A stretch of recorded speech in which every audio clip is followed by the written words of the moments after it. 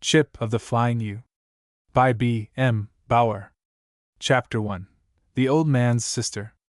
The weekly mail had just arrived at the Flying U ranch. Shorty, who had made the trip to Dry Lake on horseback that afternoon, tossed the bundle to the old man, and was halfway to the stable when he was called back peremptorily. "Shorty! OHH, Shorty!" "Hi!" Shorty kicked his steaming horse in the ribs and swung round in the path, bringing up before the porch with a jerk. "Where's this letter been?" demanded the old man, with some excitement. James G. Whitmore, cattleman, would have been greatly surprised had he known that his cowboys were in the habit of calling him the old man behind his back. James G. Whitmore did not consider himself old, though he was constrained to admit, after several hours in the saddle, that rheumatism had searched him out, because of his 14 years of roughing it, he said. Also, there was a place on the crown of his head where the hair was thin, and growing thinner every day of his life, though he did not realize it. The thin spot showed now as he stood in the path, waving a square envelope aloft before Shorty, who regarded it with supreme indifference. Not so Shorty's horse. He rolled his eyes till the whites showed, snorted and backed away from the fluttering, white object. "Doggone it, where's this been?" reiterated James G., accusingly. "How the devil do I know?" retorted Shorty, forcing his horse nearer. "In the office, most likely. I got it with the rest today." "It's 2 weeks old," stormed the old man. "I never knew it to fail. If a letter says anybody's coming, or you're to hurry up and go somewhere to meet somebody, that letter's the one that monkeys around and comes when the last dog's hung. A letter asking you if you don't want to get rich in 10 days sellin' books, or something, I'll hike along out here in no time. Doggone it! You got a hurry up order to go somewhere?" queried Shorty, mildly sympathetic. "Worse than that," groaned James G. "My sister's coming out to spend the summer, tomorrow. And no cook but Patsy, and she can't eat in the mess house, and the house like a junk shop." "It looks like you was up against it, all right," grinned Shorty. Shorty was a sort of foreman, and was allowed much freedom of speech. "Somebody's got to meet her. You have Chip catch up the creams so he can go. And send some of the boys up here to help me hoe out a little. Dell ain't used to roughing it. She's just out of a medical school, got her diploma, she was telling me in the last letter before this. She'll be finding microbes by the million in this old shack. You tell Patsy I'll be late to supper, and tell him to brace up and cook something ladies-like, cake and stuff. Patsy'll know. I'd give $1 to get that little runt in the office." But Shorty, having heard all that it was important to know, was clattering down the long slope again to the stable. It was supper time, and Shorty was hungry. Also, there was news to tell, and he was curious to see how the boys would take it. He was just turning loose the horse when supper was called. He hurried back up the hill to the mess house, performed hasty ablutions in the tin wash basin on the bench beside the door, scrubbed his face dry on the roller towel, and took his place at the long table within. "Any mail for me?" Jack Bates looked up from emptying the 3rd spoon of sugar into his coffee. "Nah, she didn't write this time, Jack." Shorty reached a long arm for the mulligan stew. "How's the dance coming on?" asked Cal Emmett. "I guess it's a go, all right. They've got them coons engaged to play. The hotel's fixing for a big crowd, if the weather holds like this. Chip, old man wants you to catch up the creams after supper. You've got to meet the train tomorrow." "Which train?" demanded Chip, looking up. "Is old Dunk coming?" "The noon train." "No, he didn't say nothing about Dunk. He wants a bunch of you fellows to go up and hoe out the White House and slick it up for Comp New York. Got to be done tonight. And Patsy, old man says for you to get a move on and cook something fit to eat, something that ain't plumb full of microbes." Shorty became suddenly engaged in cooling his coffee, enjoying the varied emotions depicted on the faces of the boys. "Who's coming? What's up?" Shorty took 2 leisurely gulps before he answered. "Old man's sister's coming out to stay all summer, and then some, maybe. Be here tomorrow, he said." "Gee whiz! Is she pretty?" This from Cal Emmett. "Hope she ain't over 50. This from Jack Bates. "Hope she ain't one of them 4-eyed school my MS." added Happy Jack, so called to distinguish him from Jack Bates, and also because of his dolorous visage. Why can't someone else haul her out? Began Chip. Cal would like that job, and he's sure welcome to it. Cal's too dangerous. He'd have the old girl dead in love before he got her over the first ridge, with them blue eyes and that pretty smile of his in. It's up to you, Splinter, old man said so. She'll be dead safe with Chip. He won't make love to her, retorted Cal. Wonder how old she is, repeated Jack Bates, half emptying the syrup pitcher into his plate. Patsy had hot biscuits for supper, and Jack's especial weakness was hot biscuits and maple syrup. As to her age, remarked Shorty, it's a cinch she ain't no spring chicken, seeing she's the old man's sister. Is she a schoolmom? Happy Jack's distaste for schoolmoms dated from his tempestuous introduction to the ABCs, with their daily accompaniment of a long, thin ruler. No, she ain't a schoolmom. She's a darn sight worse. She's a doctor. Ah, come off! Cal Emmett was plainly incredulous. That's right. Old man said she's just finished taking a course of medicine. What'd you call that? Consumption, maybe, or snakes. Weary smiled blandly across the table. She got a diploma, though. Now where do you get off at? Yeah, that sure means she's a doctor, groaned Cal. By golly, she needn't try to pour any dope down me, cried a short, fat man who took life seriously, a man they called Slim, in fine irony. Gosh, I'd like to give her a real warm reception, said Jack Bates, who had a reputation for mischief. I know them Eastern folks down to the ground. They think cowpunchers wear horns. Yes, they do. They think we're holy terrors that eat with our 6 guns beside our plates, and the like of that. They make me plumb tired. I'd like to wish we knew her brand. I can tell you that, said Chip cynically. There's just 2 bunches to choose from. There's the sweet young things that faint away at sight of a 6-shooter, and squawk and catch at your arm if they see a garter snake, and blush if you happen to catch their eye suddenly, and cry if you don't take off your hat every time you see them a mile off. Chip held out his cup for Patsy to refill. Yeah, I've run up against that brand, and they're sure all right. They suit me, remarked Cal. That don't seem to line up with the doctor's diploma, commented Weary. Well, she's the other kind then, and if she is, the Lord have mercy on the flying you. She'll buy her some spurs and try to rope and cut out and help brand. Maybe she'll wear double-barreled skirts and ride a man's saddle and smoke cigarettes. She'll try to go the men one better in everything, and wind up by making a darn fool of herself. Either kind's bad enough. I'll bet she don't run in either bunch, began Weary. I'll bet she's a skinny old maid with a peaked nose and glasses, that'll round us up every Sunday and read tracts at our heads, and come down on us with both feet about tobacco hearts and whiskey livers, and the evils and devils wrapped up in a cigarette paper. I seen a woman doctor once, she was stopping at the tea down when I was line riding for them, and say, she was a holy fright. She had us fellows going south before a week. I stampeded clean off the range soon as my month was up. Say, interrupted Cal, don't you remember that picture the old man got last fall of his sister? She was the image of the old man, and mighty near as old. Chip, thinking of the morrow's drive, groaned in real anguish of spirit. You won't dast to roll a cigarette comin' home, Chip, predicted Happy Jack mournfully. You'll want to smoke double goin' in. I don't think I'll smoke double going in, returned Chip dryly. If the old girl don't like my style, why the walking isn't all taken up. Say, Chip, suggested Jack Bates, you size her up at the depot, and if she don't look promising, just slack the lines on Antelope Hill.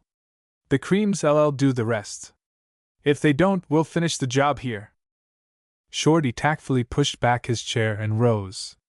You fellows don't want to get too gay, he warned. The old man's just beginning to forget about the calf shed deal. Then he went out and shut the door after him. The boys liked Shorty. He believed in the old adage about wisdom being bliss at certain times, and the boys were all the better for his living up to his belief. He knew the happy family would stop inside the limit, at least they always had, so far. What's the game? demanded Cal, when the door closed behind their indulgent foreman. Why, it's this. Pass the syrup, Happy. Tomorrow's Sunday, so we'll have time to burn. We'll dig up all the guns we can find, and catch up the orneriest cayuses in our strings, and have a real, old lynching bee, sabe? Who you going to hang? Asked Slim, apprehensively. You needn't think I'll stand for it. Don't get nervous. There ain't power enough on the ranch to pull you clear of the ground. We ain't going to build no derrick, said Jack, witheringly. We'll have a dummy rigged up in the bunkhouse. When Chip and the doctor heave in sight on top of the grade, we'll break loose down here with our broncs and our guns, and smoke up the ranch in style. We'll drag out Mr. Strawman, and lynch him to the big gate before they get along.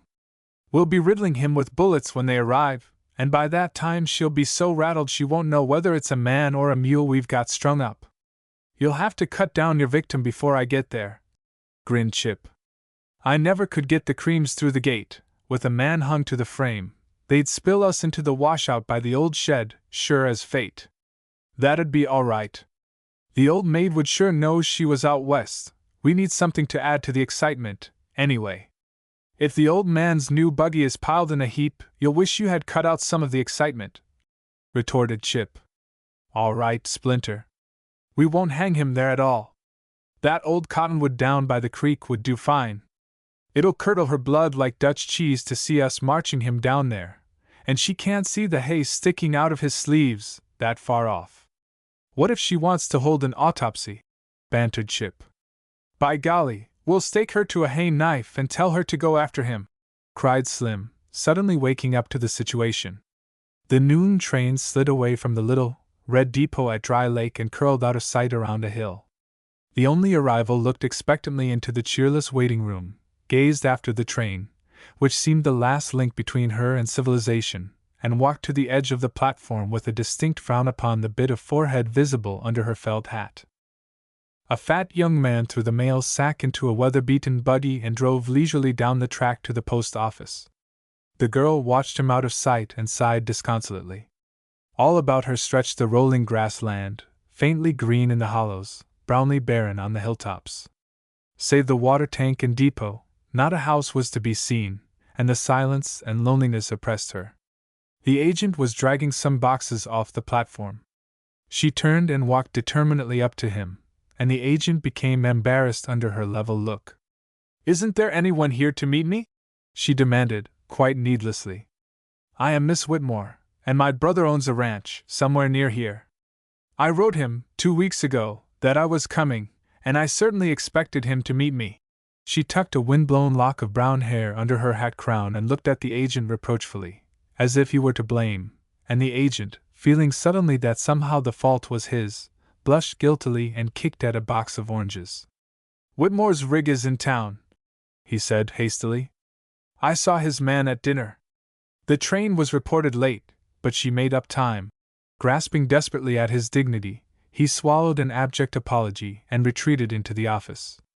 Miss Whitmore followed him a few steps, thought better of it, and paced the platform self-pityingly for 10 minutes, at the end of which the flying U-rig whirled up in a cloud of dust, and the agent hurried out to help with the 2 trunks, and the mandolin and guitar in their canvas cases.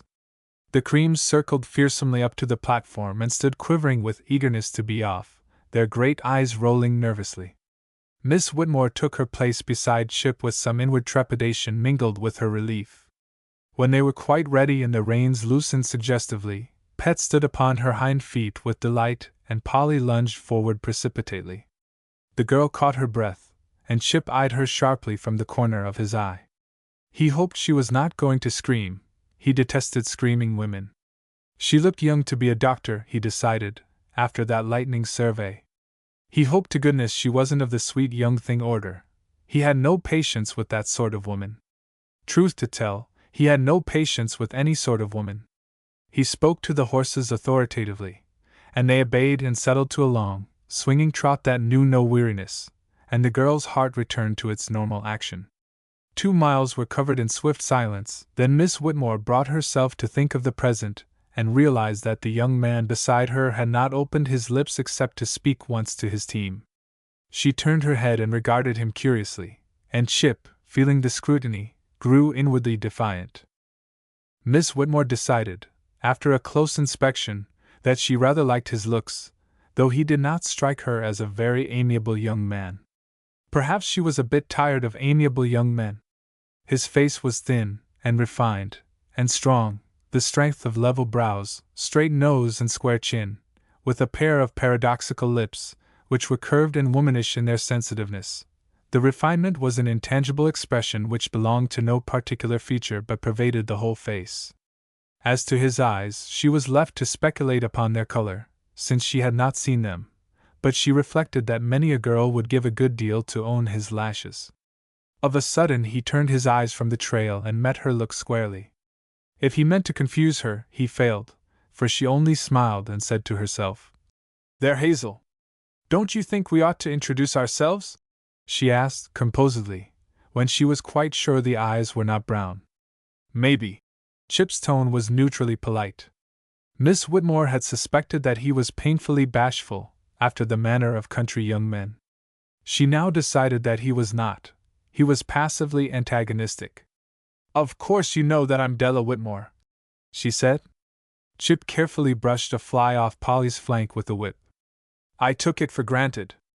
I was sent to meet a Miss Whitmore at the train, and I took the only lady in sight. You took the right one, but I'm not. I haven't the faintest idea who you are. My name is Claude Bennett, and I'm happy to make your acquaintance." "I don't believe it, you don't look happy," said Miss Whitmore, inwardly amused. "That's the proper thing to say when you've been introduced to a lady," remarked Chip noncommittally, though his lips twitched at the corners. Miss Whitmore, finding no ready reply to this truthful statement, remarked, after a pause, that it was windy. Chip agreed that it was, and conversation languished. Miss Whitmore sighed and took to studying the landscape, which had become a succession of sharp ridges and narrow coulees, water-worn and bleak, with a purplish line of mountains off to the left. After several miles she spoke. "What is that animal over there? Do dogs wander over this wilderness alone?" Chip's eyes followed her pointing finger. "That's a coyote. I wish I could get a shot at him. They're an awful pest out here, you know." He looked longingly at the rifle under his feet. "If I thought you could hold the horses a minute." "Oh, I can't. I'm not accustomed to horses, but I can shoot a little." Chip gave her a quick, measuring glance. The coyote had halted and was squatting upon his haunches, his sharp nose pointed inquisitively toward them. Chip slowed the creams to a walk, raised the gun and laid it across his knees, threw a shell into position and adjusted the sight. "Here, you can try if you like," he said. "Whenever you're ready, I'll stop. You had better stand up. I'll watch that you don't fall. Ready? Whoa, pet!" Miss Whitmore did not much like the skepticism in his tone, but she stood up, took quick, careful aim and fired. Pet jumped her full length and reared, but Chip was watching for some such performance, and had them well under control, even though he was compelled to catch Miss Whitmore from lurching backward upon her baggage behind the seat, which would have been bad for the guitar and mandolin, if not for the young woman. The coyote had sprung high in air, whirled dizzily and darted over the hill. "You hit him!" cried Chip, forgetting his prejudice for a moment. He turned the creams from the road, filled with the spirit of the chase. Miss Whitmore will long remember that mad dash over the hilltops and into the hollows, in which she could only cling to the rifle and to the seat as best she might, and hope that the driver knew what he was about, which he certainly did. "There he goes, sneaking down that coulee! He'll get into one of those washouts and hide, if we don't head him off. I'll drive around so you can get another shot at him," cried Chip. He headed up the hill again until the coyote, crouching low, was fully revealed. "That's a fine shot. Throw another shell in, quick! You better kneel on the seat this time, the horses know what's coming. Steady, Polly, my girl!" Miss Whitmore glanced down the hill, and then, apprehensively, at the creams, who were clanking their bits, wild-eyed and quivering. Only their master's familiar voice and firm grip on the reins held them there at all. Chip saw and interpreted the glance, somewhat contemptuously. "Oh, of course, if you're afraid." Miss Whitmore set her teeth savagely, knelt and fired, cutting the sentence short in his teeth and forcing his undivided attention to the horses, which showed a strong inclination to bolt. "I think I got him that time," said she, nonchalantly, setting her hat straight, though Chip, with one of his quick glances, observed that she was rather white around the mouth. He brought the horses dexterously into the road and quieted them. "Aren't you going to get my coyote?" she ventured to ask. "Certainly. The road swings back, down that same coulee, and we'll pass right by it. Then I'll get out and pick him up, while you hold the horses." "You'll hold those horses yourself," returned Miss Whitmore, with considerable spirit. "I'd much rather pick up the coyote, thank you." Chip said nothing to this, whatever he may have thought.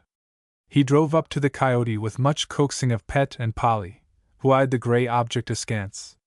Miss Whitmore sprang out and seized the animal by its coarse, bushy tail.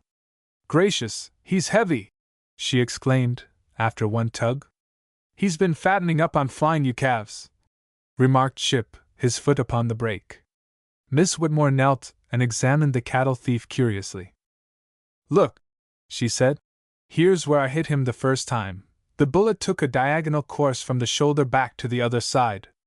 It must have gone within an inch of his heart, and would have finished him in a short time. Without that other shot, that penetrated his brain, you see, death was instantaneous." Chip had taken advantage of the halt to roll a cigarette, holding the reins tightly between his knees while he did so. He passed the loose edge of the paper across the tip of his tongue, eyeing the young woman curiously the while. "You seem to be pretty well onto your job," he remarked dryly. "I ought to be," she said, laughing a little. "I've been learning the trade ever since I was 16. "Yes? You began early." "My Uncle John is a doctor. I helped him in the office till he got me into the medical school. I was brought up in an atmosphere of antiseptics and learned all the bones in Uncle John's bone part, the skeleton, you know, before I knew all my letters." She dragged the coyote close to the wheel. "Let me get hold of the tail." Chip carefully pinched out the blaze of his match and threw it away before he leaned over to help. With a quick lift he landed the animal, limp and bloody, squarely upon the top of Miss Whitmore's largest trunk. The pointed nose hung down the side, the white fangs exposed in a sinister grin. The girl gazed upon him proudly at first, then in dismay. "Oh, he's dripping blood all over my mandolin case, and I just know it won't come out." She tugged frantically at the instrument. "Ow, damned spot!" quoted Chip in a sepulchral tone before he turned to assist her. Miss Whitmore let go the mandolin and stared blankly up at him, and Chip, offended at her frank surprise that he should quote Shakespeare, shut his lips tightly and relapsed into silence. Chapter 2. Over the Hog's Back. "That's Flying U Ranch," volunteered Chip, as they turned sharply to the right and began to descend a long grade built into the side of a steep, rocky bluff. Below them lay the ranch in a long, narrow coulee. Nearest them sprawled the house, low, white and roomy, with broad porches and wide windows. Further down the coulee, at the base of a gentle slope, were the sheds, the high, round corrals, and the haystacks. Great board gates were distributed in seemingly useless profusion, while barbed wire fences stretched away in all directions. A small creek, bordered with cottonwoods and scraggly willows, wound aimlessly away down the coulee. "Gee, doesn't seem to have much method," remarked Miss Whitmore, after a critical survey. "What are all those log cabins scattered down the hill for? They look as though G had a handful that he didn't want, and just threw them down toward the stable and left them lying where they happened to fall." "It does, all right," conceded Chip. "They're the bunkhouse, where us fellows sleep, and the mess house, where we eat, and then come the blacksmith shop and a shack we keep all kinds of truck in, and—" "What in the world?" A chorus of shouts and shots arose from below. A scurrying group of horsemen burst over the hill behind the house, dashed half down the slope, and surrounded the bunkhouse with blood-curdling yells. Chip held the creams to a walk and furtively watched his companion. Miss Whitmore's eyes were very wide open. Plainly, she was astonished beyond measure at the uproar. Whether she was also frightened, Chip could not determine. The menacing yells increased in volume till the very hills seemed to cower in fear. Miss Whitmore gasped when a limp form was dragged from the cabin and lifted to the back of a snorting pony. "They've got a rope around that man's neck," she breathed, in a horrified half-whisper. "Are they going to hang him?" "It kinda looks that way from here," said Chip, inwardly ashamed. All at once it struck him as mean and cowardly to frighten a lady who had traveled far among strangers and who had that tired droop to her mouth. It wasn't a fair game, it was cheating. Only for his promise to the boys, he would have told her the truth then and there. Miss Whitmore was not a stupid young woman. His very indifference told her all that she needed to know. She tore her eyes from the confused jumble of gesticulating men and restive steeds to look sharply at Chip. He met her eyes squarely for an instant, and the horror oozed from her and left only amused chagrin that they should try to trick her so. "Hurry up," she commanded, "so I can be in at the death. Remember, I'm a doctor. They're tying him to his horse, he looks half dead with fright." Inwardly she added, "He overacts the part dreadfully." The little cavalcade in the coulee fired a spectacular volley into the air and swept down the slope like a dry-weather whirlwind across a patch of alkali ground. Through the big gate and up the road past the stables they thundered, the prisoner bound and helpless in their midst. Then something happened. A wide-open river press, flapping impotently in the embrace of a willow, caught the eye of Banjo, a little blaze-faced bay who bore the captive. He squatted, ducked backward so suddenly that his reins slipped from Slim's fingers and lowered his head between his white front feet. His rider seemed stupid beyond any that Banjo had ever known, and he had known many. Snorting and pitching, he was away before the valiant band realized what was happening in their midst. The prisoner swayed drunkenly in the saddle. At the third jump his hat flew off, disclosing the jagged end of a 2x4. The happy family groaned as one man and gave chase. Banjo, with almost human maliciousness, was heading up the road straight toward Chip and the woman doctor, and she must be a poor doctor indeed, and a badly frightened one, withal, if she failed to observe a peculiarity in the horse thief's cranium. Kel Emmett dug his spurs into his horse and shot by Slim like a locomotive, shouting profanity as he went. "Head him into the creek," yelled Happy Jack, and leaned low over the neck of his sorrel. Weary Willie stood up in his stirrups and fanned Glory with his hat. "Yip-yee-yee! Go to it, Banjo, old boy! Watch his nibs ride, would ya? He's a bronco buster from away back." Weary Willie was the only man of them all who appeared to find any enjoyment in the situation. "If Chip only had the sense to slow up and give us a chance, or spill that old maid over the bank," groaned Jack Bates, and plied whip and spur to overtake the runaway. Now the captive was riding dizzily, head downward, frightening Banjo half out of his senses. What he had started as a grim jest, he now continued in deadly earnest. What was this uncanny semblance of a cow-puncher which he could not unseat, yet which clung so precariously to the saddle? He had no thought now of bucking in pure devilment. He was galloping madly, his eyes wild and staring. Of a sudden, Chip saw danger lurking beneath the fun of it. He leaned forward a little, got a fresh grip on the reins and took the whip. "Hang tight, now, I'm going to beat that horse to the hog's back." Miss Whitmore, laughing till the tears stood in her eyes, braced herself mechanically. Chip had been laughing also, but that was before Banjo struck into the hill road in his wild flight from the terror that rode in the saddle. A smart flick of the whip upon their glossy backs, and the creams sprang forward at a run. The buggy was new and strong, and if they kept the road all would be well, unless they met Banjo upon the narrow ridge between two broad-topped knolls, known as the Hog's Back. Another tap, and the creams ran like deer. One wheel struck a cobblestone, and the buggy lurched horribly. "Stop! There goes my coyote!" cried Miss Whitmore, as a gray object slid down under the hind wheel. "Hang on or you'll go next," was all the comfort she got, as Chip braced himself for the struggle before him. The Hog's Back was reached, but Banjo was pounding up the hill beyond, his nostrils red and flaring, his sides reeking with perspiration. Behind him tore the Flying U boys in a vain effort to head him back into the coulee before mischief was done. Chip drew his breath sharply when the creams swerved out upon the broad hilltop, just as Banjo thundered past with nothing left of his rider but the legs, and with them shorn of their plumpness as the hay dribbled out upon the road. A fresh danger straightway forced itself upon Chip's consciousness. The creams, maddened by the excitement, were running away. He held them sternly to the road and left the stopping of them to Providence, inwardly thanking the Lord that Miss Whitmore did not seem to be the screaming kind of woman. The vigilantes drew hastily out of the road and scudded out of sight down a gully as the creams lunged down the steep grade and across the shallow creek bed. Fortunately, the great gate by the stable swung wide open and they galloped through and up the long slope to the house, coming more under control at every leap, till, by a supreme effort, Chip brought them, panting, to a stand before the porch where the old man stood boiling over with anxiety and excitement. James G. Whitmore was not a man who took things calmly.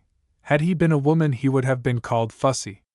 What was you making a race track out of the grade for? He demanded, after he had bestowed a hasty kiss beside the nose of his sister. Chip dropped a heavy trunk upon the porch and reached for the guitar before he answered. I was just trying those new springs on the buggy. It was very exciting, commented Miss Whitmore, airily. I shot a coyote, J.G., but we lost it coming down the hill. Your men were playing a funny game, hare and hounds it looked like.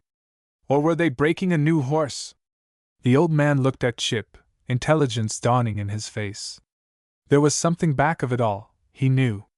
He had been asleep when the uproar began, and had reached the door only in time to see the creams come down the grade like a daylight shooting star. I guess they was breaking a bronc, he said carelessly. You've got enough baggage for a trip round the world, Dell. I hope it ain't all dope for us poor devils. Tell Shorty I want to see him, Chip. Chip took the reins from the old man's hands, sprang in and drove back down the hill to the stables. The reception committee, as Chip sarcastically christened them, rounded up the runaway and sneaked back to the ranch by the coulee trail. With much unseemly language, they stripped the saddle and a flapping pair of overalls off poor, disgraced Banjo, and kicked him out of the corral.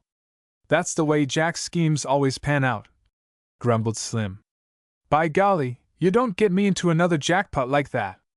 You might explain why you let that several kinds of cayuse get away from you, retorted Jack fretfully. If you'd been onto your job, things would have been smooth as silk. Wonder what the old maid thought. Broke in Weary, bent on preserving peace in the happy family. I'll bet she never saw us at all, laughed Cal. Old Splinter gave her all she wanted to do, hanging to the rig. The way he came down that grade wasn't slow. He just missed running into Banjo on the hog's back by the skin of the teeth. If he had, it'd be goodbye, Doctor, and Chip, too. Gee, that was a close shave. Well, said Happy Jack mournfully, if we don't all get the bounce for this, I miss my guess. It's a little the worst we've done yet. Except that time we tin-canned that stray steer last winter, amended Weary, chuckling over the remembrance as he fastened the big gate behind them. Yes, that was another of Jack's fool schemes, put in Slim. Go and tin-can a 4-year-old steer and let him take after the old man and put him on the calf shed, first pass he made. Old man was sure hot about that, by golly, it didn't help his rheumatism none. He'll sure go straight in the air over this, reiterated Happy Jack, with mournful conviction. There's old Splinter at the bunkhouse, drawing our pictures, I'll bet $1. Hey, Chip! How you vas already yet? Sung out Weary, whose sunny temper no calamity could sour.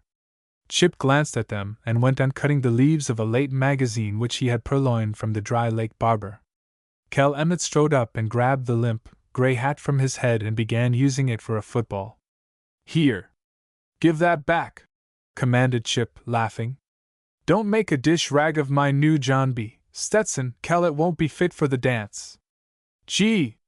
It don't lack much of being a dish rag now, if I'm any judge. Now! Great Scott! He held it at arm's length and regarded it derisively. Well, it was new 2 years ago, explained Chip, making an ineffectual grab at it. Cal threw it to him and came and sat down upon his heels to peer over Chip's arm at the magazine. How's the old maid, Doctor? Asked Jack Bates, leaning against the door while he rolled a cigarette.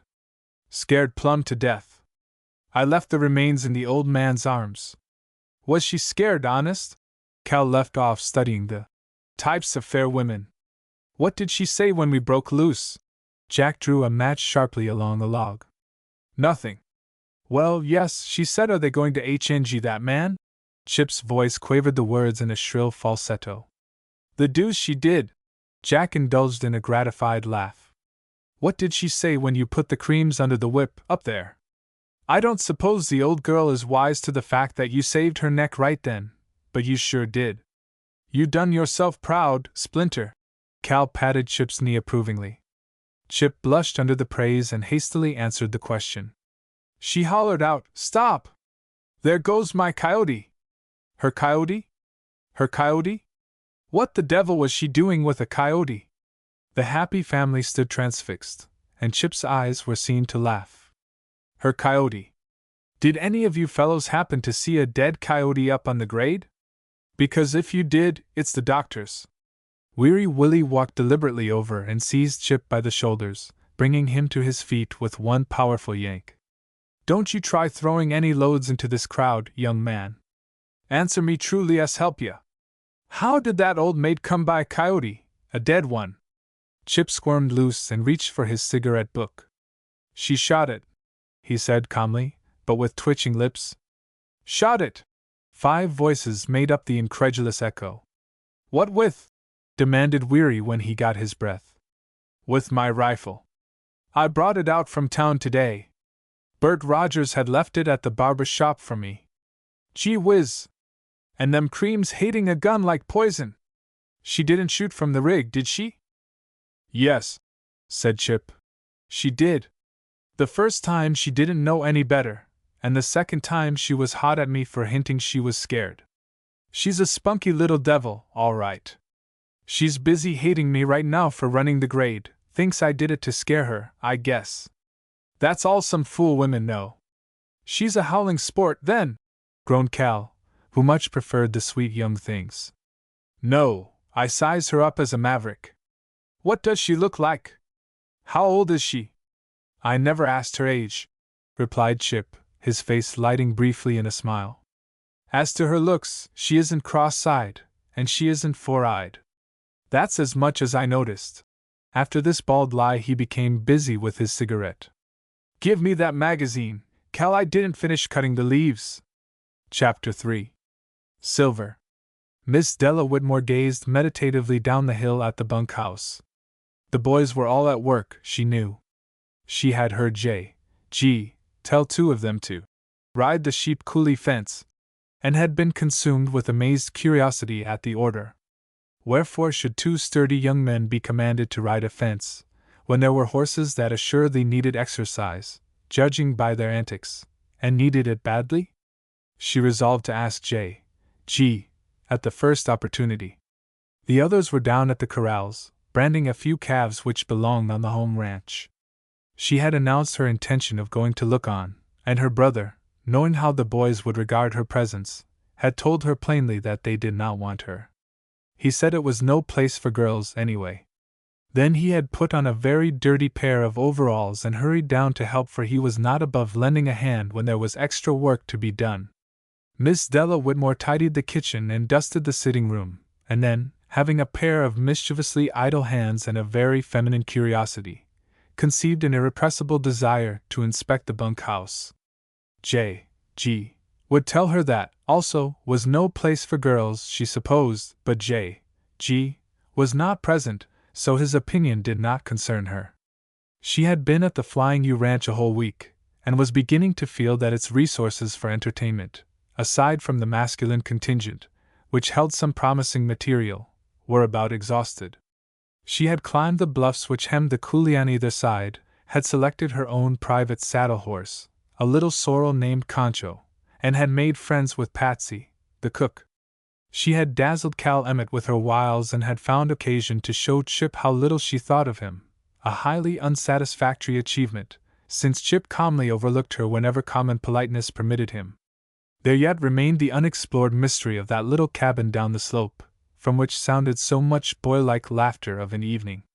She watched and waited till she was positive the coast was clear, then clapped an old hat of J. GS upon her head and ran lightly down the hill.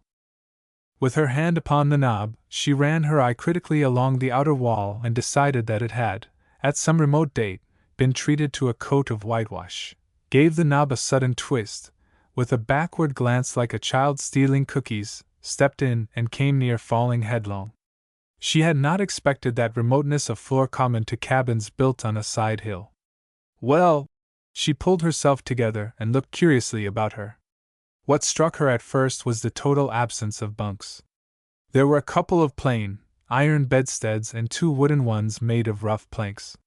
There was a funny-looking table made of an inverted coffee box with legs of 2x4, and littered with a characteristic collection of bachelor trinkets.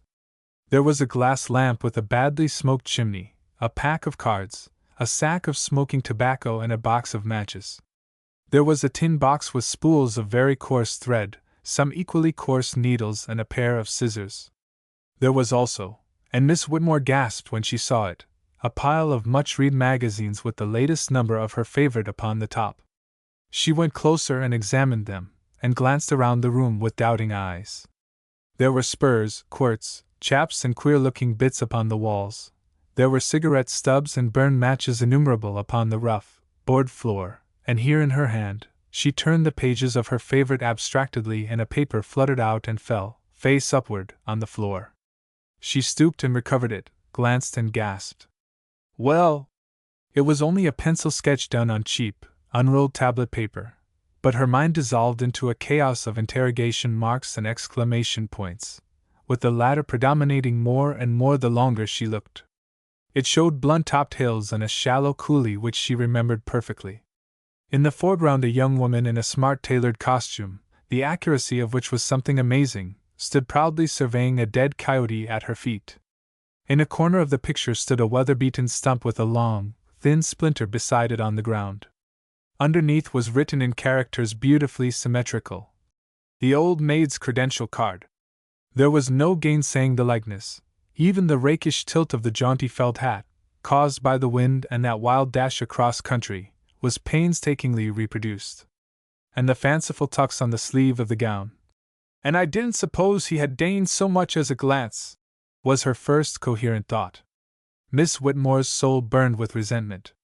No woman, even at 23, loves to be called the old maid, especially by a keen-witted young man with square chin and lips with a pronounced curve to them. And whoever supposed the fellow could draw like that, and notice every tiny little detail without really looking once? Of course, she knew her hat was crooked, with the wind blowing one's head off, almost, but he had no business. The old maid's credential card. Old maid, indeed! The audacity of him! Beg pardon?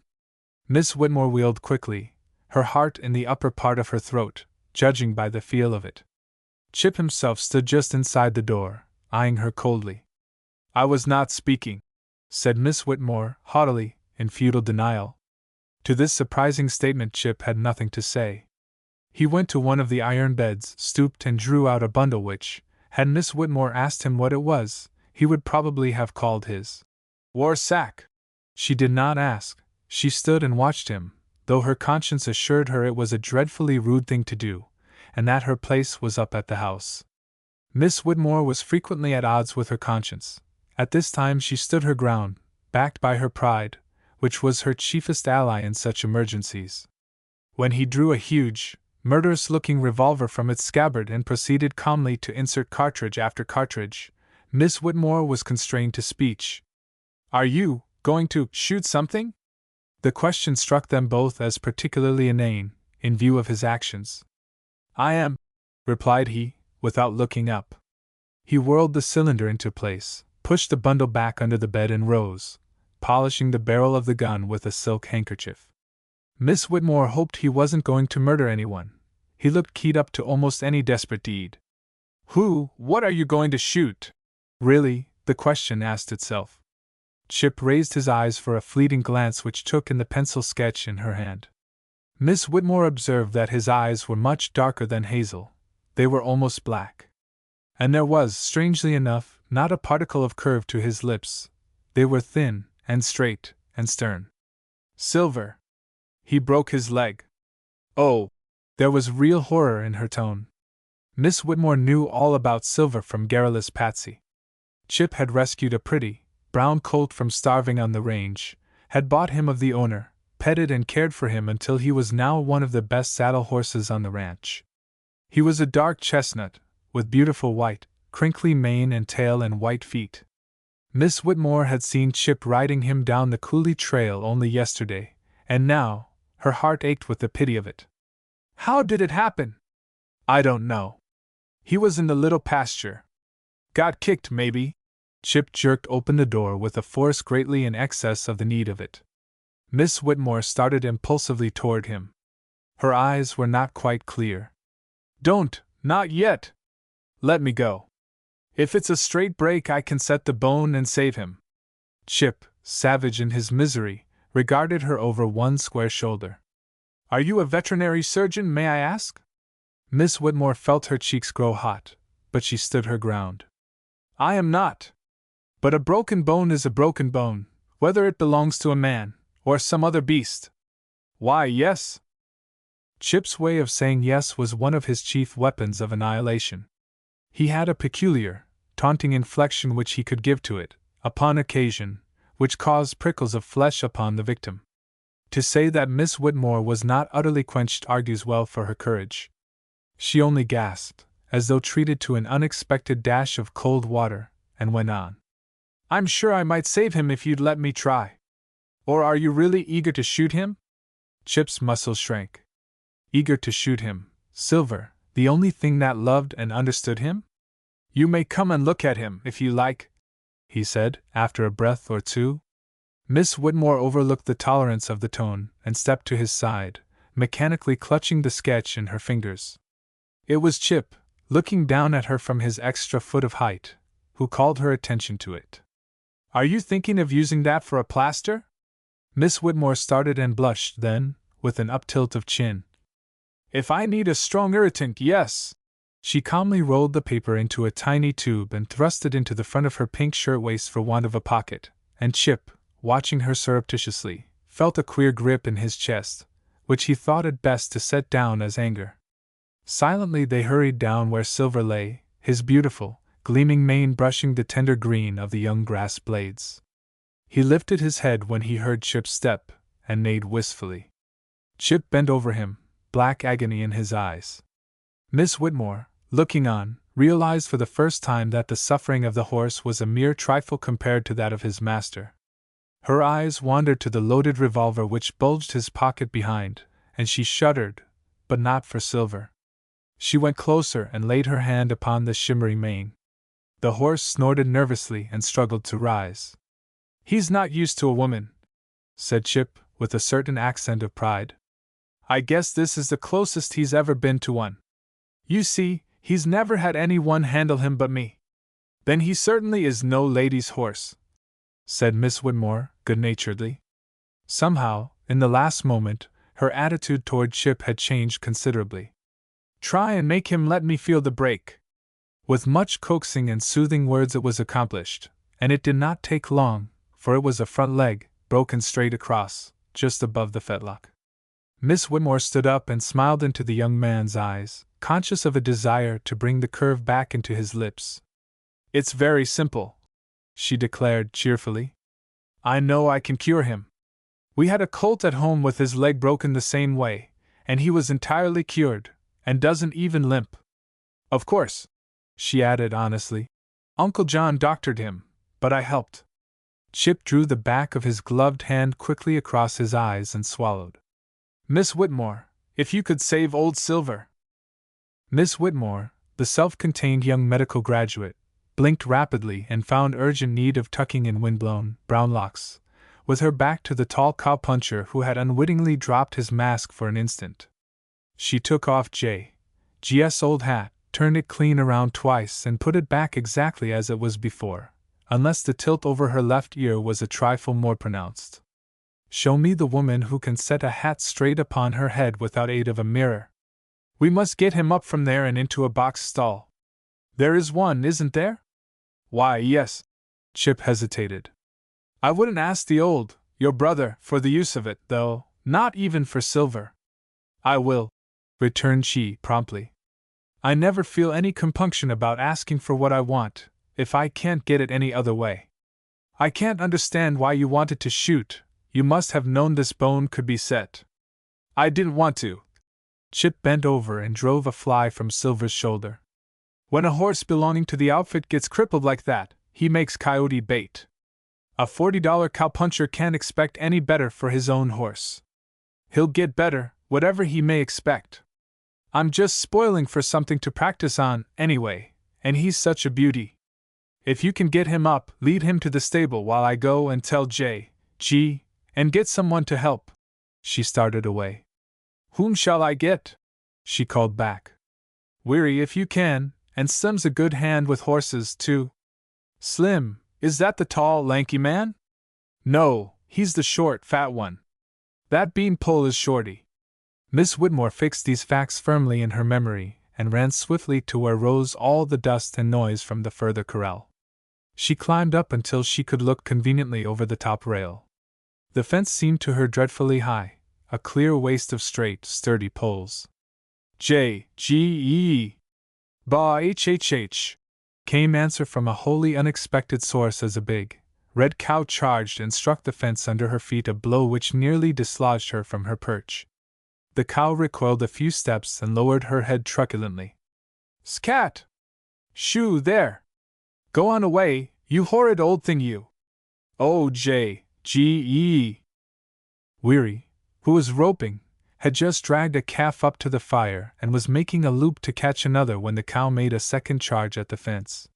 He dashed in ahead of her, his horse narrowly escaping an ugly gash from her long, wicked horns.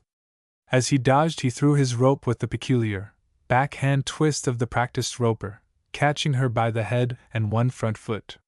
Straight across the corral he shot to the end of a 40-foot rope tied fast to the saddle horn. The red cow flopped with a thump which knocked all desire for trouble out of her for the time.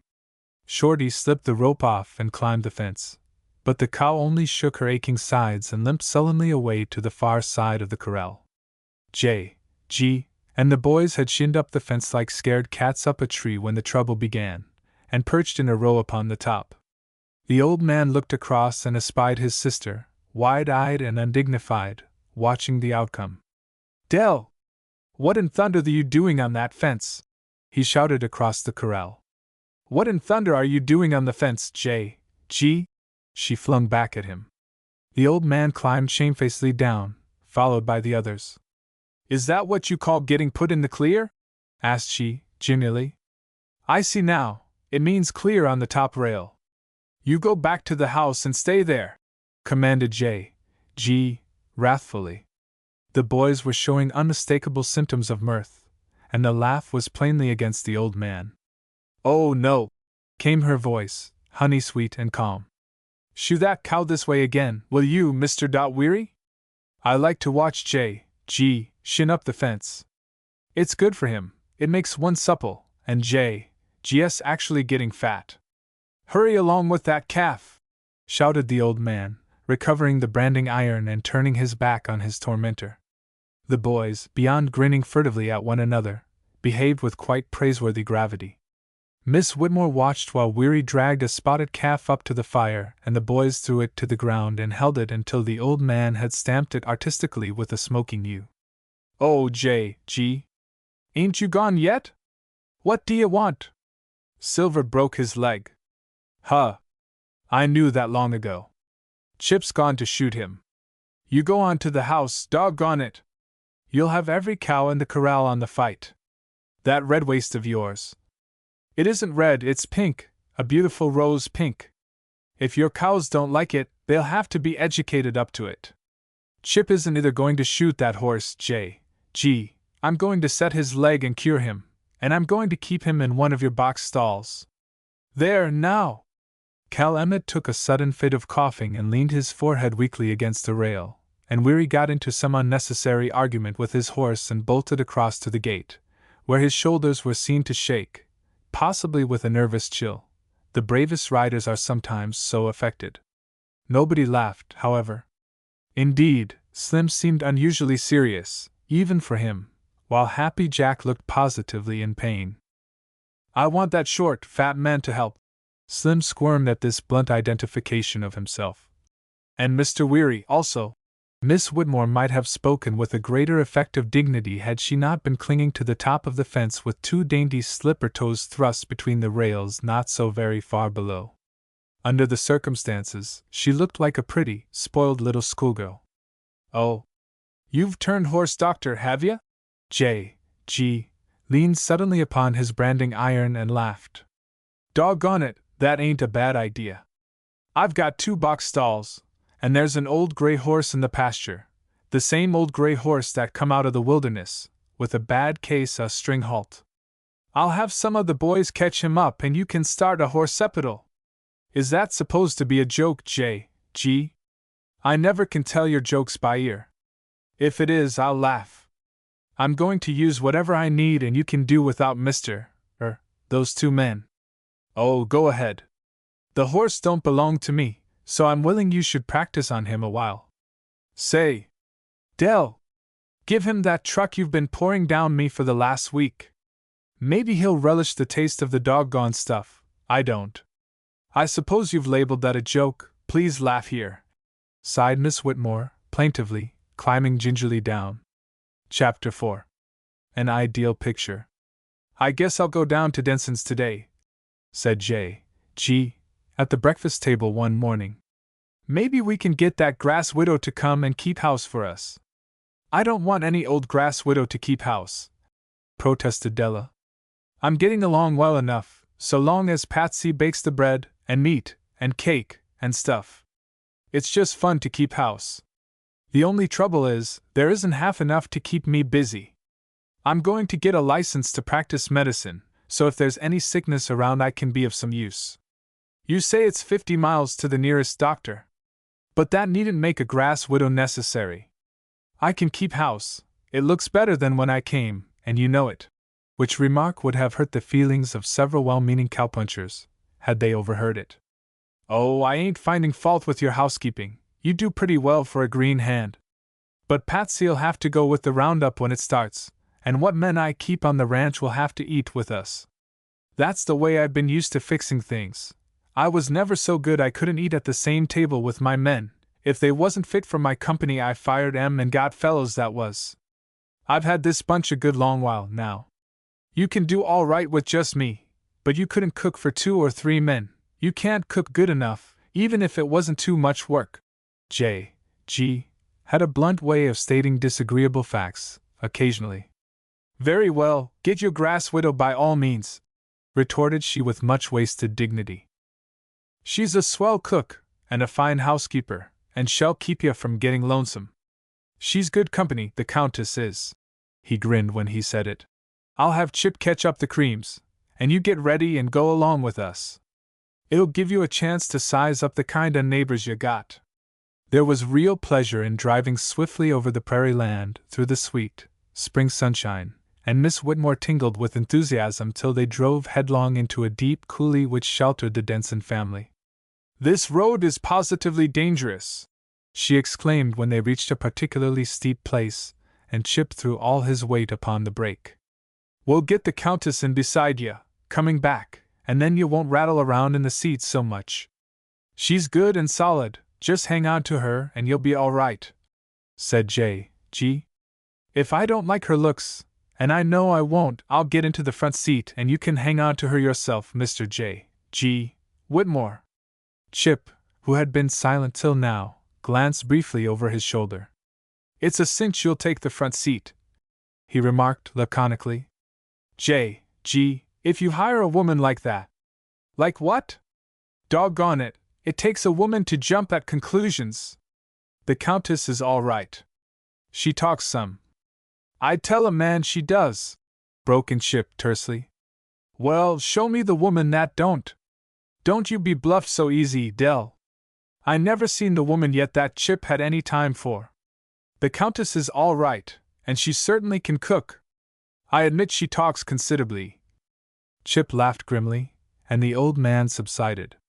At the house a small, ginger-whiskered man came down to the gate to greet them. Why, how-de-do. I couldn't make out who he was comin', but Mary, she up and recognized the horses. Get right out and come on in. We've had our dinner, but I guess the Vim Min folks can scare ye up a bite o' suthin. This your sister? We heard she was up to your place. She the one that set one o' your horse's leg? Bill, he was tellin' about it. I dunno as Vim Min horse doctors is very common, but I dunno why not. I get a horse with somethin' the matter of his foot, and I dunno what. I'd like to have ye take a look at it, 'fore ye go. Course, I expect to pay ye. The old man winked appreciatively at Chip before he came humanely to the rescue and explained that his sister was not a horse doctor, and Mr. Denson, looking very disappointed, reiterated his invitation to enter. Mrs. Denson, a large woman who narrowly escaped being ginger-whiskered like her husband, beamed upon them from the doorway. Come right on in. Louise, here's Comp New York. The house is all tore up. We've been trying to clean house a little. Lay off your things and I'll get you some dinner right away. I'm awful glad you come over. I do hate to see folks stand on ceremony out here where neighbors is so scarce. I guess you think we ain't been very neighborly, but we been trying to clean house, and me and Louise ain't had a minute we could dast call our own, or we'd have been over to seen you before now. You must get awful lonesome, comin' right out from the east where neighbors is thick. Do lay off your things. Della looked appealingly at G, who again came to the rescue. Somehow he made himself heard long enough to explain their errand, and to emphasize the fact that they were in a great hurry, and had eaten dinner before they started from home. In his sister's opinion, he made one exceedingly rash statement. He said that he wished to hire Mrs. Denson's sister for the summer. Mrs. Denson immediately sent a shrill call for Louise. Then appeared the Countess, tall, gaunt and muscular, with sallow skin and a nervous manner. The front seat or walk, declared Miss Whitmore mentally, after a brief scrutiny, and began storing up a scathing rebuke for G. Louise, this is Miss Whitmore, began Mrs. Denson, cheerfully, fortified by a fresh lungful of air. Thereafter ye go and keep house for 'em, and I guess you'd better go, seein' we got the house clean all but whitewashin' the cellar and milk room and cow's min in the upstairs, and I'll make Bill do that, and 't won't hurt him a mite. They'll give you $25 a month and keep you all summer, and as much longer as his sister stays. I guess you might as well go, fair they can't get anybody else that'll keep things up in shape and be Comp New York fair his sister, and I'd believe in helpin' a neighbor out when you can. You go right and pack up your trunk, and don't worry about me, I'll get along somehow, now the house cleanin's most done. Louise had been talking also, but her sister seemed to have a stronger pair of lungs, for her voice drowned that of the Countess, who retreated to pack up. The minutes dragged by, to the tune of several chapters of family history, as voluminously interpreted by Mrs. Denson. Miss Whitmore had always boasted the best behaved of nerves, but this day she developed a genuine case of fidgets.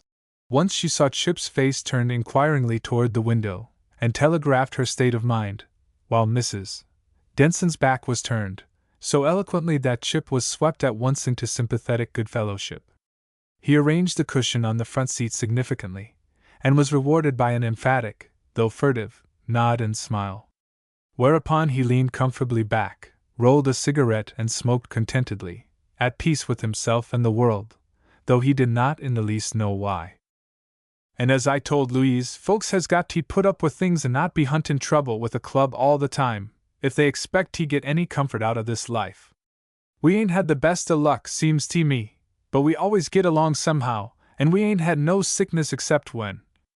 A confused uproar arose in the room above them, followed immediately by a humpity bump and a crash as a small, pink object burst open a door and rolled precipitately into their midst. It proved to be one of the little Densons, who kicked feebly with both feet and then lay still. Mercy upon us! Ellen, who pushed Sorry down them stairs? She's kilt! Della sprang up and lifted the child in her arms, passing her hand quickly over the head and plump body. Bring a little cold water, Mrs. Denson. She's only stunned, I think. Well, it does beat all how handy you go to work. Anybody CDC to you know your business. I'm awful glad you was here. There, darlin', don't cry. Ellen, and Josephine, and Cybele, and Marguerite, you come down here to me. The quartet, snuffling and reluctant, was dragged ignominiously to the middle of the floor and there confessed, mid tears and much recrimination, that they had been peeping down at the Comp New York, through various knotholes in the chamber floor, that, as Sari's knothole was next the wall, her range of vision was restricted to the thin spot upon the crown of J.G.'s head and the back of his neck. Sari longed for sight of the woman horse doctor, and when she essayed to crowd in and usurp Ellen's point of vantage, there ensued a war of extermination which ended in the literal downfall of Sari. By the time this check-apron court of inquiry adjourned, Louise appeared and said she believed she was ready, and Miss Whitmore escaped from the house far in advance of the others, and such were Chip's telepathic powers that he sprang down voluntarily and assisted her to the front seat without a word being said by either. Followed a week of dullness at the ranch, with the Countess scrubbing and dusting and cleaning from morning till night. The little doctor, as the bunkhouse had christened her, was away attending the state medical examination at Helena. "Gee whiz!" sighed Cal on Sunday afternoon. "It seems mighty queer without the little doctor around here, sassing the old man and putting the whole bunch of us on the fence about once a day. If it wasn't for Len Adams, it wouldn't do you any good to throw a nasty loop at the little doctor," broke in Weary. "'Cause she's spoken for, by all signs and tokens. There's some fellow back east got a long rope on her." "You got the papers for that?" jeered Cal. "The little doctor don't act the way I'd want my girl to act, supposin' I was some 1,000 or 1,500 miles off her range. She ain't doing no pining, I tell you those. She's doing a lot of writing, though. I'll bet money, if we called the roll right here, you'd see there's been a letter a week hid in the trail to one Dr. Cecil Grantham, Gilroy, Ohio." "That's what," agreed Jack Bates. "I packed one last week myself." "I done worse than that," said Weary blandly. "I up and fired a shot at her, after the second one she handed me. I says, as innocent, I s'pose if I lost this, there'd be a fellow out on the next train with blood in his eye and a 6-gun in both hands, demanding explanations, and she flashed them dimples on me and twinkled them big, gray eyes of hers, and says, 'It's up to you to carry it safe, then,' or words to that effect. I took notice she didn't deny but what he would. 2 doctors in one family, gee whiz," mused Cal. "If I hadn't got the only girl God ever made right, I'd give one Dr. Cecil Grantham, of Gilroy, Ohio, a run for his money, I tell you those. I'd impress it upon him that a man's taking long chances when he stands and lets his best girl stampede out here among us cowpunchers for a change of grass. That fellow needs looking after. He ain't finished his education. Jackie, you ain't got a female girl yanking your heart around, sail in and show us what you can do in that line." "Nit," said Jack Bates briefly. "My heart's doing business at the old stand and doing it satisfactory and proper. I don't want to set it to bucking over a girl that wouldn't have me at any price. Let Slim. The little doctor's half stuck on him, anyhow." While the boys amused themselves in serious debate with Slim, Chip put away his magazine and went down to visit Silver in the box stall. He was glad they had not attempted to draw him into the banter. They had never once thought to do so, probably, though he had been thrown into the company of the little doctor more than any of the others, for several good reasons. He had broken the creams to harness, and always drove them, for the old man found them more than he cared to tackle. And there was Silver, with frequent discussions over his progress toward recovery and some argument over his treatment, for Chip had certain ideas of his own concerning horses, and was not backward about expressing them upon occasion. That the little doctor should write frequent letters to a man in the East did not concern him. Why should it? Still, a fellow without a home and without some woman who cares for him cannot escape having his loneliness thrust upon him at times. He wondered why he should care. Surely, 10 years of living his life alone ought to kill that latent homesickness which used to hold him awake at nights. Sometimes, even of late years, when he stood guard over the cattle at night, and got to thinking, oh, it was hell to be all alone in the world. There were Cal and Weary, they had girls who loved them, and they were sure welcome to them. And Jack Bates and Happy Jack had sisters and mothers, and even Slim had an old maid aunt who always knit him a red and green pair of wristlets for Christmas. Chip, smoothing mechanically the shimmery, white mane of his pet, thought he might be contented if he had even an old maid aunt, but he would see that she made his wristlets of some other color than those bestowed every year upon Slim. As for the little doctor, it would be something strange if she had gone through life without having some fellow in love with her.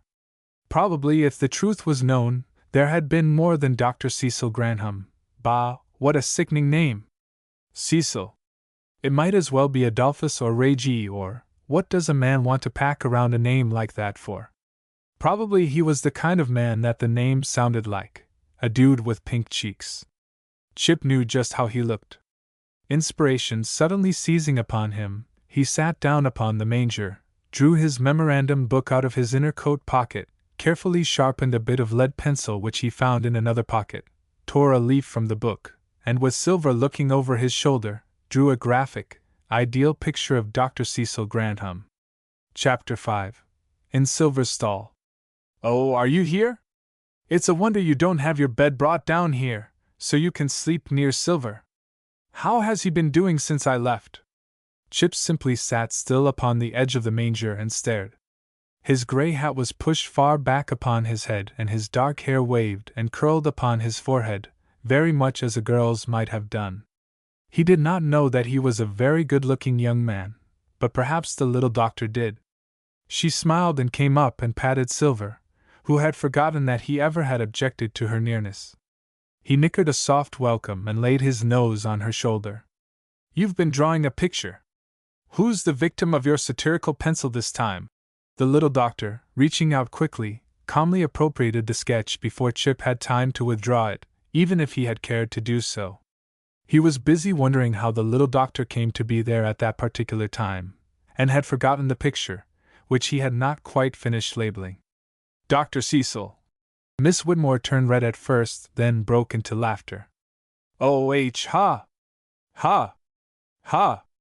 Silver, you don't know how funny this master of yours can be. Ha! Ha! She raised her head from Silver's neck, where it had rested, and wiped her eyes. How did you know about Cecil? She demanded of a very discomfited young man upon the manger. I didn't know, and I didn't want to know. I heard the boys talking and joshing about him, and I just drew their own conclusions. Chip grinned a little and whittled at his pencil, and wondered how much of the statement was a lie. Miss Whitmore tamed red again, and ended by laughing even more heartily than at first. Their conclusions aren't very complimentary, she said. I don't believe Dr. Cecil would feel flattered at this. Why those bowed legs, may I ask, and wherefore that long, lean, dyspeptic visage? Dr. Cecil, let me inform you, has a digestion that quails not at deviled crabs and chafing dish horrors at midnight, as I have abundant reason to know. I have seen Dr. Cecil prepare a Welsh rabbit and eat it, also, with much relish, apparently. Oh no, their conclusions weren't quite correct. There are other details I might mention, that cane, for instance, but let it pass. I shall keep this, I think, as a companion to the old maid's credential card. Are you in the habit of keeping other folks' property? Inquired Chip, with some acerbity. Nothing but personal caricatures, and hearts, perhaps, returned the little doctor, sweetly. I hardly think your collection of the last-named article is very large, retorted Chip. Still, I added to the collection today, pursued Miss Whitmore calmly. I shared my seat in the train with J.G.'s silent partner. I did not find him silent, however, Mr. Duncan Whitaker.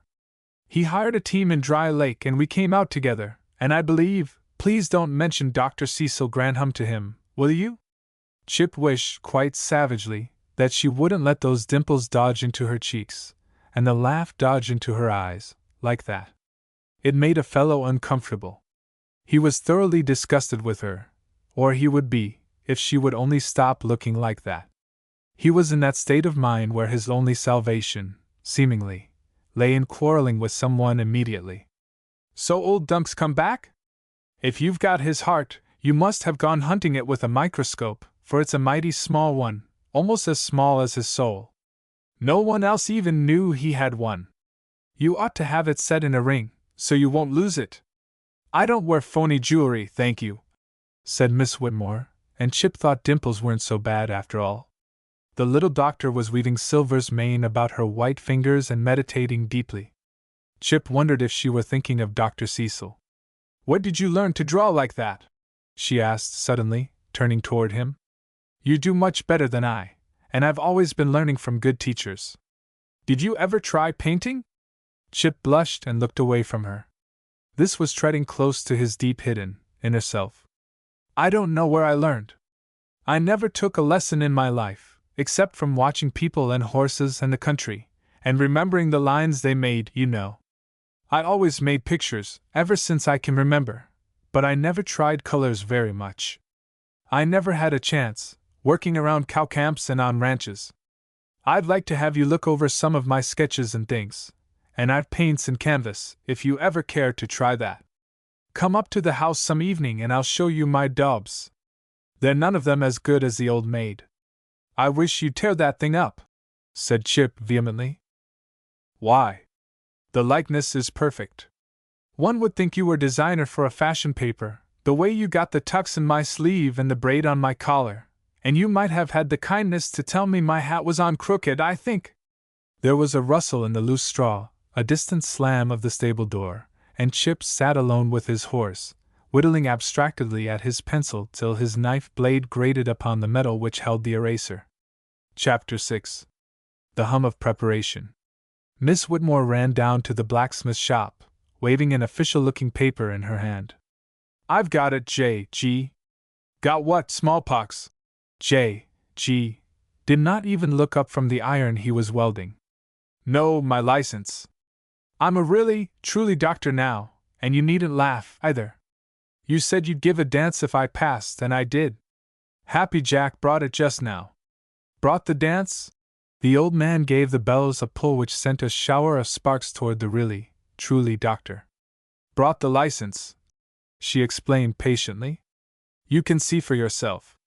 They were awfully nice to me. They seem to think a girl doctor is some kind of joke out here. They didn't make it any easier, though. They acted as if they didn't expect me to pass, but I did." The old man rubbed one smutty hand down his trousers leg and extended it for the precious document. "Let me have a look at it," he said, trying to hide his pride in her. "Well, but I'll hold it." "Your hands are dirty." Dr. Whitmore eyed the hands disapprovingly. The old man read it slowly through, growing prouder every line. "You're all right, Dell. I'll be doggoned if you ain't. Don't you worry about the dance. I'll see you get it. You go tell the Countess to bake up a lot of cake and truck, and I'll send some of the boys around to tell the neighbors. Better have it Friday night, I guess. I'm going to start the roundup out early next week. Doggone it! I've gone and burned that weldin'. Go on and stop your both and me." In 2 minutes the little doctor was back, breathless. "What about the music, J.G.? We want good music." "Well, I'll tend to that part. Say, you can rig up that room off the dining room for your office. I suppose you'll have to have one. You make out a list of what dope you want, and be sure you get plenty. I look for an unhealthy summer among the cowpunchers. If I ain't mistaken the symptoms, Dunk's got palpitation of the heart right now, and got it serious." The old man chuckled to himself, and went back to his welding. "Oh, Louise!" The little doctor hurried to where the Countess was scrubbing the kitchen steps with soft soap and sand and considerable energy. "J.G. says I may have a dance next Friday night, so we must hurry and fix the house, only I don't see much fixing to be done, everything is so clean."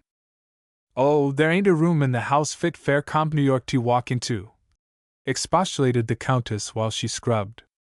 "I do like to see a house clean when folks is expected that only come to be critical and make remarks behind your back the minute they get away.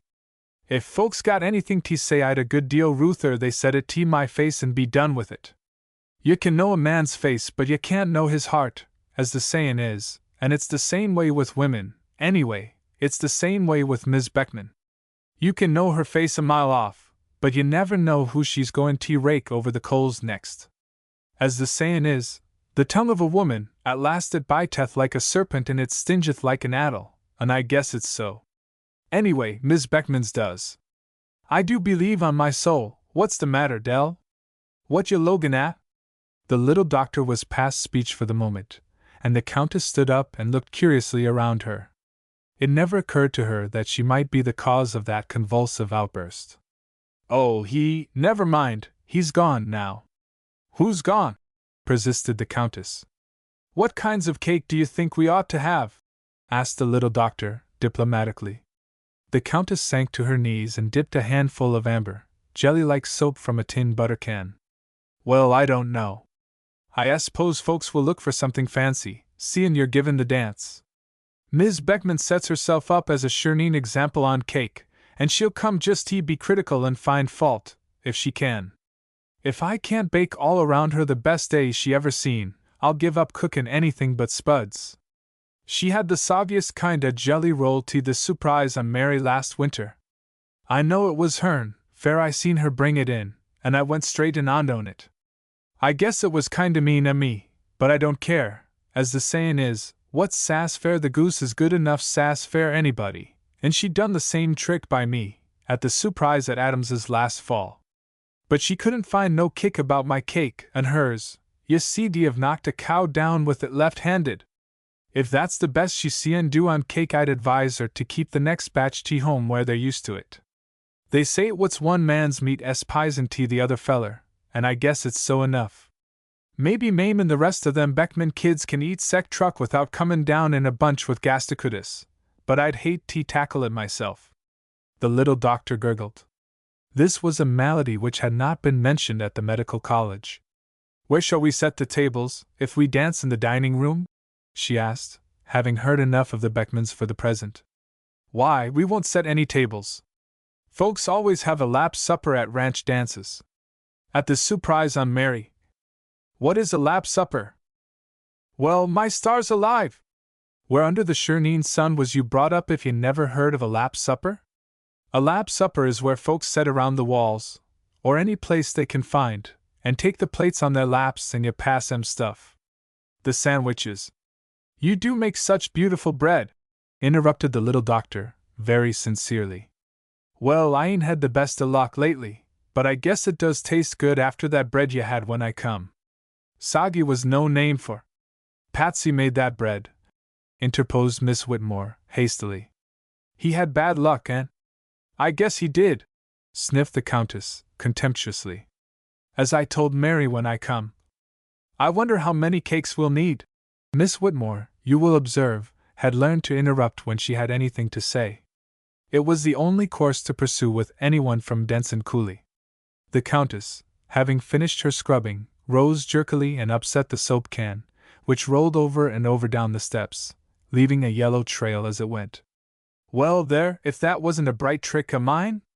They say the more you hurry the less you'll get along, and that's a sample. We'd ought to have 5 kinds, and about 4 each kind. It wouldn't do to run out, or Mis' Beckman never would let anybody hear the last of it. Down to Mary's. 20 cakes. Good gracious! I'll have to order my stock of medicine, for I'll surely have a house full of patients if the guests eat 20 cakes. Well, as the sayin' is, patience and perseverance can get away with most anything," observed the Countess, naively. The little doctor retired behind her handkerchief. "My stars alive! I do believe my bread's beginning to scorch!" cried the Countess, and ran to see. The little doctor followed her inside and sat down. "We must make a list of the things we'll need, Louise." "You!" "Dell! O.H. Dell!" The voice of the old man resounded from the parlor. "I'm in the kitchen," called she, remaining where she was. He tramped heavily through the house to her. "I'll send the rig in, tomorrow, if there's anything you want," he remarked. "And if you'll make out a list o' dope, I'll send the order into the falls. We've got plenty o' saws and cold chisels down in the blacksmith shop. You can pick out what you want." He dodged and grinned. "Got any cake, Countess?" "Well, there ain't a thing cooked, hardly. I'm going to bake up something right after dinner. Here's some sponge cake, but it ain't fit to eat, hardly. I let Dell look in the oven, 'cause my Hans was all over flour, and she slammed the door and it fell. But you can't expect one person to know everything, and too many Hans can't make decent soup, as the sayin' is, and it's the same way with cake."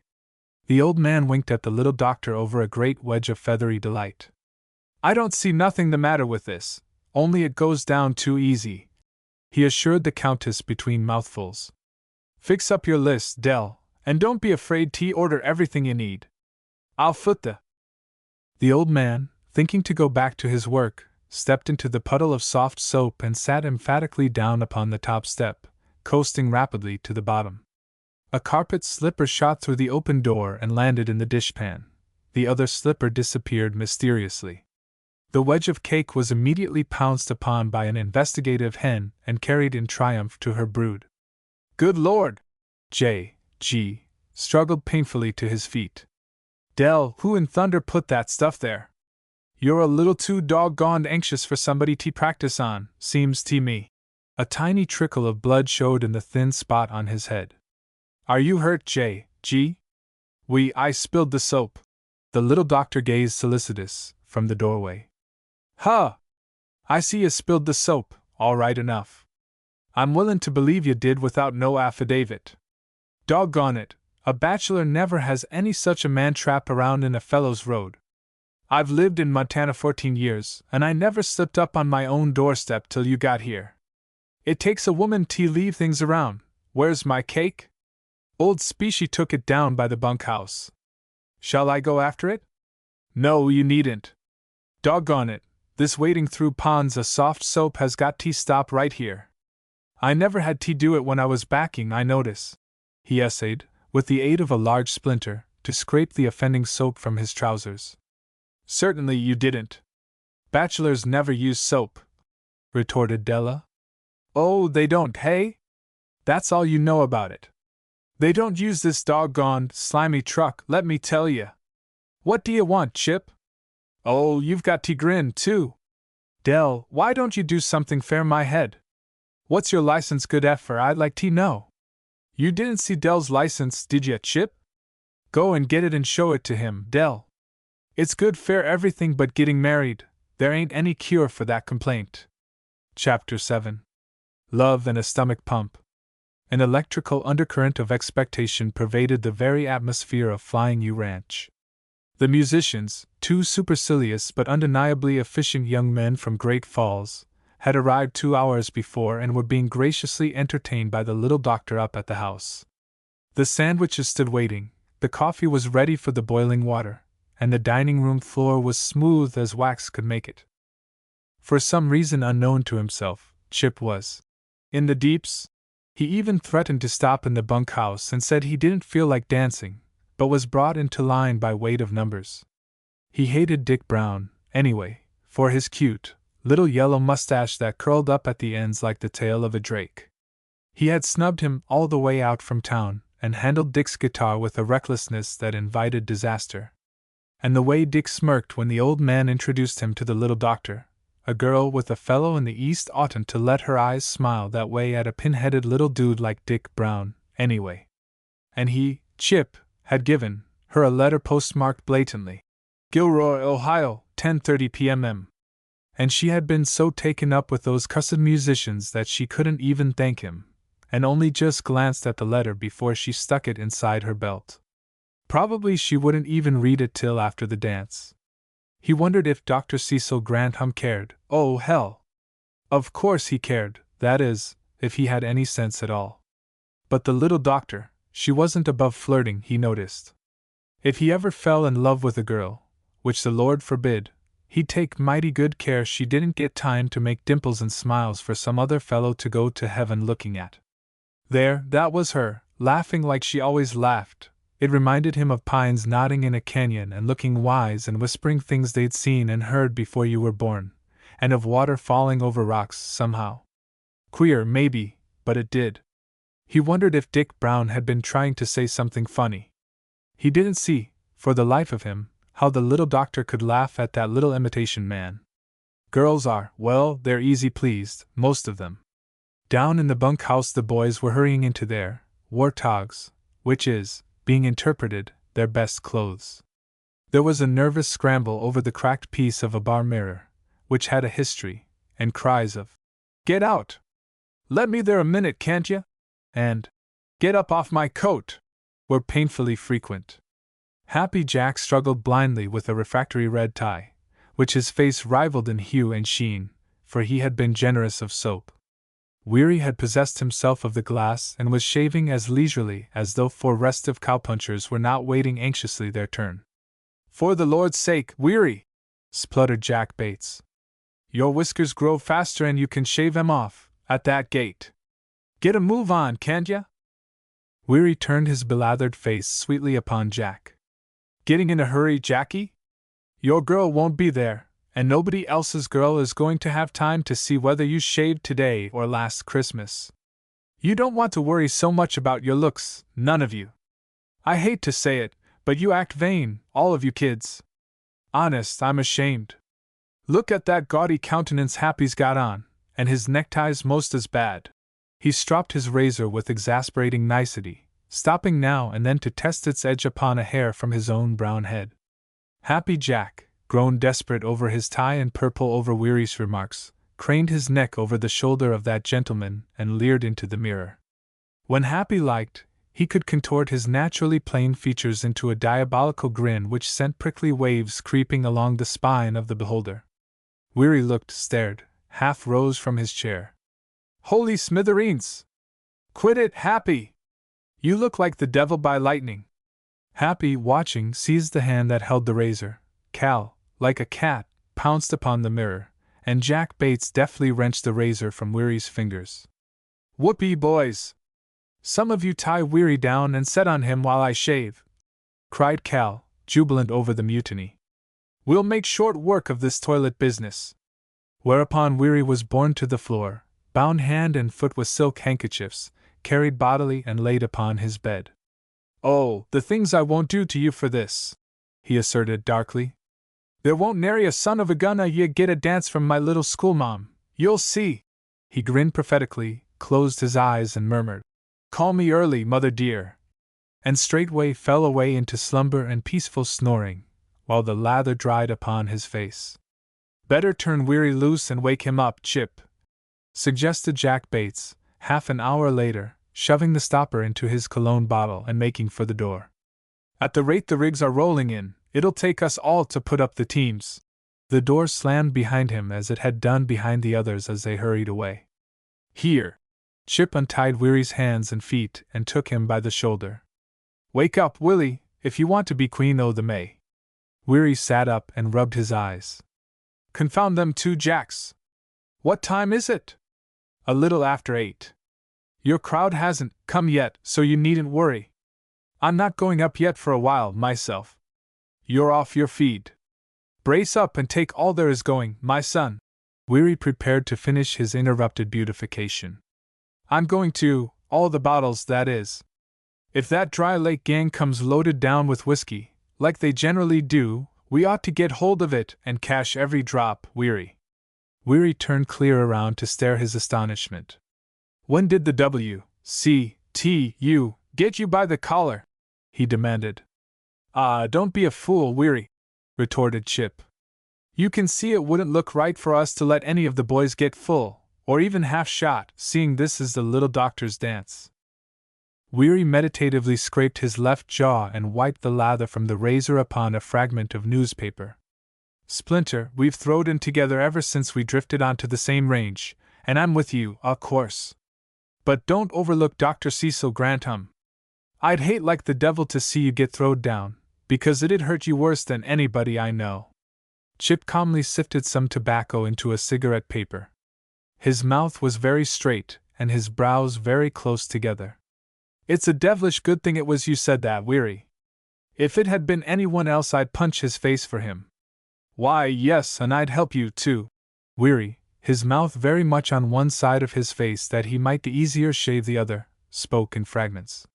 "You don't take it amiss from me, though. I can see." The door slammed with extreme violence, and Weary slashed his chin unbecomingly in consequence, but he felt no resentment toward Chip. He calmly stuck a bit of paper on the cut to stop the bleeding and continued to shave. A short time after, the little doctor came across Chip glaring at Dick Brown, who was strumming his guitar with ostentatious ease upon an inverted dry goods box at one end of the long dining room. "I came to ask a favor of you," she said, but my courage oozed at the first glance. It's hard to believe your courage would ooze at anything. What's the favor? The little doctor bent her head and lowered her voice to a confidential undertone which caught at Chip's blood and set it leaping. I want you to come and help me turn my drug store around with its face to the wall. All the later editions of Denson, Pilgreen and Beckman have taken possession of my office, and as the Countess says, them Beckman kids is holy terrors, and it's savon the rod and spoilin' the kid that makes 'em so. Chip laughed outright. The Denson kids are a heap worse, if she only knew it, he said, and followed her willingly. The little doctor's office was a homey little room, with a couch, a well-worn Morris rocker, 2 willow chairs and a small table for the not imposing furnishing, dignified by a formidable stack of medical books in one corner, and the drug store, which was simply a roomy bookcase filled with jars, bottles, boxes, and packages, all labeled in a neat vertical hand. The room fairly swarmed with children, who seemed, for the most part, to be enjoying themselves very much. Charlotte May Pilgreen and Sari Denson were hunched amicably over one of the books, shuddering beatifically over a pictured skeleton. A swarm surrounded the drug store, the glass door of which stood open. The little doctor flew across to the group, horror white. Sibylle got the key and unlocked it, and she give us this candy, too, tattled a Pilgreen with very red hair and a very snub nose. I didn't either. It was just fine. Ah, you big storyteller! I never touched it.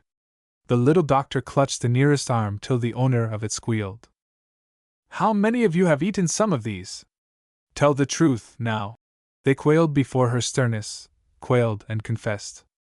All told, 7 had swallowed the sweet pellets, in numbers ranging from 2 to a dozen more. Is it poison? Chip whispered the question in the ear of the perturbed little doctor.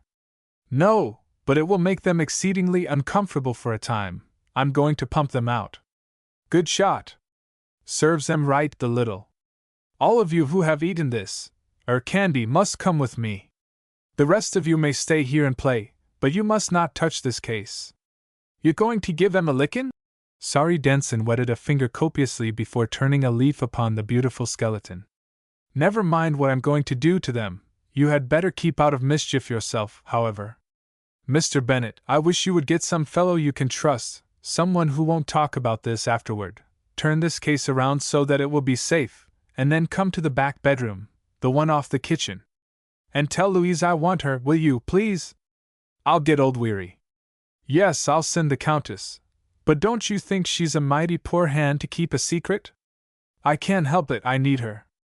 Hurry, please. Awed by the look in her big, gray eyes and the mysterious summoning of help, the luckless 7 were marched silently through the outer door, around the house, through the coal shed and so into the back bedroom, without being observed by the merrymakers, who shook the house to its foundation to the cheerful command. Grand right and left with a double elbow W. Chas by your partner, balance, swing. What under the Chernine sun's the matter, Dell? The Countess, breathless from dancing, burst in upon the little group. Nothing very serious, Louise, though it's rather uncomfortable to be called from dancing to administer heroic remedies by wholesale. Can you hold Josephine, whichever one that is? She ate the most, as nearly as I can find out. She ain't gone and took pison, has she? What was it, strychnine? I'll bet them Beckman kids put her up to it. You goin' to give her an antidote? I'm going to use this. The little doctor held up a fearsome thing to view. Open your mouth, Josephine. Josephine refused. Her refusal was emphatic and unequivocal, punctuated by sundry kicks directed at whoever came within range of her stout little shoes. It ain't no use to call Mary in. Mary can handle her no better'n I can, and not so good. Just fine, ye God. Here's where we shine, broke in a cheery voice which was sweet to the ears, just then. Chip and I ain't wrastled with broncs all our lives for nothing.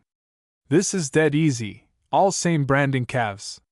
Catch hold of her heels, Splinter, that's the talk. Countess, you better set your back against that door. Some of these dogies is thinking of taking a sneak on us, and we'd have to go some, to cut 'em out of that bunch out there and corral 'em again. There you are, Doctor, sail in. Upheld mentally by the unfailing sooniness of Weary and the calm determination of Chip, to whom flying heels and squirming bodies were as nothing, or at most a mere trifle, the little doctor set to work with a thoroughness and dispatch which struck terror to the hearts of the guilty 7. It did not take long.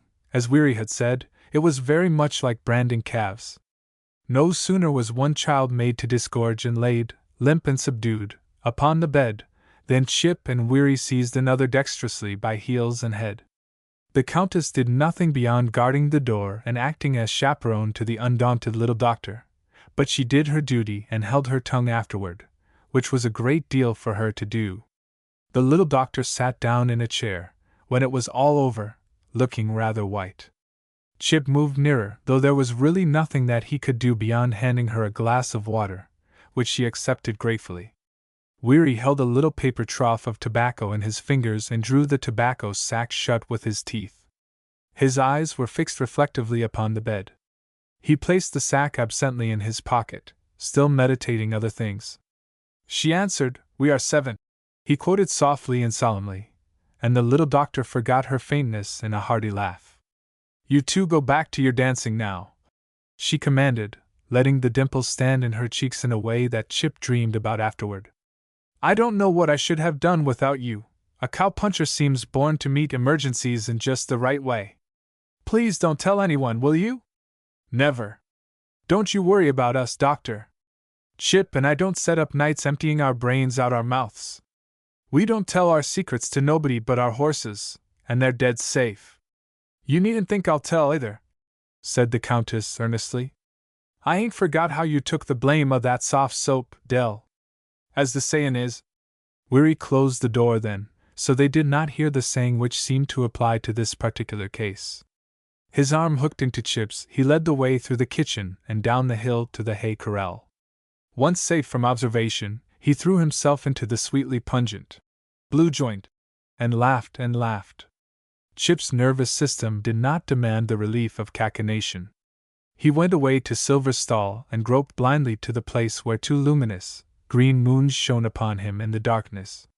He rubbed the delicate nose gently, and tangled his fingers in the dimly gleaming mane, as he had seen her do. Such pink little fingers they were.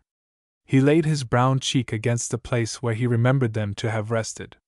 "Silver Horse," he whispered, "if I ever fall in love with a girl, which isn't likely, I'll want her to have dimples and big, gray eyes and a laugh like."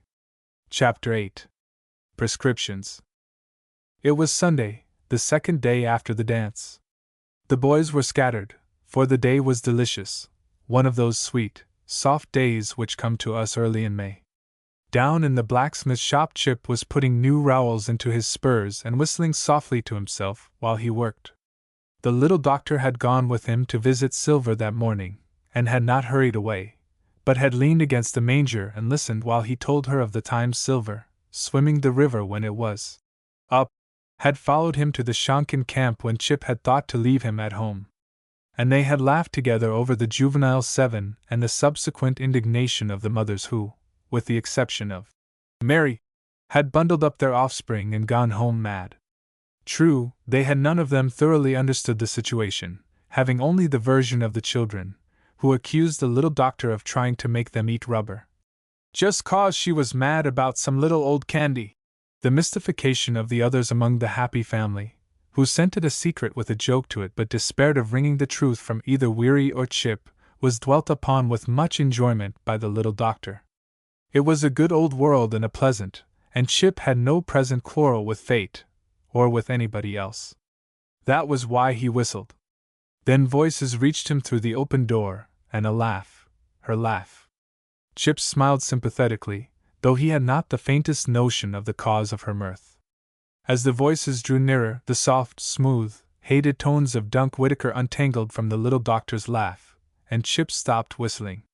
Dunk was making a good, long stay of it this time. Usually he came one day and went the next, and no one grieved at his departure. "You find them an entirely new species, of course. How do you get on with them?" said Dunk. And the little doctor answered him frankly and distinctly. "Oh, very well, considering all things.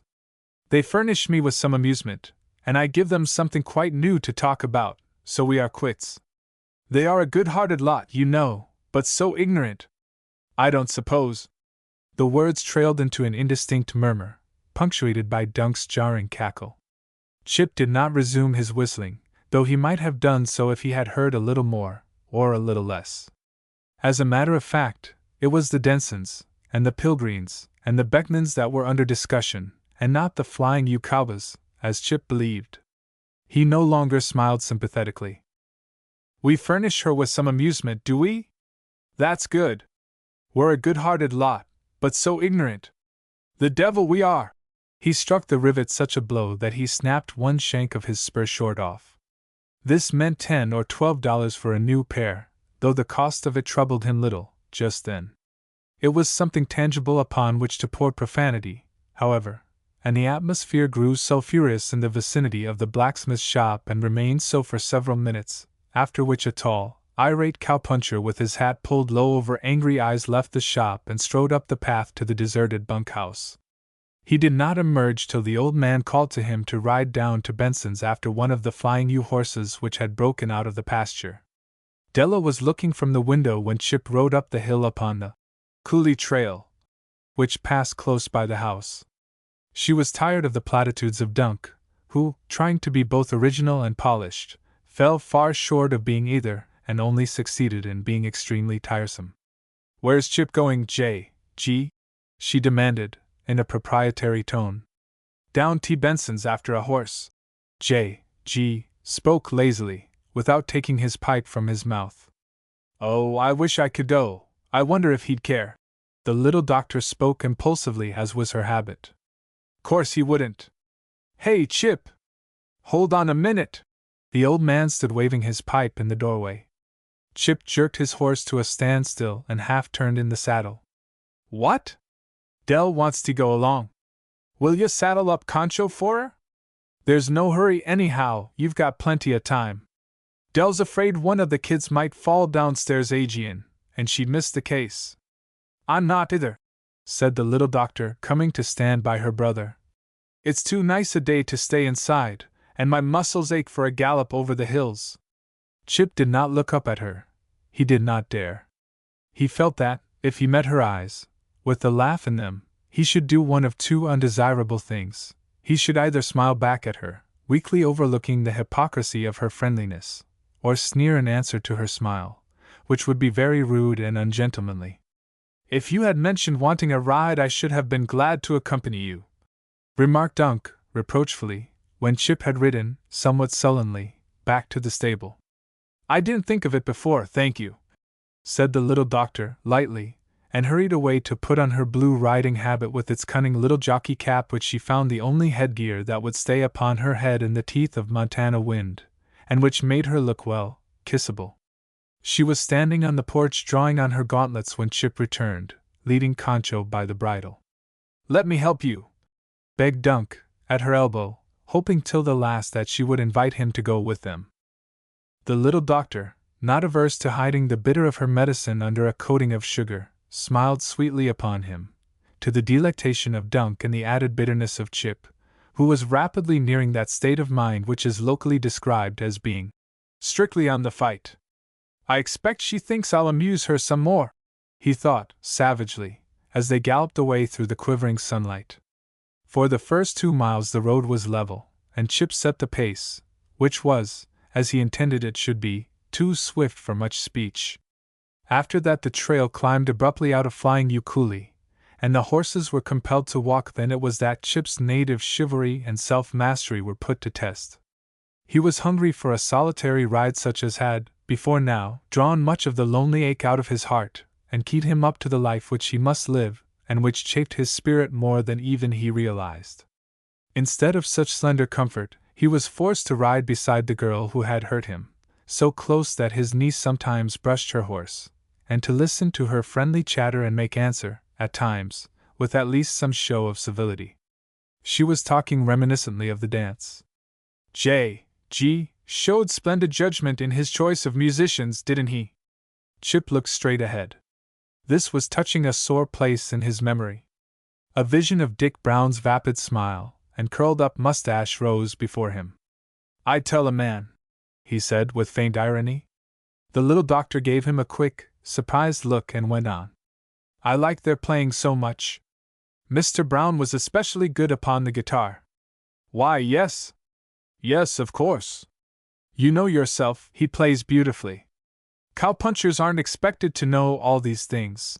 Chip hated himself for replying so, but the temptation mastered him. Aren't they? I can't see why not. Chip closed his lips tightly to keep in something impolite. The little doctor, puzzled as well as piqued, went straight to the point. Why didn't you like Mr. Brown's playing? Did I say I didn't like it? Well, not exactly, but you implied that you did not. Why, yes. The little doctor gave the reins an impatient twitch. Yes, yes, yes. No answer from Chip. He could think of nothing to say that was not more or less profane. I think he's a very nice, amiable young man. Strong emphasis upon the second adjective. I like amiable young men. Silence. He's going to come down here hunting next fall. J.G. invited him. Yes? What does he expect to find? Why, whatever there is to hunt. Chickens and deer. Exactly. By this they reached the level, and the horses broke, of their own accord, into a gallop which somewhat relieved the strain upon the mental atmosphere. At the next hill the little doctor looked her companion over critically. Mr. Bennet, you look positively bilious. Shall I prescribe for you? I can't see how that would add to your amusement. I'm not trying to add to my amusement. No? If I were, there's no material at hand. Bad-tempered young men are never amusing to me. I like amiable young men, such as Dick Brown. I think you need a change of air, Mr. Bennet. Yes? I've felt lately that Eastern airs don't agree with my constitution. Miss Whitmore grew red as to cheeks and bright as to eyes. I think a few small doses of Eastern manners would improve you very much, she said pointedly. Why, yes. They'd have to be small, because the supply is very limited. The little doctor grew white around the mouth. She held Concho's reins so tight he almost stopped. If you didn't want me to come, why in the world didn't you have the courage to say so at the start? I must say I don't admire people whose tempers and manners are so unstable. I'm sorry I forced my presence upon you, and I promise you it won't occur again. She hesitated, and then fired a parting shot which certainly was spiteful in the extreme. There's one good thing about it. She smiled tartly. I shall have something interesting to write to Dr. Cecil. With that she turned astonished Concho short around in the trail, and as Chip gave Blazes a vicious jab with his spurs at the same instant, the distance between them widened rapidly. As Chip raced away over the prairie, he discovered a new and puzzling kink in his temper. He had been angry with the little doctor for coming, but it was nothing to the rage he felt when she turned back. He did not own to himself that he wanted her beside him to taunt and to hurt with his rudeness, but it was a fact for all that. And it was a very surly young man who rode into the Denson corral and threw a loop over the head of the runaway. Chapter 9. Before the roundup.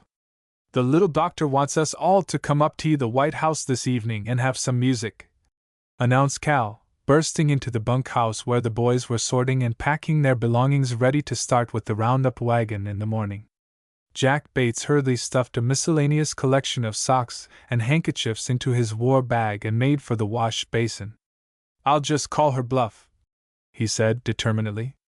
It ain't any bluff, she wants us to come, or you bet she wouldn't say so. I've learned that much about her. Say, you'd a died to seen old Dunk look down his nose. I'll bet money she done it just to rasp his feelin's, and she sure succeeded. I'd go anyway, now, just to watch him squirm. I notice it grinds him considerably to see the little doctor treat us fellows like white folks. He's workin' for a stand-in there himself. I bet he gets throwed down good and hard, commented Weary, cheerfully. It's a cinch he don't know about that pill-thrower back in Ohio, added Cal. Any of you fellows going to take her bid? I'll go alone in a minute. I don't think you'll go alone, asserted Jack Bates, grabbing his hat. Slim made a few hasty passes at his hair and said he was ready. Shorty, who had just come in from riding, unbuckled his spurs and kicked them under his bed. It'll be many a day before we listen to the little doctor's mandolin Aegean, croaked Happy Jack. "Ah, shut up!" admonished Cal. "Come on, Chip," sang out Weary. "You can spoil good paper when you can't do anything else. Come and size up the look on Dunk's face when we take possession of all the best chairs and get tea pouring our incense and admiration on the little doctor." Chip took the cigarette from his lips and emptied his lungs of smoke. "You fellows go on." "I'm not going." He bent again to his eternal drawing. "The dickens you ain't!" Weary was too astounded to say more. Chip said nothing. His gray hat brim shielded his face from view, save for the thin, curved lips and firm chin. Weary studied chin and lips curiously, and whatever he read there, he refrained from further argument. He knew Chip so much better than did anyone else. What's the matter with ye, Splinter?" "Come on, don't be a chump," cried Cal from the doorway. "I guess you'll let a fellow do as he likes about it, won't you?" queried Chip, without looking up. He was very busy, just then, shading the shoulders of a high-pitching horse so that one might see the tense muscles. "What's the matter? You and the little doctor have a falling out?" "Not very bad." Chip's tone was open to several interpretations. Cal interpreted it as a denial. "Sick?" he asked next. "Yes," said Chip, shortly and falsely. "We'll call the doctor in, then," volunteered Jack Bates. "I don't think you will. When I'm sick enough for that, I'll let you know. I'm going to bed." Come on and let him alone. Chip's able to take care of himself, I guess," said Weary, mercifully, holding open the door. They trooped out, and the last heard of them was Cal, remarking, "Gee whiz! I'd have tea be ready to croak before I'd miss this chance at dealing old Dunk misery." Chip sat where they had left him, staring unseeingly down at the uncompleted sketch. His cigarette went out, but he did not roll a fresh one and held the half-burned stub abstractedly between his lips, set in bitter lines. Why should he care what a slip of a girl thought of him? He didn't care. He only, that thought he did not follow to the end, but started immediately on a new one. He supposed he was ignorant, according to Eastern standards. Lined up alongside Dr. Cecil Grantham, damn him, he would cut a sorry figure, no doubt. He had never seen the outside of a college, let alone imbibing learning within one. He had learned some of the wisdom which nature teaches those who can read her language, and he had read much, lying on his stomach under a summer sky, while the cattle grazed all around him and his horse cropped the sweet grasses within reach of his hand. He could repeat whole pages of Shakespeare, and of Scott, and Bobby Burns. He'd like to try Dr. Cecil on some of them, and see who came out ahead. Still, he was ignorant, and none realized it more keenly and bitterly than did Chip. He rested his chin in his hand and brooded over his comfortless past and cheerless future. He could just remember his mother, and he preferred not to remember his father, who was less kind to him than were strangers. That was his past. And the future, always to be a cowpuncher. There was his knack for drawing. If he could study and practice, perhaps even the little doctor would not dare call him ignorant then. Not that he cared for what she might say or might not say, but a fellow can't help hating to be reminded of something that he knows better than anyone else, and that is not pleasant, however you may try to cover up the unsightliness of it. If Dr. Cecil Grantham, damn him, had been kicked into the world and made to fight fate with tender, childish little fists but lately outgrown their baby dimples, as had been his lot, would he have amounted to anything either? Maybe Dr. Cecil would have grown up just common and ignorant and fit for nothing better than to furnish amusement to girl doctors with dimples and big, gray eyes and a way of laughing. He'd like to show that little woman that she didn't know all about him yet. It wasn't too late. He was only 24. He would study, and work, and climb to where she must look up, not down, to him, if she cared enough to look at all. It wasn't too late. He would quit gambling and save his money, and by next winter he'd have enough to go somewhere and learn to make pictures that amounted to something. He'd show her. After reiterating this resolve in several emphatic forms, Chip's spirits grew perceptibly lighter, so much so that he rolled a fresh cigarette and finished the drawing in his hands, which demonstrated the manner in which a particularly snaky bronco had taken a fall out of Jack Bates in the corral that morning. Next day, early in the afternoon, The roundup climbed the grade and started on its long trip over the range, and after they had gone, the ranch seemed very quiet and very lonely to the little doctor, who revenged herself by snubbing Dunk so unmercifully that he announced his intention of taking the next train for Butte, where he lived in the luxury of rich bachelorhood. As the little doctor showed no symptoms of repenting, he rode sullenly away to Dry Lake, and she employed the rest of the afternoon writing a full and decidedly prejudiced account to Dr. Cecil of her quarrel with Chip, whom, she said, she quite hated. Chapter 10. What Whizzer Did. "I guess Happy lost some of his horses, last night," said Slim at the breakfast table next morning. Slim had been kept at the ranch to look after the fences and the ditches, and was doing full justice to the expert cookery of the Countess. "What makes you think that?" The old man poised a bit of tender, broiled steak upon the end of his fork. "They's a bunch hangin' around the upper fence, and Whizzer's among 'em. I'd know that long-legged snake 10 miles away." The little doctor looked up quickly. She had never before heard of a long-legged snake, but then, she had not yet made the acquaintance of Whizzer. "Well, maybe you better run 'em into the corral and hold 'em till Shorty sends someone after 'em," suggested the old man. "I never seed you run 'em in alone, not with Whizzer in the bunch," objected Slim. "He's the orneriest cayuse in Chouteau County. Whizzer'll make a rattlin' good saddle horse some day, when he's broke gentle," argued the old man. "Huh! I don't envy Chip the job of breaking him, though," grunted Slim, as he went out of the door. After breakfast, the little doctor visited Silver and fed him his customary ration of lump sugar, helped the Countess tidy the house, and then found herself at a loss for something to do. She stood looking out into the hazy sunlight which lay warm on hill and coulee. "I think I'll go up above the grade and make a sketch of the ranch," she said to the Countess, and hastily collected her materials. Down by the creek a cottontail sprang out of her way and kicked itself out of sight beneath a boulder. The little doctor stood and watched till he disappeared, before going on again. Further up the bluff a striped snake gave her a shivery surprise before he glided sinuously away under a sagebush. She crossed the grade and climbed the steep bluff beyond, searching for a comfortable place to work. A little higher, she took possession of a great, gray boulder jutting like a giant table from the gravelly soil. She walked out upon it and looked down, a sheer drop of 10 or 12 feet to the barren, yellow slope below.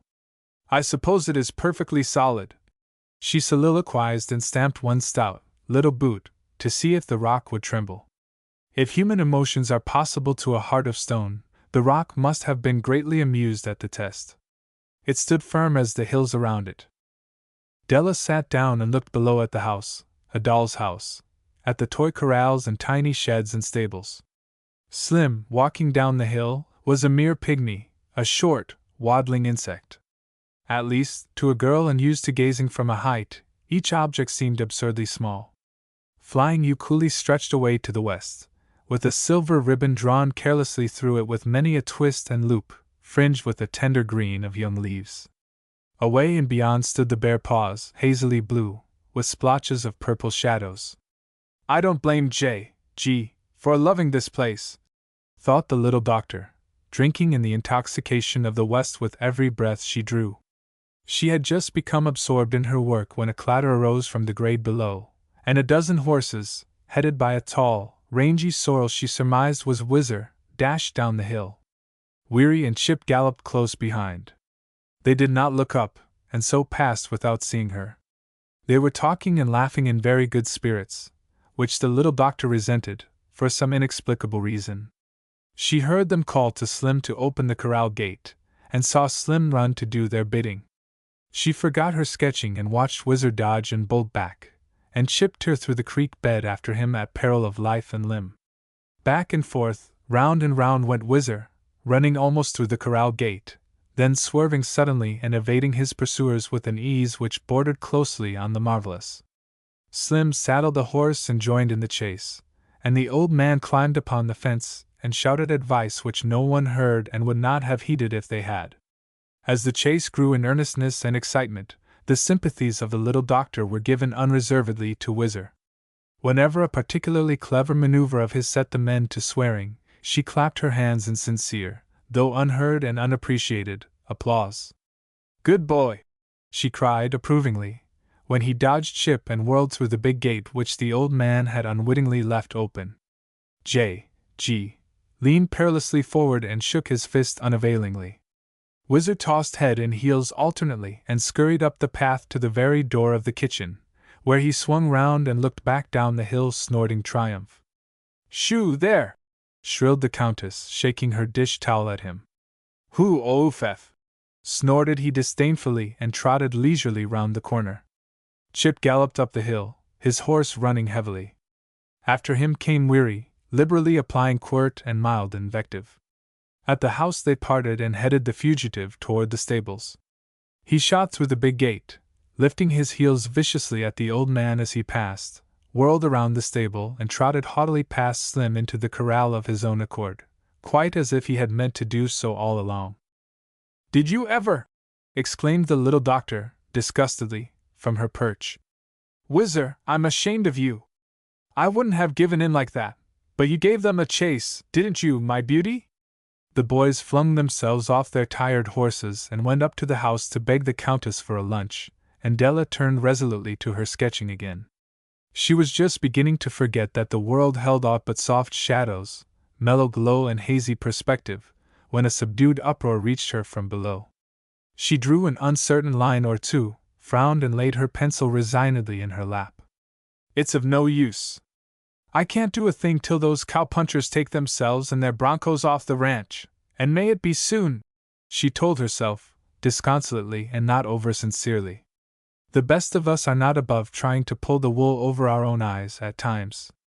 In reality, their brief presence made the near future seem very flat and insipid to the little doctor. It was washing all the color out of the picture, and leaving it a dirty gray.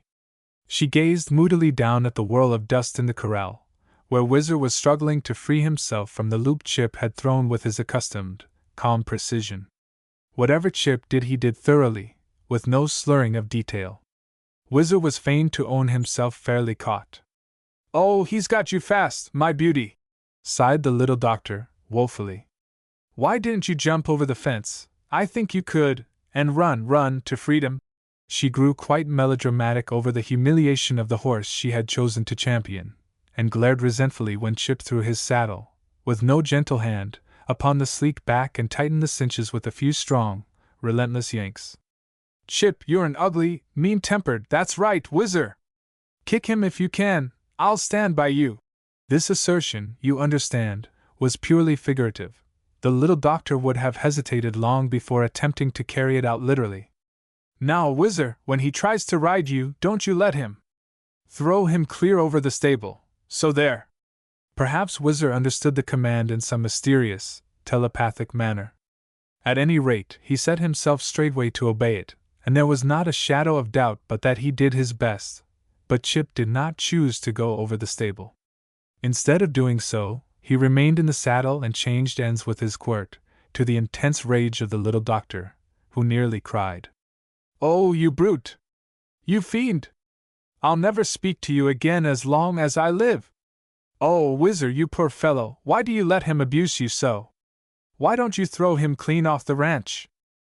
This is exactly what Whizzer was trying his best to do, and Whizzer's best was exceedingly bad for his rider, as a general thing. But Chip calmly refused to be thrown, and Whizzer, who was no fool, suddenly changed his tactics and became so meek that his champion on the bluff felt tempted to despise him for such servile submission to a tyrant in brown chaps and gray hat. I am transcribing the facts according to the little doctor's interpretation. She watched gloomily while Whizzer, in whose brain lurked no thought of submission, galloped steadily along behind the bunch which Slim made haste to liberate, and bided his time. She had expected better, rather worse, of him than that. She had not dreamed he would surrender so tamely. As they crossed the Hog's Back and climbed the steep grade just below her, she eyed him reproachfully and said again, Whizzer, I'm ashamed of you. It did certainly seem that Whizzer heard and felt the pricking of pride at the reproof. He made a feint at being frightened by a jack-rabbit which sprang out from the shade of a rock and bounced down the hill like a rubber ball. As if Whizzer had never seen a jack-rabbit before, he who had been born and reared upon the range among them. It was a feeble excuse at the best, But he made the most of it, and lost no time seeking a better. He stopped short, sidled against Weary's horse and snorted. Chip, in none the best humor with him, jerked the reins savagely and dug him with his spurs, and Whizzer, resenting the affront, whirled and bounded high in the air. Back down the grade he bucked with the high, rocking, crooked jumps which none but a western cayuse can make, while Weary turned in his saddle and watched with sharp-drawn breaths. There was nothing else that he could do. Chip was by no means passive. For every jump that Whizzer made, the rawhide quirt landed across his flaring nostrils, and the locked rowels of Chip's spurs raked the sorrel sides from cinch to flank, leaving crimson streams behind them. Wild with rage at this clinging cowpuncher whom he could not dislodge, who stung his sides and head like the hornets in the meadow, Whizzer gathered himself for a mighty leap as he reached the hog's back. Like a wire spring released, he shot into the air, shook himself in one last, desperate hope of victory, and failing, came down with not a joint in his legs and turned a somersault. A moment, and he struggled to his feet and limped painfully away, crushed and beaten in spirit. Chip did not struggle. He lay, a long length of brown chaps, pink and white shirt and gray hat, just where he had fallen. The little doctor never could remember getting down that bluff, and her sketching materials went to amuse the jack-rabbits and the birds. Fast as she flew, Weary was before her, and had raised Chip's head upon one arm. She knelt beside him in the dust, hovering over the white face and still form like a pitying, little gray angel. Weary looked at her impersonally, but neither of them spoke in those first, breathless moments. The old man, who had witnessed the accident, came puffing laboriously up the hill, taking the short cut straight across from the stable. "Is he dead?" he yelled while he scrambled. Weary turned his head long enough to look down at him, with the same impersonal gaze he had bestowed upon the little doctor, but he did not answer the question. He could not, for he did not know. The little doctor seemed not to have heard. The old man redoubled his exertions and reached them very much out of breath. "Is he dead, Dell?" he repeated in an awestruck tone. He feared she would say yes. The little doctor had taken possession of the brown head. She looked up at her brother, a very unprofessional pallor upon her face, and down at the long, brown lashes and at the curved, sensitive lips which held no hint of red. She pressed the face closer to her breast and shook her head. She could not speak, just then, for the griping ache that was in her throat. "One of the best men on the ranch gone under, just when we need help the worst," complained the old man. "Is he hurt bad?" "J.G.," began the little doctor in a voice all the fiercer for being suppressed. "I want you to kill that horse. Do you hear? If you don't do it, I will. You won't have to, if old Splinter goes down and out," said Weary, with quiet meaning, and the little doctor gave him a grateful flash of gray eyes. "How bad is he hurt?" repeated the old man, impatiently. "You're supposed to be a doctor, don't you know? He has a scalp wound which does not seem serious," said she in an attempt to be matter-of-fact. "And his left collarbone is broken. Doggone it! A broken collarbone ain't mended overnight." "No," acquiesced the little doctor. "It isn't." These last two remarks Chip heard. He opened his eyes and looked straight up into the gray ones above, a long, questioning, rebellious look. He tried then to rise, to free himself from the bitter ecstasy of those soft, enfolding arms. Only a broken collarbone. Good thing it was no worse. Ugh!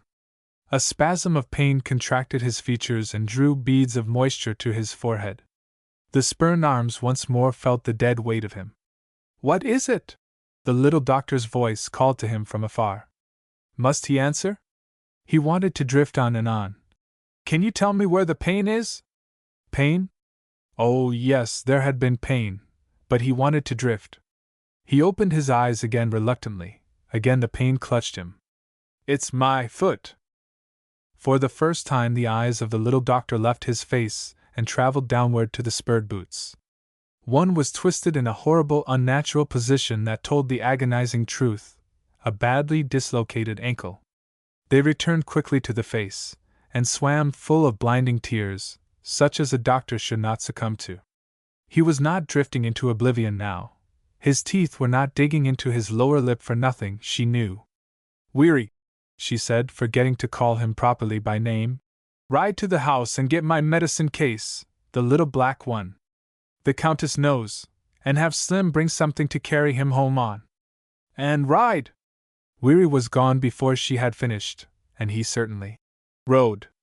"You'll have another crippled cowpuncher on your hands first thing you know," grumbled the old man, anxiously, as he watched Weary race recklessly down the hill. The little doctor did not answer. She scarcely heard him. She was stroking the hair back from Chip's forehead softly, unconsciously, wondering why she had never before noticed the wave in it, but then, she had scarcely seen him with his hat off. How silky and soft it felt! And she had called him all sorts of mean names, and had wanted Whizzer to. She shuddered and turned sick at the memory of the thud when they struck the hard road together. "Dell!" exclaimed the old man. "Your white's a rag. Doggone it, don't throw up your hands at your first case, brace up!" Chip looked up at her curiously, forgetting the pain long enough to wonder at her whiteness. Did she have a heart, then, or was it a feminine trait to turn pale in every emergency? She had not turned so very white when those kids, he felt inclined to laugh, only for that cussed foot. Instead, he relaxed his vigilance, and a groan slipped out before he knew. "Just a minute more and I'll ease the pain for you," murmured the girl, compassionately. "All right, so long as you don't use the stomach pump," he retorted, with a miserable makeshift of a laugh. "What's that?" asked the old man, but no one explained. The little doctor was struggling with the lump in her throat that he should try to joke about it. Then Weary was back and holding the little, black case out to her. She seized it eagerly, slipping Chip's head to her knees that she might use her hands freely. There was no halting over the tiny vials, for she had decided just what she must do. She laid something against Chip's closed lips. "Swallow these," she said, and he obeyed her. "Weary, oh, you knew what to do, I see. There, lay the coat down there for a pillow." Relieved of her burden, she rose and went to the poor, twisted foot. Weary and the old man watched her go to work systematically and disclose the swollen, purpling ankle. Very gently she did it, and when she had administered a merciful anesthetic, the enthusiasm of the old man demanded speech. "Well, I'll be eternally doggone. You're on to your job, Dell, doggoned if you ain't. I won't ever josh you again about your doctorin'. I wish you'd been around the time I smashed my ankle," commented Weary, fishing for his cigarette book. He was beginning to feel the need of a quieting smoke. "They hauled me 40 miles to Benton. That must have been torture," shuddered the little doctor. "A dislocated ankle is a most agonizing thing." "Yes," assented Weary, striking a match. "It sure is, all right." Chapter 11. Good Intentions. "Mr. Davidson, have you nerve enough to help me replace this ankle? The Countess is too nervous and G is too awkward." Chip was lying oblivious to his surroundings or his hurt in the sunny, south room which Dunk Whitaker chose to call his. "I've never been accused of wanting nerve," grinned Weary. "I guess I can stand it if you can." And a very efficient assistant he proved himself to be. When the question of a nurse arose, when all had been done that could be done and Weary had gone, the little doctor found herself involved in an argument with the Countess. The Countess wanted them to send for Bill. Bill just thought the world and all of Chip, she declared, and would just love to come. She was positive that Bill was the very one they needed, and the little doctor, who had conceived a violent dislike for Bill, a smirky, self-satisfied youth addicted to chewing tobacco, red neckties and a perennial grin, was equally positive he was the very one they did not want. In despair, she retrenched herself behind the assertion that Chip should choose for himself. "I just know he'll choose Bill," crowed the Countess after the flicker of the doctor's skirts. Chip turned his head rebelliously upon the pillow and looked up at her. Something in his eyes brought to mind certain stormy crises in the headstrong childhood of the little doctor, crises in which she was forced to submission very much against her will. It was the same mutinous surrender to overwhelming strength, the same futile defiance of fate. "I came to ask you who you would rather have to nurse you," she said, trying to keep the erratic color from crimsoning her cheeks. You see, she had never had a patient of her very own before, and there were certain embarrassing complications in having this particular young man in charge. Chip's eyes wandered wistfully to the window, where a warm, spring breeze flapped the curtains in and out. "How long have I got to lie here?" he asked, reluctantly. "A month, at the least, more likely 6 weeks," she said with kind bluntness. It was best he should know the worst at once. Chip turned his face bitterly to the wall for a minute and traced an impossible vine to its breaking point where the paper had not been properly matched. 20 miles away the boys were hurrying through their early dinner that they might catch up their horses for the afternoon's work. And they had 2 good feet to walk on, 2 sound arms to subdue restless horseflesh, and he was not there. He could fairly smell the sweet, trampled sod as the horses circled endlessly inside the rope corral, and hear them snort when a noose swished close. He wondered who would get his string to ride, and what they would do with his bed. He didn't need it, now. He would lie on wire springs, instead of on the crisp, prairie grass. He would be waited on like a yearling baby and— "The Countess just knows you will choose Bill," interrupted a whimsical girl voice. Chip said something which the little doctor did not try to hear distinctly. "Don't she think I've had enough misery dealt me for once?" he asked, without taking his eyes from the poor, broken vine. He rather pitied the vine. It seemed to have been badly used by fate, just as he had been. He was sure it had not wanted to stop right there on that line, as it had been forced to do. He had not wanted to stop either. She says Bill would just love to come," said the voice, with a bit of a laugh in it. Chip, turning his head back suddenly, looked into the gray eyes and felt inexplicably cheered. He almost believed she understood something of what it all meant to him. And she mercifully refrained from spoken pity, which he felt he could not have borne just then. His lips took back some of their curve. "You tell her I wouldn't just love to have him," he said grimly.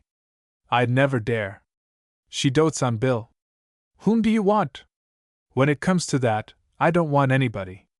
But if you could get Johnny Beckman to come—" "Oh, I'll go myself, to make sure of him." "Which one is Johnny?" "Johnny's the red-headed one," said Chip. "But they're all—" "Yes, but his head is several shades redder than any of the others," interrupted he, quite cheerfully. The little doctor, observing the twinkle in his eyes, felt her spirits rise wonderfully. She could not bear that hurt, rebellious, lonely look which they had worn. "I'll bring him, but I may have to chloroform the Countess to get him into the house. You must try to sleep while I'm gone, and don't fret, will you? You'll get well all the quicker for taking things easily." Chip smiled faintly at this wholesome advice, and the little doctor laid her hand shyly upon his forehead to test its temperature, drew down the shade over the south window, and left him in dim, shadowy coolness to sleep. She came again before she started for Johnny, and found him wide awake and staring hungrily at the patch of blue sky visible through the window which faced the east. "You'll have to learn to obey orders better than this," she said severely, and took quiet possession of his wrist. "I told you not to fret about being hurt. I know you hate it." Chip flushed a little under her touch and the tone in which she spoke the last words. It seemed to mean that she hated it even more than he did, having him helpless in the house with her. It hadn't been so long since she had told him plainly how little she liked him. He was not going to forget, in a hurry. "Why don't you send me to the hospital?" he demanded brusquely.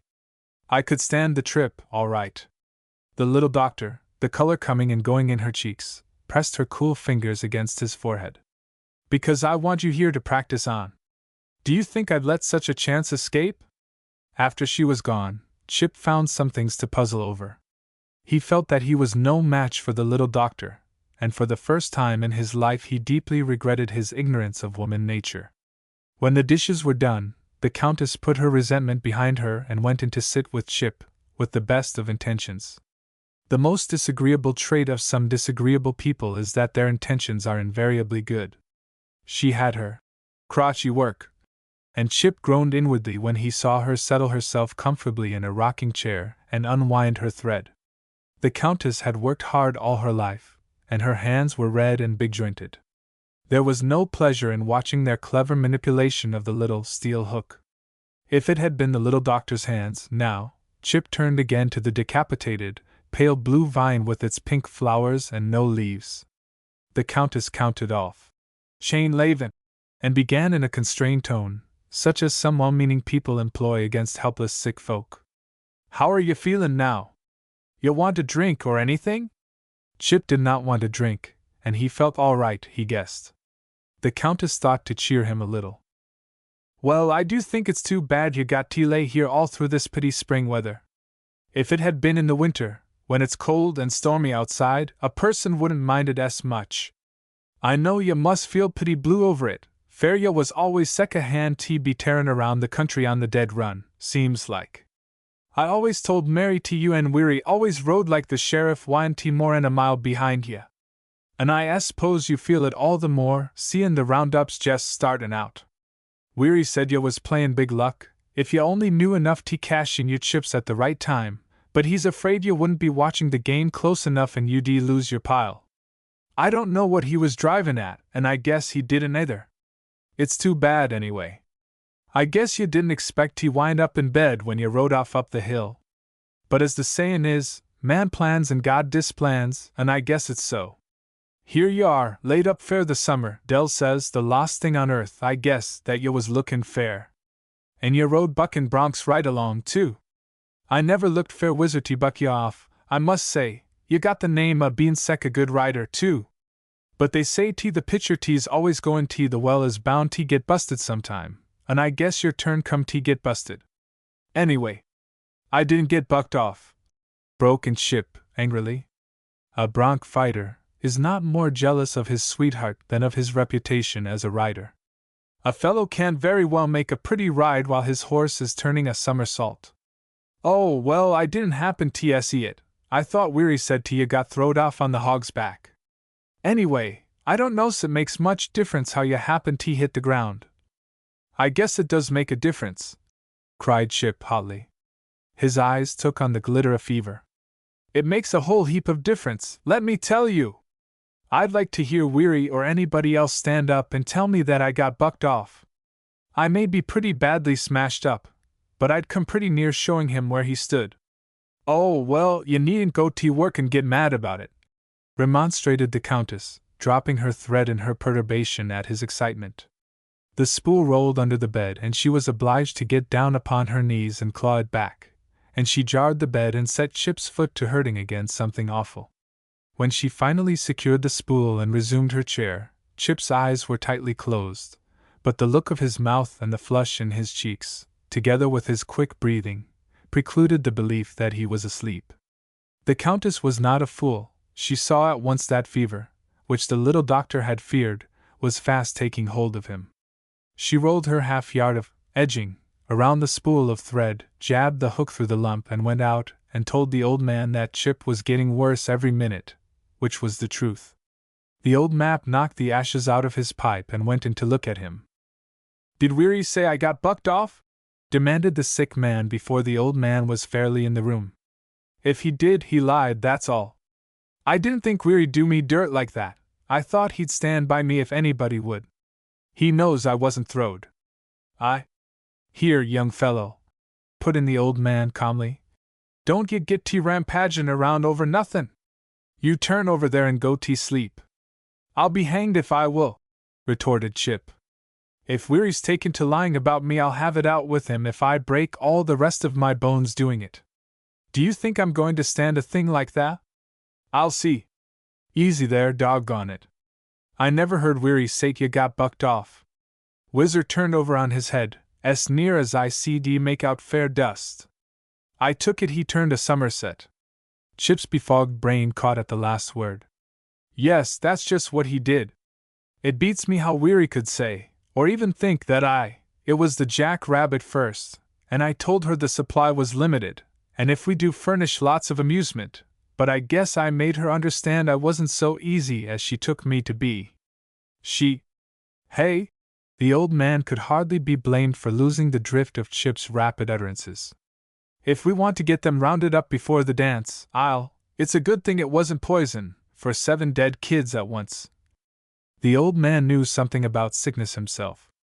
He hurried out, returning in a moment with a bowl of cool water and a fringed napkin which he pilfered from the dining-room table, wisely intending to bathe Chip's head. But Chip would have none of him, or his wise intentions. He jerked the wet napkin from the old man's fingers and threw it down behind the bed, knocked up the bowl of water into the old man's face, and called him some very bad names. The Countess came and looked in, and Chip hurled a pillow at her, and called her a bad name also, so that she retreated to the kitchen with her feelings very much hurt. After that Chip had the south room to himself until the little doctor returned with Johnny. The old man, looking rather scared, met her on the porch. The little doctor read his face before she was off her horse. "What's the matter? Is he worse?" she demanded abruptly. "That's fair you t find out. I ain't no doctor. He got on the fight a while back and took to throwin' things and usin' language. He can't get out of bed, thank the Lord, or we'd be talking to the hills by now. Then somebody has it to answer for. He was all right when I left him, 2 hours ago, with not a sign of fever. Has the Countess been pestering him?" "No," said the Countess, popping her head out of the kitchen window and speaking in an aggrieved tone. "I hope I never pester anybody. I went and done all I could to cheer him up, and that's all the thanks I get for it. I must say some folks ain't overburdened with gratitude, anyhow." The little doctor did not wait to hear her out. She went straight to the south room, pulling off her gloves on the way. The pillow on the floor told her an eloquent tale, and she sighed as she picked it up and patted some shape back into it. Chip stared at her with wide, bright eyes from the bed. "I don't suppose Dr. Cecil Grantham would throw pillows at anybody," he remarked sarcastically, as she placed it very gently under his head. "Perhaps, if the provocation was great enough. What have they been doing to you? Did Weary say I got bucked off?" he demanded excitedly. The little doctor was counting his pulse, and waited till she had finished. It was a high number, much higher than she liked. "No, Weary didn't. How could he? You didn't, you know. I saw it all from the bluff, and I know the horse turned over upon you. It's a wonder you weren't killed outright. Now, don't worry about it any more. I expect it was the Countess told you that. Weary hated dreadfully to leave you. I wonder if you know how much he thinks of you. I didn't till I saw how he looked when you, here, drink this, all of it. You've got to sleep, you see." There was a week when the house was kept very still, and the south room very cool and shadowy, and Chip did not much care who it was that ministered to him, only that the hands of the little doctor were always soft and soothing on his head, and he wished she would keep them there always, when he was himself enough to wish anything coherently. Chapter 12. The Last Stand. To use a trite expression and say that Chip fought his way back to health would be simply stating a fact and stating it mildly. He went about it much as he would go about gentling a refractory bronco, and with nearly the same results. His ankle, however, simply could not be hurried or bluffed into premature soundness, and the little doctor was at her wits' end to keep Chip from fretting himself back into fever, once he was safely pulled out of it. She made haste to explain the bit of overheard conversation, which he harped on more than he dreamed, when his head went light in that first week, and so established a more friendly feeling between them. Still, there was a certain aloofness about him which she could not conquer, try as she might. Just so far they were comrades. Beyond, Chip walked moodily alone. The little doctor did not like that overmuch. She preferred to know that she fairly understood her friends and was admitted, sometimes, to their full confidence. She did not relish bumping her head against a blank wall that was too high to look over or to climb, and in which there seemed to be no door. To be sure, he talked freely, and amusingly, of his adventures and of the places he had known, but it was always an impersonal recital, and told little of his real self or his real feelings. Still, when she asked him, he told her exactly what he thought about things, whether his opinion pleased her or not. There were times when he would sit in the old Morris chair and smoke and watch her make lacy stuff in a little, round frame. Battenberg, she said it was. He loved to see her fingers manipulate the needle and the thread, and take wonderful pains with her work, but once she showed him a butterfly whose wings did not quite match, and he pointed it out to her. She had been listening to him tell a story of Indians and cowboys and with some wild riding mixed into it, and, well, she used the wrong stitch, but no one would notice it in 1,000 years. This, her argument. You'll always know the mistakes there, and you won't get the satisfaction out of it you would if it was perfect, would you? Argued Chip, letting his eyes dwell on her face more than was good for him. The little doctor pouted her lips in a way to tempt a man all he could stand, and snipped out the wing with her scissors and did it over. So with her painting. She started a scene in the edge of the Badlands down the river. Chip knew the place well.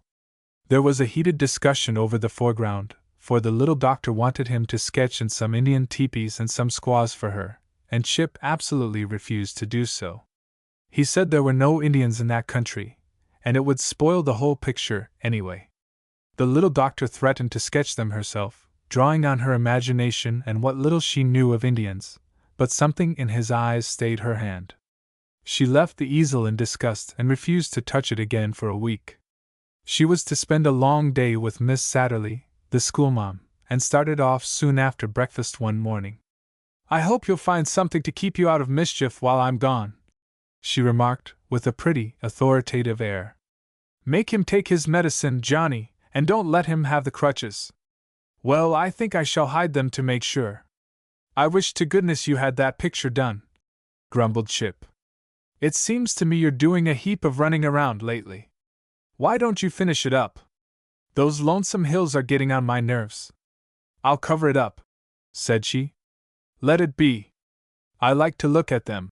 Chip leaned back in his chair and watched her, a hunger greater than he knew in his eyes.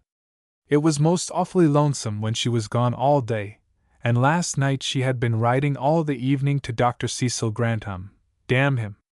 Chip always hitched that invective to the unknown doctor's name. For some reason he saw fit not to explain to himself. He didn't see what she could find to write about so much, for his part. And he did hate a long day with no one but Johnny to talk to. He craned his neck to keep her in view as long as possible, drew a long, discontented breath, and settled himself more comfortably in the chair where he spent the greater part of his waking hours. "Hand me the tobacco, will you, kid?"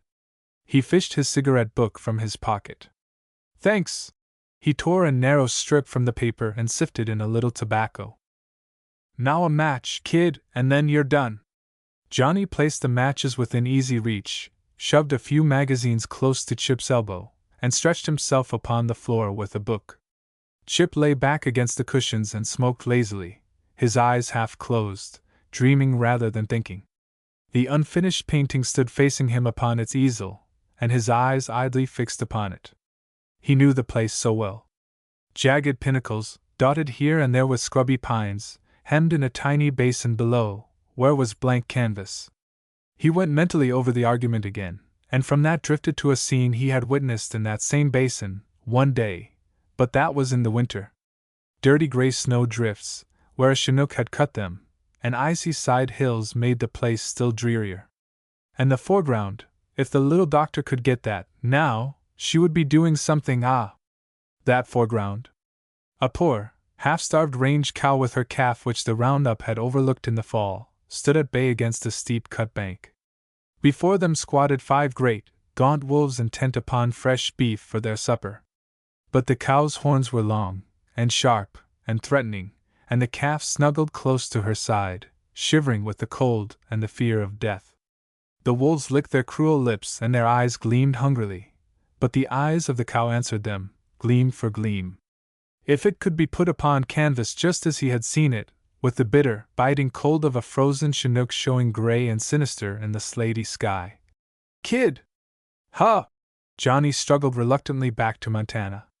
"Get me the little doctor's paint and truck over on that table, and slide that easel up here." Johnny stared, opened his mouth to speak, then wisely closed it, and did as he was bidden. Philosophically he told himself it was Chip's funeral, if the little doctor made a kick.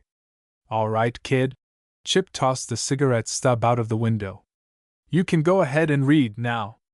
Lock the door first, and don't you bother me, not on your life." Then Chip plunged headlong into the Badlands, so to speak.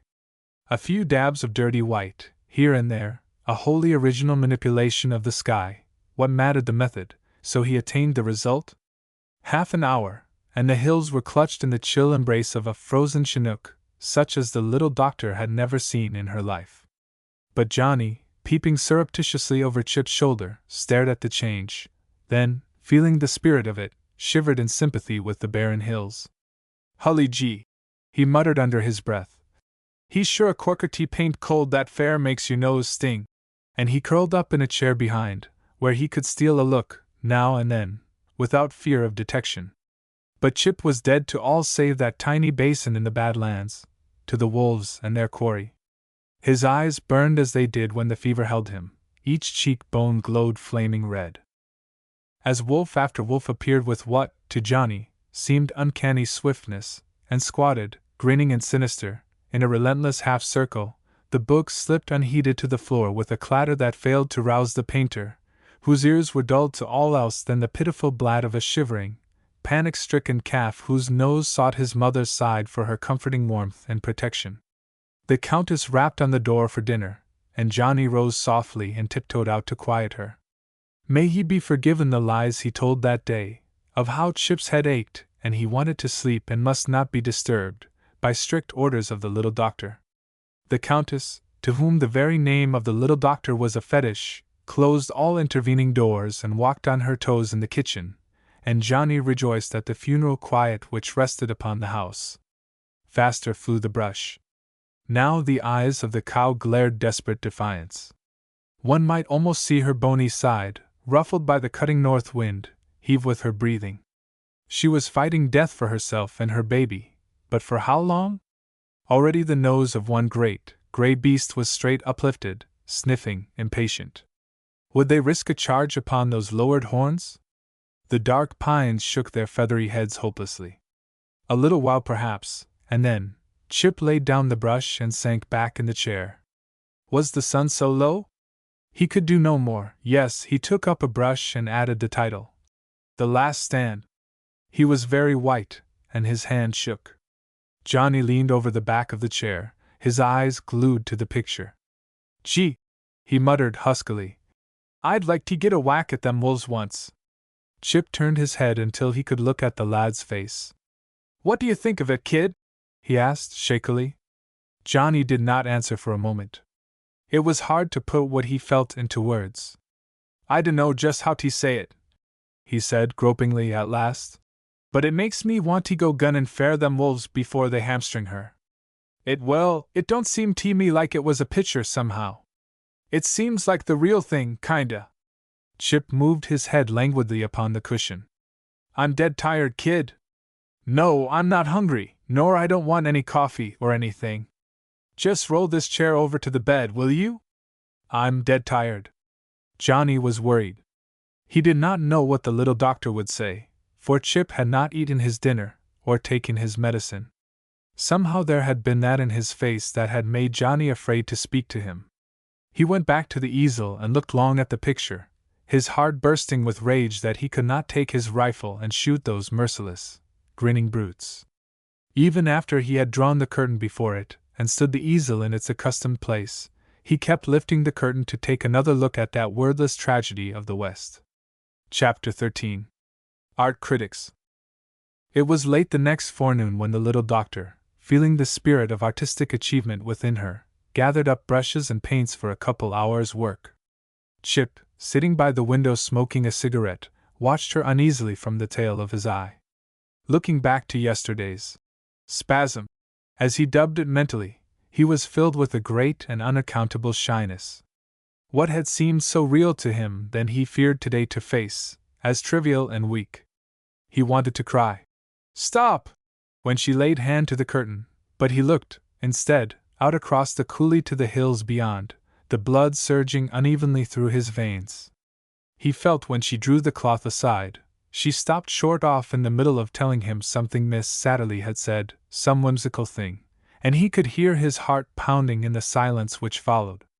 The little, nickel alarm clock ticked with such maddening precision and speed that Chip wanted to shy a book at it, but his eyes never left the rocky bluff opposite, and the clock ticked merrily on.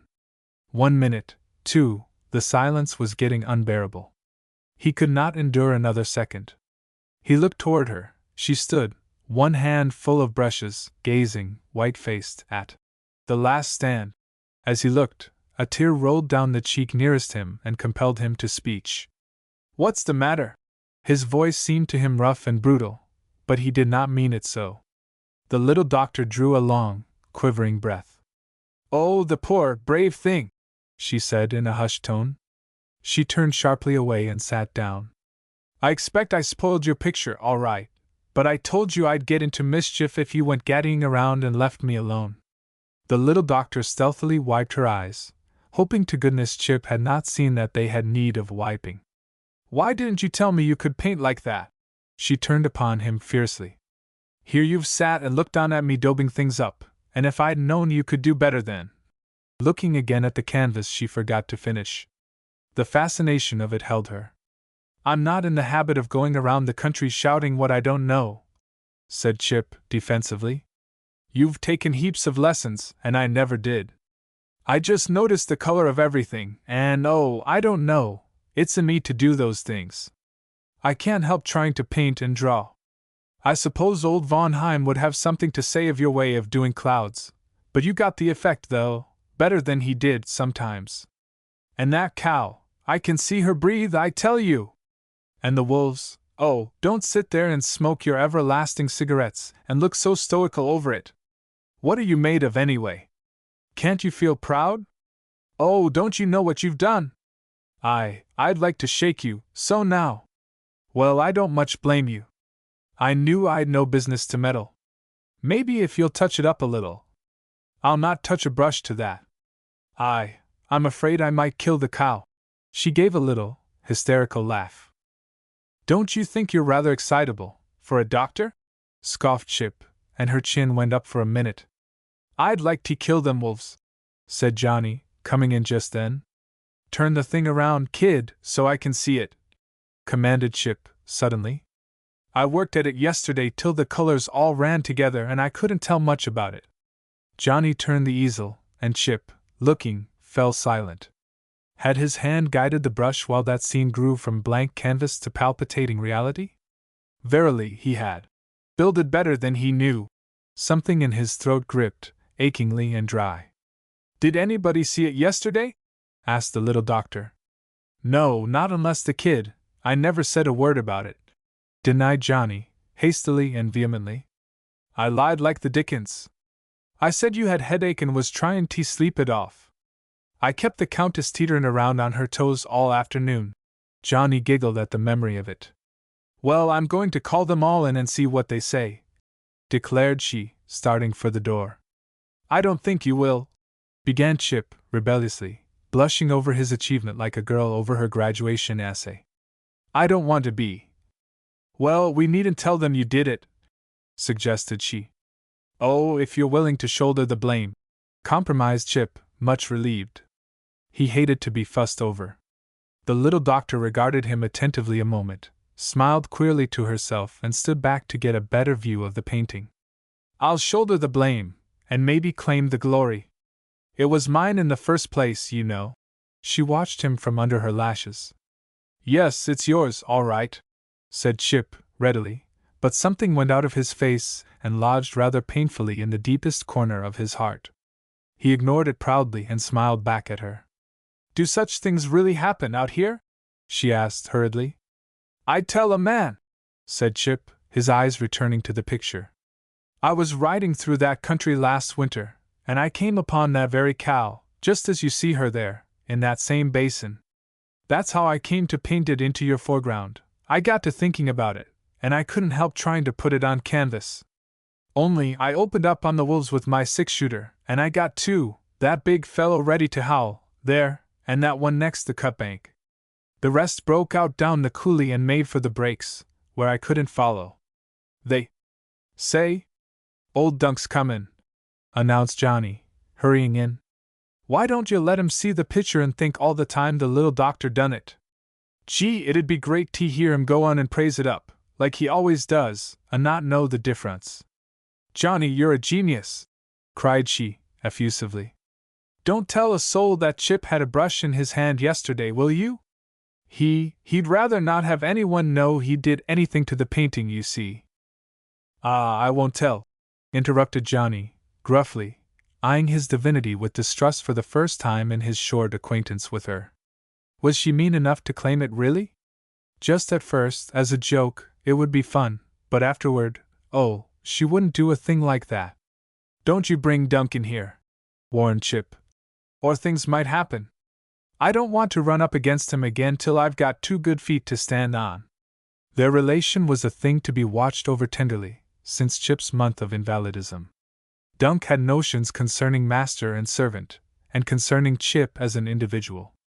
He did not fancy occupying the back bedroom while Chip reigned in his sunny south room, waited on, petted, Dunk applied the term petted, and amused indefatigably by the little doctor. And there had been a scene, short but exceeding strenuous, over a pencil sketch which graphically portrayed an incident Dunk fain would forget, the incident of himself as a would-be bronco fighter, with banjo, of vigilante fame, as the means of his downfall, physical, mental, and spiritual. Dunk might, in time, have forgiven the crippled ankle, and the consequent appropriation of his room, but never would he forgive the merciless detail of that sketch. I'll carry easel and all into the parlor, and leave the door open so you can hear what they all say, said the little doctor cheerfully. I wish Cecil could be here today. I always miss Cecil when there's anything especial going on in the way of fun. Yes? Answered Chip, and made himself another cigarette. He would be glad when he could hobble out to some lonely spot and empty his soul of the profane language stored away opposite the name of Dr. Cecil Grantham. There is so little comfort in swearing all inside, when one feels deeply upon a subject. It's a wonder you wouldn't send for him if you miss him that bad, he remarked, after a minute, hoping the little doctor would not find anything amiss with his tone, which he meant should be cordial and interested, and which evinced plenty of interest, of a kind, but was curiously lacking in cordiality. I did beg, and tease, and entreat, but Cecil's in a hospital, as a physician, you understand, not as a patient, and can't get off just yet. In a month or 2, perhaps. Dinner, called shrilly by the Countess, interrupted her, and she flitted out of the room looking as little like a lovelorn maiden as she did like a doctor, which was little indeed. She begged and teased and entreated, repeated Chip, savagely to himself when the door closed upon her, and fell into gloomy meditation, which left him feeling that there was no good thing in this wicked world, no, not one, that was not appropriated by someone with not sense enough to understand and appreciate his blessing. After dinner the little doctor spoke to the unsuspecting critics. That picture which I started a couple of weeks ago is finished at last, and I want you good people to come and tell me what you think of it. I want you all, you, Slim, and Louise, you are to come and give your opinion. Well, I don't know the first thing about paintin', remonstrated the Countess, coming in from the kitchen. The old man lighted his pipe and followed her into the parlor with the others, and Slim rolled a cigarette to hide his embarrassment, for the role of art critic was new to him. There was some nervousness in the little doctor's manner, as she set the easel to her liking and drew aside the curtain. She did not mean to be theatrical about it, but Chip, watching through the open door, fancied so, and let his lip curl a trifle. He was not in a happy frame of mind just then. A silence fell upon the group. The old man took his pipe from his mouth and stared. The cheeks of the little doctor paled and grew pink again. She laughed a bit, as though she would much rather cry. Say something, somebody, quick! She cried, when her nerves would bear no more. Well, I do think it's awfully good, Dell, began the Countess. By golly, I don't see how you done that without seeing it happen, exclaimed Slim, looking very dazed and mystified. That's a diamond bar cow, remarked J.G. abstractedly. That outfit never does get half their calves. I remember the last time I rode through there last winter, that cow, doggone it, Dell, how the dickens did you get that cow and calf in? You must 'a' had a photograph to work from. By golly, that's right, chimed in Slim. That there's the cow I had sick a time chasin' out of the bunch down on the bottom. I run her till I was plumb sick, and so was she, by golly. I'd know her among 1,000. You got her complete, all but the beller, and by golly, you come blame near gettin' that too. Slim, always slow and very much in earnest, gradually became infused with the spirit of the scene. "Just look at that old gray sinner with his nose arred straight up in the air over there. By golly, he's calling all his wife's relations to come and help him out.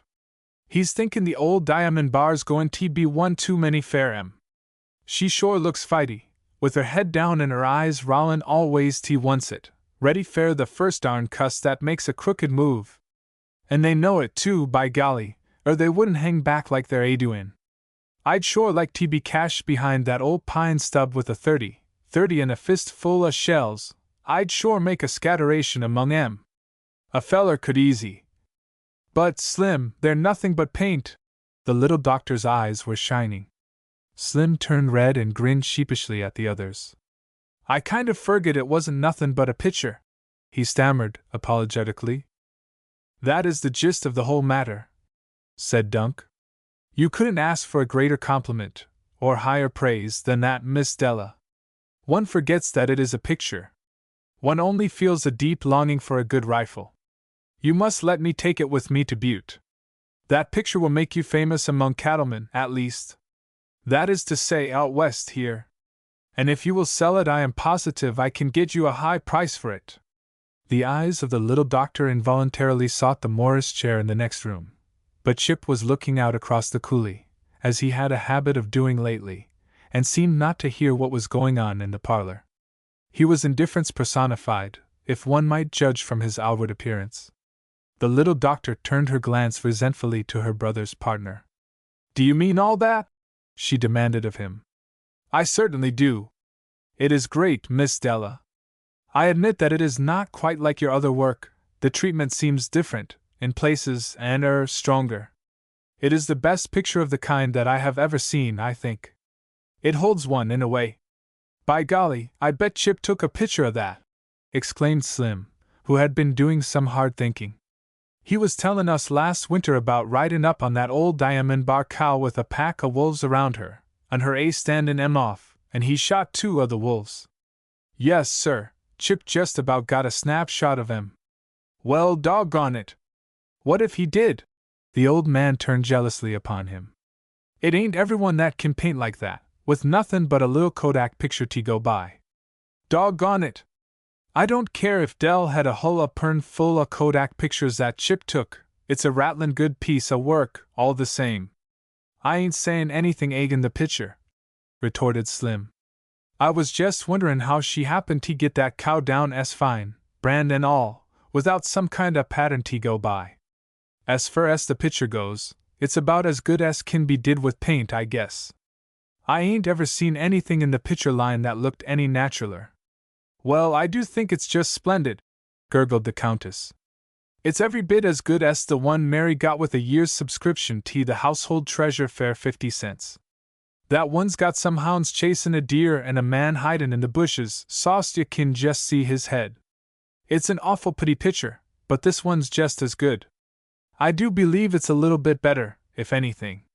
Mary's has got some awful nice green grass, and the sky's an awful pretty blue, just about the color o' my blue silk waist. But you can't expect to have grass and sky like that in the winter, and this is more of a winter picture. It looks awful cold and lonesome, somehow, and it makes you want to cry, if you look at it long enough." The critics stampeded, as they always did when the Countess began to talk. "You better let Dunk take it with him, Dell," was the parting advice of the old man. Chapter 14. Convalescence. "You don't mind, do you?" The little doctor was visibly uneasy. "Mind what?" Chip's tone was one of elaborate unconsciousness. "Mind Dunk selling the picture for you? Why should I? It's yours, you know.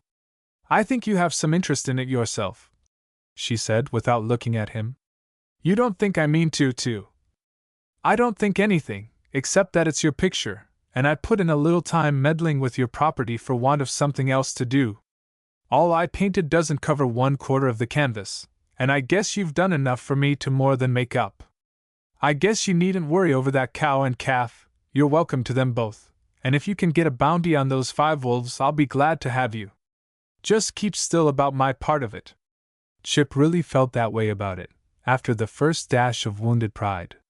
He could never begin to square accounts with the little doctor, anyhow, and he was proud that he could do something for her, even if it was nothing more than fixing up a picture so that it rose considerably above mediocrity. He had meant it that way all along, but the suspicion that she was quite ready to appropriate his work rather shocked him, just at first. No one likes having a gift we joy in bestowing calmly taken from our hands before it has been offered. He wanted her to have the picture for her very own, but he had not thought of the possibility of her selling it, or of Dunk as her agent. It was all right, of course, if she wanted to do that with it, but there was something about it that hurt, and the hurt of it was not less, simply because he could not locate the pain. His mind fidgeted with the subject. If he could have saddled Silver and gone for a long gallop over the prairie land, he could have grappled with his rebellious inner self and choked to death several unwelcome emotions, he thought. But there was Silver, crippled and swung uncomfortably in canvas wrappings in the box stall, and here was himself, crippled and held day after day in one room and one chair, albeit a very pleasant room and a very comfortable chair, and a gallop as impossible to one of them as to the other. I do wish. The little doctor checked herself abruptly, and hummed a bit of Coon's song. What do you wish? Chip pushed his thoughts behind him, and tried to speak in his usual manner. Nothing much. I was just wishing Cecil could see The Last Stand. Chip said absolutely nothing for 5 minutes, and for an excellent reason. There was not a single thought during that time which would sound pretty if put into words, and he had no wish to shock the little doctor. After that day a constraint fell upon them both, which each felt keenly and neither cared to explain away. The Last Stand was tacitly dismissed from their conversation, of which there grew less and less as the days passed. Then came a time when Chip strongly resented being looked upon as an invalid, and Johnny was sent home, greatly to his sorrow. Chip hobbled about the house on crutches, and chafed and fretted, and managed to be very miserable indeed because he could not get out and ride and clear his brain and heart of some of their hurt, for it had come to just that. He had been compelled to own that there was a hurt which would not heal in a hurry.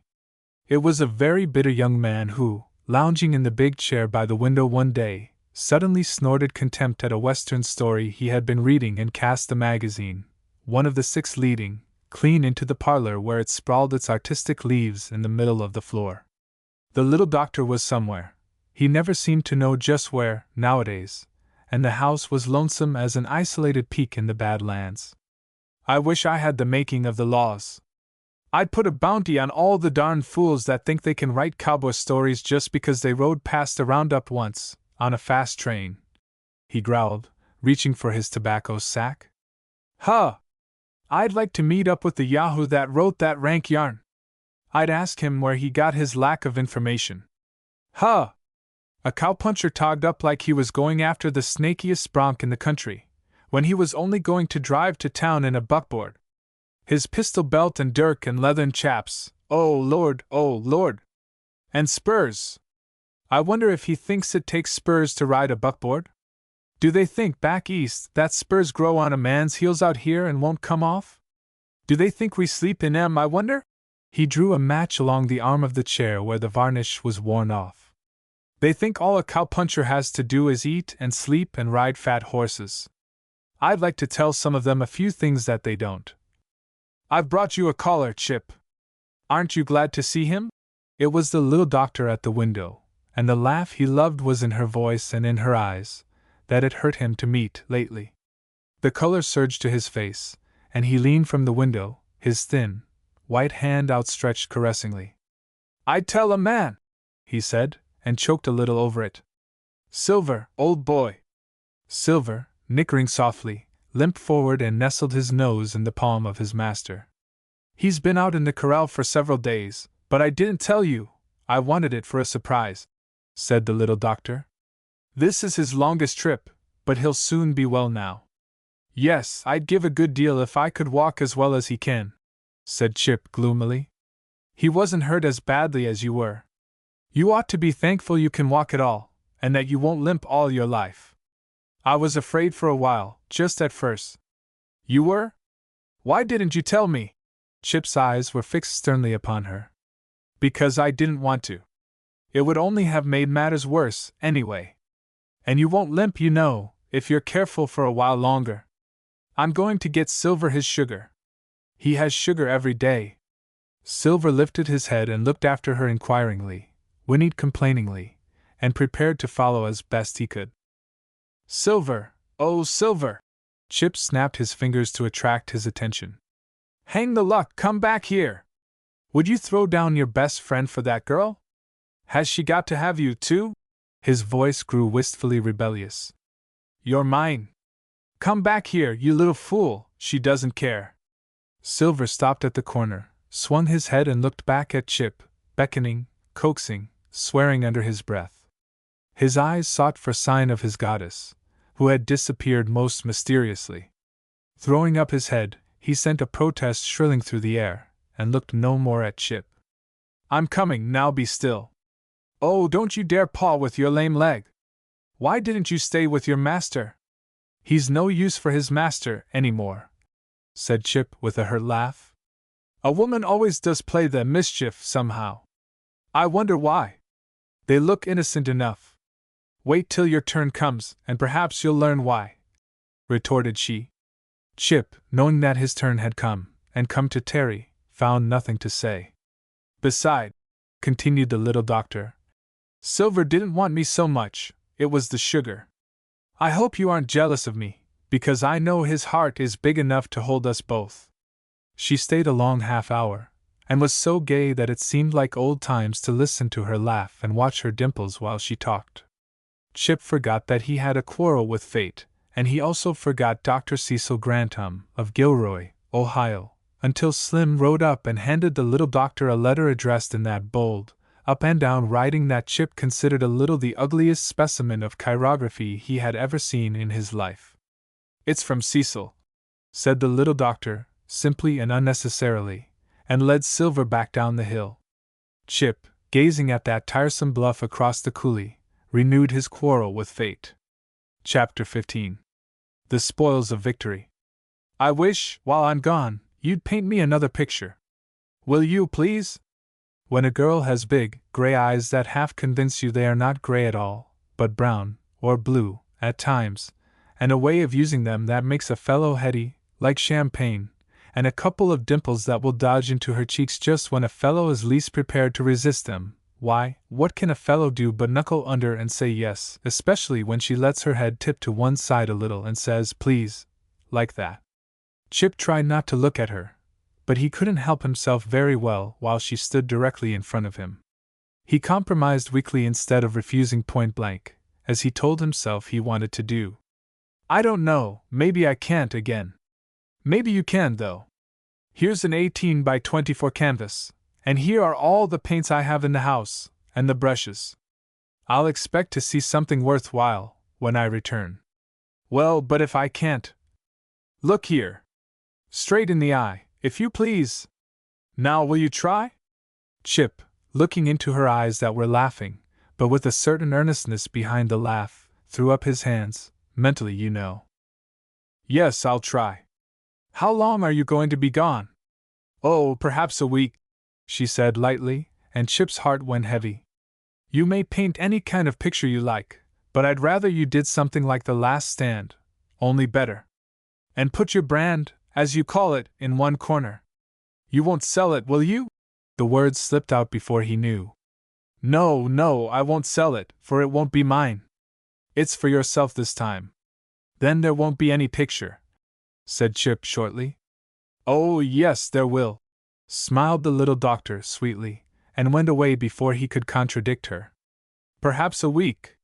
Heavens, that was 7 days, and every day had at least 16 waking hours. How would it be when it was years, then? When Dr. Cecil Grantham, no, I won't. The invective attached to that gentleman's name was something not to be repeated here. At any rate, a week was a long, long time to put in without any gray eyes or any laugh, or any dimples, or, in short, without the little doctor. He could not see, for his part, why she wanted to go gaddying off to the falls with Len Adams and the schoolma'am, anyway. Couldn't they get along without her? They always had, before she came to the country, but for that matter, so had he. The problem was, how was he going to get along without her for the rest of his life? What did they want to stay a week for? Couldn't they buy everything they wanted in a day or so? And the giant spring wasn't such great shakes, nor the rainbow falls, that they need to hang around town a week just to look at them. And the picture, what was he such a fool for? Couldn't he say no with a pair of gray eyes staring into his? It seemed not. He supposed he must think up something to daub on there, the poorer the better. That first day Chip smoked something like 24 cigarettes, gazed out across the coulee till his eyes ached, glared morosely at the canvas on the easel, which stared back at him till the dull blankness of it stamped itself upon his brain, and he could see nothing else, look where he might. Whereupon he gathered up hat and crutches, and hobbled slowly down the hill to tell Silver his troubles. The second day threatened to be like the first.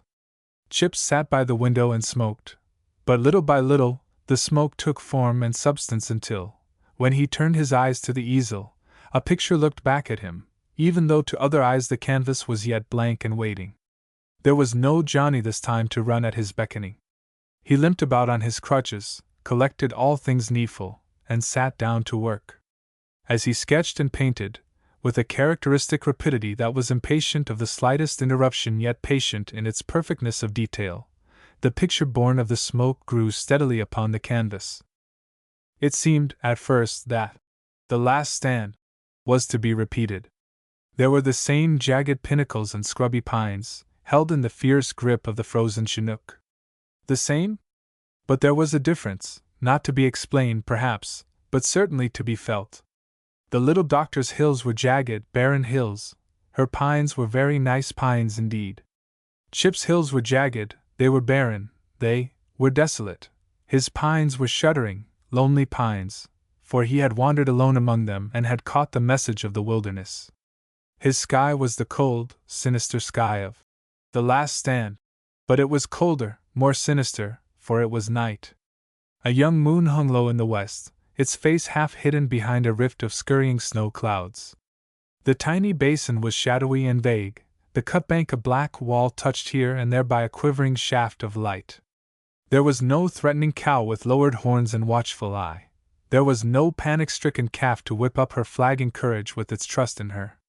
The wolves? Yes, there were the wolves, but there were more of them. They were not sitting in a waiting half-circle, they were scattered, unwatchful. 2 of them in the immediate foreground were wrangling over a half-gnawed bone. The rest of the pack were nosing a heap pitifully eloquent. As before, so now they tricked the eye into a fancy that they lived. One could all but hear the snarls of the 2 standing boldly in the moonlight, the hair all bristly along the necks, the white fangs gleaming between tense-drawn lips. One felt tempted to brace oneself for the rush that was to come. For 2 days Chip shut himself in his room and worked through the long hours of daylight, jealous of the minutes darkness stole from him. He clothed the feast in a merciful shade which hid the repugnance and left only the pathos. 2 long, sharp horns which gleamed in the moonlight but were no longer threatening. He centered his energy upon the 2 wolves in the foreground, grimly determined that Slyn should pray for a Gatling gun when he saw them. The 3rd day, when he was touching up the shoulders of one of the combatants, a puff of wind blew open the door which led to the parlor. He did not notice it and kept steadily at work, painting his brand into a corner. Beneath the stump and its splinter he lettered his name, a thing he had never done before. Well, I'll be doggone! Chip jumped half out of his chair, giving his lame ankle a jolt which made him grind his teeth. Darn it, Chip, did you do that? It kind of looks that way, don't it? Chip was plainly disconcerted, and his ankle hurt. The old man eyed it sharply a minute. It's a wonder you wouldn't paint in a howl or 2, while you're about it. I suppose that's a mate to, doggone you, Chip, why didn't you tell us you painted that other one? I didn't, said Chip, getting red and uncomfortable. Except the cow and... Yes, except the part that makes the picture worth the paint it's done with, snorted the old man. I must say I never thought that Adele. Thought what? Flared Chip, hotly, forgetting everything but that the little doctor was being censured. It was her picture, she started it and intended to finish it. I painted on it one day when she was gone, and she didn't know it. I told her not to tell anyone I had anything to do with it. It wasn't her fault. Huh! Grunted the old man, as if he had his own opinion on that matter. Well, it's a rattling good picture, but this one's better. Poor old Diamond Bar, she couldn't come through with it, after all. She put up a good fight out there alone, but she had to go under, her and her calf. He stood quiet a minute, gazing and gazing. Doggone them measly wolves! Why in thunder can't a feller pump lead into 'em like he wants tea? Chip's heart glowed within him. His technique was faulty, his colors daring, perhaps, but his triumph was for that the greater. If men could feel his pictures, and they did. That was the joy of it, they did. Darn them snarlin' brutes, anyway! I thought it was doggone queer if Dell could dab away all her life at nice, common things that you only think is pretty, and then blossom out, all of a sudden, with one like that other was, that you felt all up and down your back. The little cheat, she'd no business to take the glory of that end like she done. I'll give her thunder when she gets back. You won't do anything of the kind, said Chip quietly, too quietly not to be menacing. I tell you that was my fault. I gave her all I did to the picture, and I told her not to say anything. Do you think I don't know what I owe to her? Do you think I don't know she saved Silver's life, and maybe mine? 40 pictures wouldn't square me with the little doctor, not if they were a heap better than they are, and she claimed every darned one. I'm doing this, and I'll thank you not to buy in where you're not wanted. This picture is for her, too, but I don't want the thing shouted from the housetops. When you go out, I wish you'd shut the door. The old man, thoroughly subdued, took the hint. He went out, and he shut the door. Chapter 16. Weary advises. I have a short article here which may interest you, Miss Della, said Dunk, coming out on the porch a few days later with a Butte paper in his hand. The little doctor was swinging leisurely in the hammock. It's about the picture, he added, smiling. The picture? Oh, let me see! The little doctor stopped the hammock with her toe and sat up. The wind had tumbled her hair about her face and drawn extra color to her cheeks, and she looked very sweet, Dunk thought. He held out the paper, pointing a well-kept finger at the place he wished her to read. There was a rather large headline, for news was scarce just then, and every little thing was made the most of. The eyes of the little doctor clung greedily to the lines. It is reported that The Last Stand has been sold. The painting, which has been on exhibition in the lobby of the Summit Hotel, has attracted much attention among art lovers, and many people have viewed it in the last week. Duncan Gray Whitaker, the well-known mine owner and cattleman, who brought the picture to Butte, is said to have received an offer which the artist will probably accept. Mr. Whitaker still declines to give the artist's name, but whoever he is, he certainly has a brilliant future before him, and Montana can justly feel proud of him. It has been rumored that the artist is a woman, but the best critics are slow to believe this, claiming that the work has been done with a power and boldness undoubtedly masculine. Those who have seen The Last Stand will not easily forget it, and the price offered for it is said to be a large one. Mr. Whitaker will leave the city tomorrow to consult the unknown artist, and promises, upon his return, to reveal the name of the modest genius who can so infuse a bit of canvas with palpitating life. What do you think of that? Isn't the modest genius rather proud of the hit she has made? I wish you could have seen the old stockmen stand around it and tell wolf stories to one another by the hour. The women came and cried over it. They were so sorry for the cow. Really, Miss Della, she's the most famous cow in Butte just now. I had plenty of smaller offers, but I waited till Senator Blake came home. He's a crank on Western pictures, and he has a long pocket book and won't haggle over prices. He took it, just as I expected, but he insists that the artist's name must be attached to it, and if you take his offer, he may bring the picture down himself, for he's quite anxious to meet you. I am to wire your decision at once. The little doctor watched a pale green, measuring worm loop its way hurriedly along the floor of the porch. She was breathing rather quickly and unevenly, and she seemed to be thinking very fast. When the worm, reaching the end, doubled out of sight, she started the hammock swinging and leaned back upon her cushions. You may tell him to come, I should like very much to see him, she said. And I am very much obliged to you for the service you have performed. She became very much interested in a magazine, and seemed to dismiss Dunk and the picture entirely from her mind. Dunk, after waiting till he was convinced she had no intention of saying more, went off to the stables to find a messenger for the telegram, telling himself on the way that Miss Della Whitmore was a very cool young person, and not as grateful as he would like her to be. The little doctor went immediately to find Chip, but that young man, who had been just inside the window and had heard every word, was not so easily found. He was down in the bunkhouse, thinking things. And when she did find him, near supper time, he was so utterly unapproachable that her courage and her patience failed together, and she did not mention the picture at all. "Hello, doctor!" It was a heartening voice, sounding very sweet to the ears of the little doctor just then. She turned eagerly, her arms still clasping Silver's neck. She had come down to the corral to feed him sugar and tell him what a very difficult young man his master was, and how he held her at arm's length with his manner, and yet was nice and friendly and sunny enough, like the sun shining on an iceberg. But human sympathy was within reach of her hand, and it was much more satisfying than the mute sympathy of a horse. "Weary Willie Davidson, you don't know how glad I am to see you!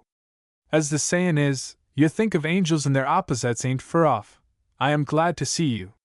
Dirt and all?" grinned Weary, for he had ridden far in the heat, and was dust-grimed and travel-worn. He pulled the saddle off Glory, also travel-worn and sweat-grimed, and gave him an affectionate slap of dismissal. "I'd chance money you wasn't thinking of me," he said pointedly. "How is the old ranch, anyhow? Splinter up yet?" "You must think I'm a feeble excuse for a doctor," retorted she. "Of course he's up. He walks all around the house and yard with a cane. I promoted him from crutches yesterday. Good shot. That was sure a bad foot he had on him, and I didn't know. What's he been putting in the time at? Making pictures, or love?" "Pictures," said the little doctor, hastily, laying her cheek against Silver's mane. "I'd like to see him making love." "You would?" said Weary, innocently, disregarding the irony of her tone. "Well, if you ever do, I tell you right now you'll see the real thing. If he makes love like he does other things, there won't any female girl dodge his loop, that's straight." "What about the pictures?" "Well, he drew a picture of J.G. sliding down the kitchen steps, before he was out of bed.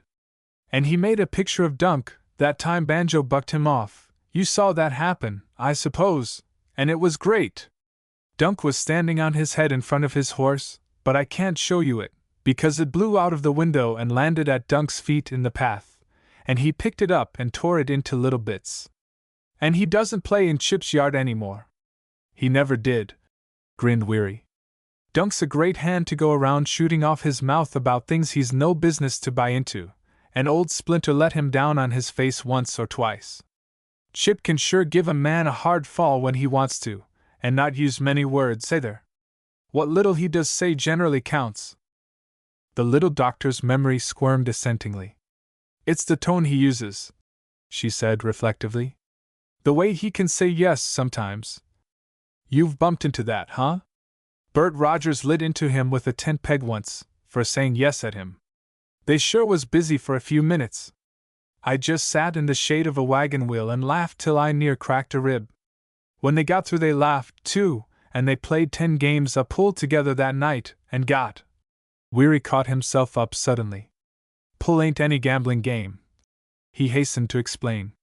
"It's just knocking balls into the pockets, innocent like, ye see. Mr. Davidson, there's something I'd like to tell you about. Will you wait a few minutes more for your supper?" "Sure," said Weary, wonderingly, and sat down upon the edge of the watering trough. The little doctor, her arms still around Silver's neck, told him all about the last stand, and the spoils of victory, and Chip, and Dunk, and herself. And Weary listened silently, digging little trenches in the hard soil with the rowels of his spurs, and knowing Chip as he did, understanding the matter much better than did the little doctor. "And he doesn't seem to know that I never meant to claim the picture as my work, and I can't explain why he acts so. Oh, you know how he can act. And Dunk wouldn't have sold the picture if he had known Chip painted it, and it was wrong, of course, but I did so want Chip to have some real encouragement so he would make that his life work. You know he is fitted for something better than cowpunching. And now the picture has made a hit and brought a good price, and he must own it. Dunk will be furious, of course, but that doesn't matter to me. It's Chip that I can't seem to manage. Weary smiled queerly down at his spurs. It's a cinch you could manage him, easy enough, if you took the right way to do it, he said quietly. Probably the right way would be too much trouble, said the little doctor, with her chin well up. Once I get this picture deal settled satisfactorily, I'm quite willing to resign and let him manage himself. Senator Blake is coming tomorrow, and I'm so glad you will be here to help me. I'd sure like to see you through with the deal. Old Blake won't be hard to throw, I know him, and so does Chip. Didn't he tell you about it? Tell me, flashed the little doctor. I told him Senator Blake was coming, and that he wanted to buy the picture, and he just made him a cigarette and said yes, and after that there wasn't any conversation of any description. Weary threw back his head and laughed. That sure sounds just like him, he said, and at that minute Chip himself hobbled into the corral, and the little doctor hastened to leave it and retreat to the house. Chapter 17.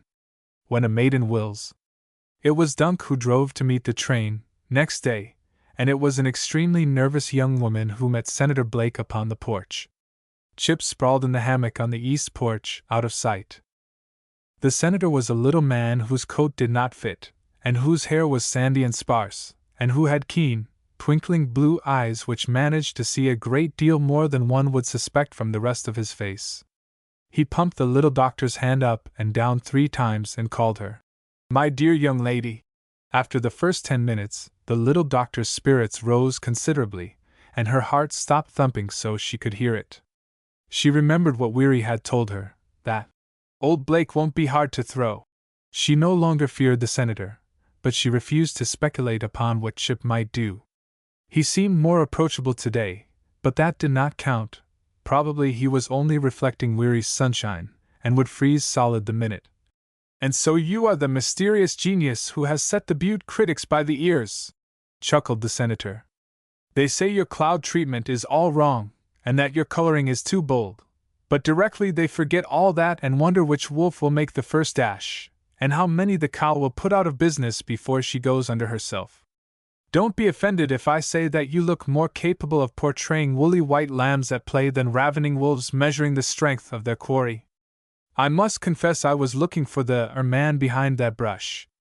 I told the senator coming out that it was a lady he would have to make terms with." "He would hardly believe it," smiled Dunk. "He needn't believe it," said the little doctor, much more calmly than she felt. "I don't remember ever saying that I painted The Last Stand." Dunk threw up his head and looked at her sharply. "Genius is certainly modest," he said, with a laugh that was not nice to hear. "In this case, the genius is unusually modest," assented she, getting rather white. "Unfortunately for myself, Senator, I did not paint the ravening wolves which caught your fancy. It would be utterly beyond my brush." A glimmering of the truth came to Dunk, and his eyes narrowed. "Who did paint it for you? Your friend Chip?"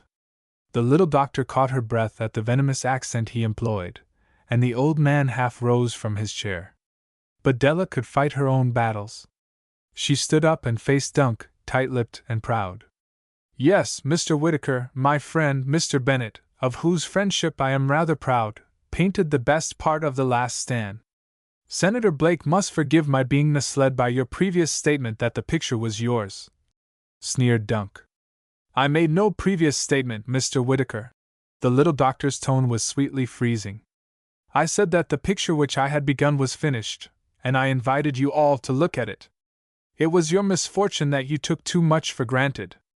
It's a mistake to take anything for granted where a woman is concerned. At the same time, I shouldn't be blamed if I take it for granted, Chip." "Suppose you say the rest to me, Dunk," suggested Chip from the doorway, where he leaned heavily upon his cane. "It begins to look as though I held a hand in this game." Dunk wheeled furiously upon him. "You're playing a high hand for a $40 man," he grated, "and you've about reached your limit. The stakes are beyond your reach, my friend." Chip went white with anger at the thrust, which struck deeper than Dunk knew. But he stood his ground. "Yes? Wait till the cards are all turned. It turned him sick, though, the emptiness of the boast. It was such a pitiful, ghastly bluff, for the cards were all against him, and he knew it. A man in Gilroy, Ohio, would take the trick which decided the game. Hearts were trumps, and Dr. Cecil Grantham had the ace. The little senator got out of his chair and faced Chip tactfully. "Kid Bennett, you rascal, aren't you going to shake hands?" His own was outstretched, waiting. Chip crowded several hot words off his tongue, and gave up his hand for a temporary pump handle. "How do you do, Blake? I didn't think you'd remember me." "You didn't? How could I help it? I can feel the cold of the water yet, and your rope settling over my shoulders. You never gave me a chance to say God bless you for that. You just coiled up your rope, swearing all the time you did it, because it was wet, and rode off, dripping like a muskrat. What did you do it for?" "I was in a hurry to get back to camp," grinned Chip, sinking into a chair. "And you weren't a senator then?" "It would have been all the same if I had been, I reckon," responded the senator, shaking Chip's hand again. "Well, well. So you are the genius. That sounds more likely. No offense, Miss Whitmore. Do you remember that picture you drew with charcoal on a piece of pine board? It stands on the mantel in my library, and I always point it out to my friends as the work of a young man with a future. And you painted the last stand. Well, well. I think I'll have to send the price up another notch, just to get even with you for swearing at me when my lungs were so full of water I couldn't swear back."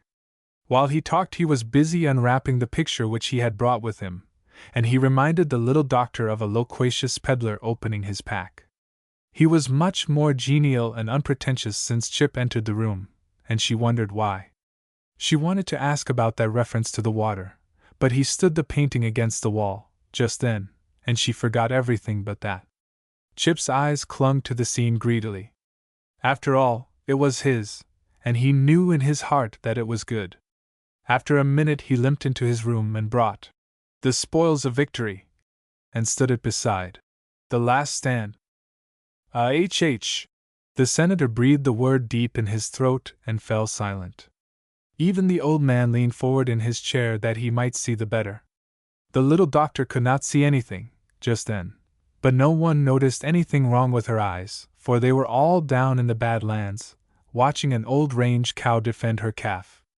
"Bennett, do the two go together?" asked the senator at last. "I don't know, I painted it for Miss Whitmore," said Chip, a dull glow in his cheeks. The little doctor glanced at him quickly, rather startled, if the truth be known. "Oh, that was just a joke, Mr. Bennett. I would much rather have you paint me another one. This one makes me want to cry, and a doctor must forego the luxury of tears. I have no claim upon either of them, Mr. Blake. It was like this. I started the last stand, but I only had the background painted, and one day while I was gone Mr. Bennett finished it up, and it is his work that makes the picture worth anything. I let it pass as mine, for the time, but I never intended to wear the laurel crown, really. I only borrowed it for a little while. I hope you can make Mr. Bennett behave himself and put his brand on it, for if he doesn't it will go down to posterity unsigned. This other, the spoils of victory, he cannot attempt to disown, for I was away at Great Falls when he painted it, and he was here alone, so far as help of any kind is concerned. Now do make him be sensible." The senator looked at Chip, then at the little doctor, chuckled and sat down on the couch. "Well, well. Kid Bennett hasn't changed, I see. He's just as ornery as he ever was. And you're the mysterious, modest genius. How did you come out after that dip into the old Missouri?" he asked, abruptly. "You didn't take cold riding in those wet clothes, I hope?" No, I was all right. I stopped at that sheep camp and borrowed some dry clothes." Chip was very uncomfortable. He wished Blake wouldn't keep bringing up that affair, which was 4 years old and quite trivial, in his opinion. It was a good thing Dunk pulled out when he saw he'd got the worst of it, or there'd have been trouble, most likely. "And Blake," the senator went on, addressing the others, "do you know what this young fellow did, 4 years ago this last spring? I tried to cross the river near my place in a little boat, while the water was high. Bennett here came along and swore that a man with no more sense than I had ought to drown, which was very true, I admit. I had just got out a nice little distance for drowning properly, when a tree came bobbing along and upset my boat, and Kid Bennett, as we called him then, rowed in as far as he could, which was a great deal further than was safe for him, and roped me, just as he would have roped a yearling. Ha! Ha! I can see him yet, scowling at me and whirling the loop over his head ready to throw. A picture of that, now! When he had dragged me to the bank he used some rather strong language, a cowboy does hate to wet his rope, and rode off before I had a chance to thank him. This is the first time I've seen him since then. Chip got very red. I was young and foolish, those days, and you weren't a senator, he repeated apologetically. My being a senator wouldn't have mattered at all. They've been changing your name, over this side the river, I see. How did that happen?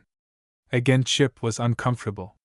We've got a cook that is out of sight when it comes to Saratoga chips, and I'm a fiend for them, you see.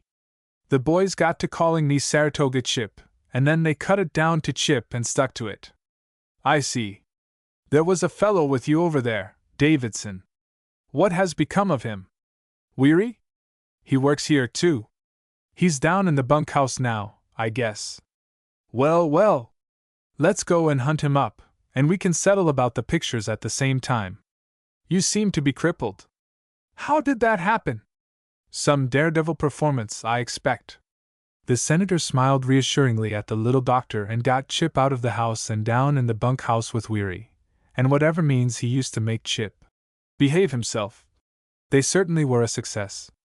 For when he left, the next day, he left behind him a check of generous size, and Chip was not so aloof as he had been with the little doctor, and planned with her at least a dozen pictures which he meant to paint some time. There was one which he did paint at once, however, though no one saw it but Della. It was the picture of a slim young woman with gray eyes and an old felt hat on her head, standing with her fingers tangled in the mane of a chestnut horse. If there was a heartache in the work, if the brush touched the slim figure caressingly and lingered wistfully upon the face, no one knew but Chip, and Chip had learned long ago to keep his own counsel. There were some thoughts which he could not whisper into even Silver's ear. Chapter 18. Dr. Cecil Grantham. The little doctor leaned from the window and called down the hill to her recovered patient, more properly, her nearly recovered patient, for Chip still walked with the aid of a cane, though by making use of only one stirrup he could ride very well. He limped up the hill to her, and sat down on the top step of the porch. What's the excitement now? He asked banteringly. I've got the best, the most splendid news. You couldn't guess what in 1,000 years. Then I won't try. It's too hot. Chip took off his hat and fanned himself with it. Well, can't you look a little bit excited? Try and look the way I feel. Anybody as cool as you are shouldn't suffer with the heat. I don't know, I get pretty hot sometimes. Well, what is the most splendid news? Can't you tell a fellow, after calling him up here in the hot sun? Well, listen. The Gilroy Hospital, you know, where Cecil is, Chip knew, has a case of blighted love and shattered hopes. Chip's foolish man heart nearly turned a somersault. Was it possible? And it's the luckiest thing ever happened. Yes? Chip wished to goodness she would get to the point. She could be direct enough in her statements when what she said was going to hurt a fellow. His heart was thumping so it hurt him. Yes. A doctor there was planning to get married and go away on his honeymoon, you know. Chip nodded, half suffocated with crowding, incredulous hopes. Well, and now he isn't. His lady love was faithless and loves another, and his honeymoon is indefinitely postponed. Do you see now where the good news comes in? Chip shook his head once and looked away up the grade. Funny, but something had gone wrong with his throat. He was half choked. Well, you are dull. Now that fellow isn't going to have any vacation, so Cecil can come out, right away. Next week. Think of it. Chip tried to think of it, but he couldn't think of anything, just then. He was only conscious of wishing Whizzer had made a finish of the job, up there on the hog's back that day. His heart no longer thumped, it was throbbing in a tired, listless fashion. Why can't you look a little bit pleased? smiled the torturer from the window. You sit there like an Indian before a cigar store. You've just about the same expression. I can't help it. I never was fierce to meet strangers, somehow. Judging from my own experience, I think you are uncommonly fierce at meeting strangers.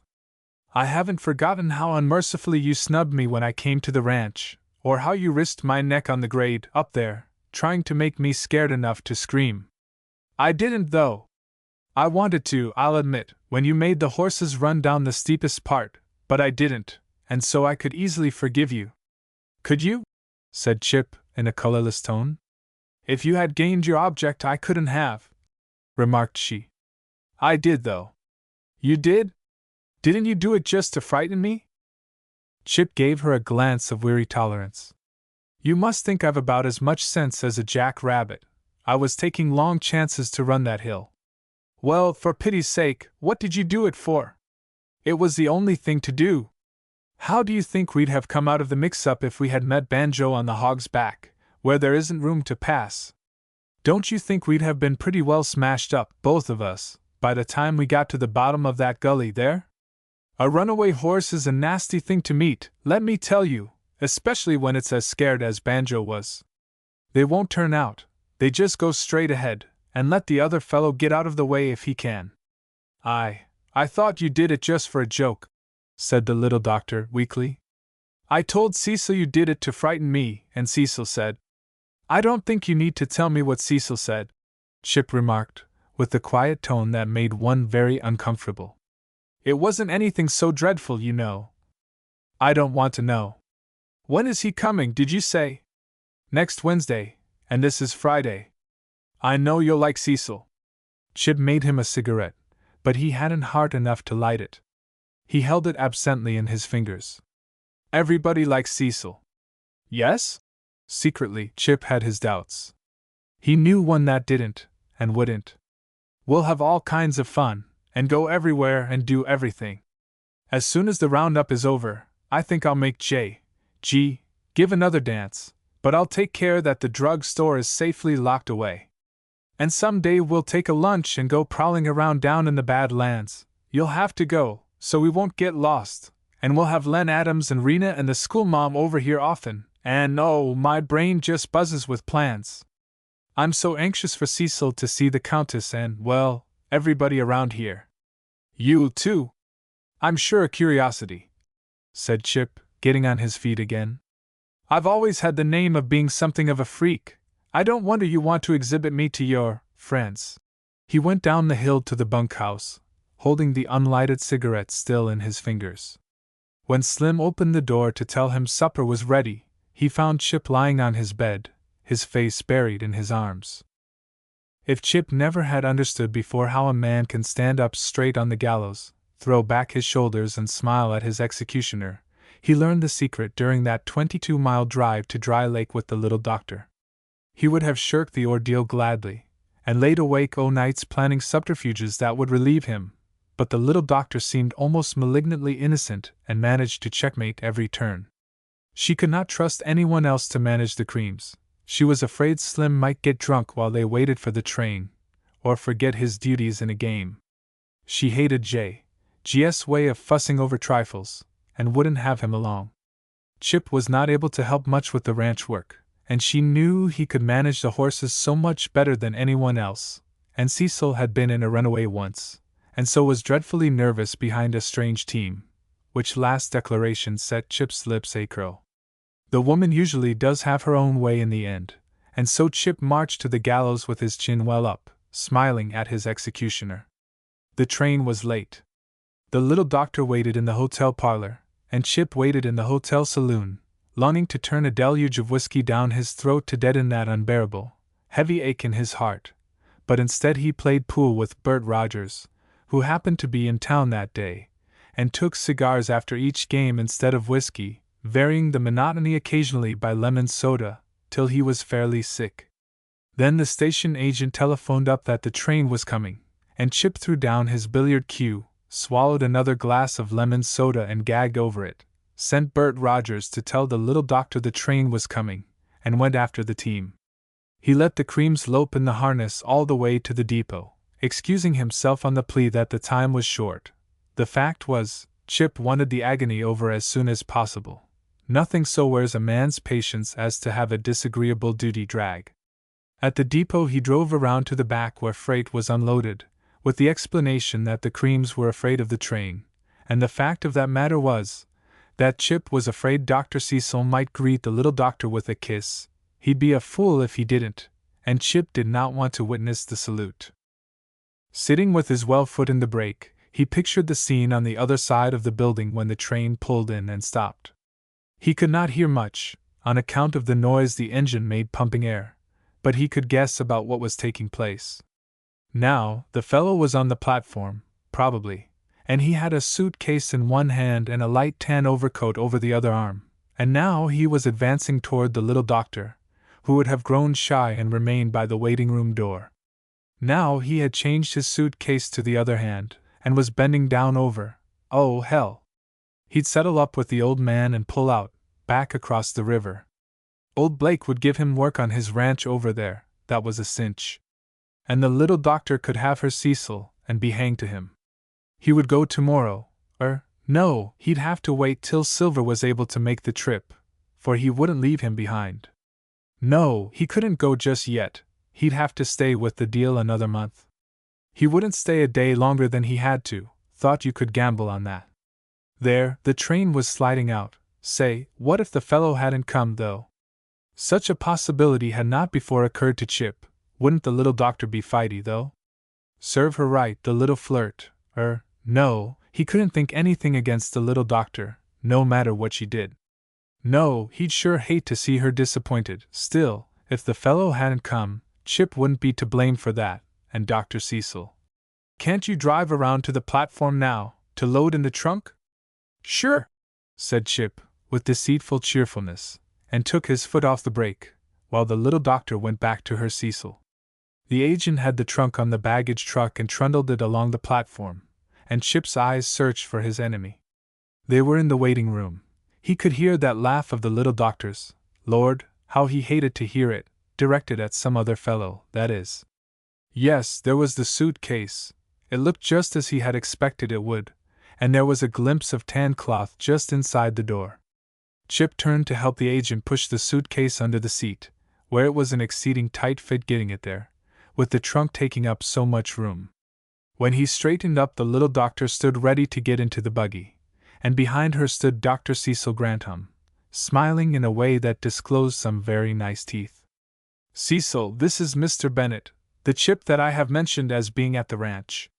Chip, allow me to present Dr. Cecil Grantham.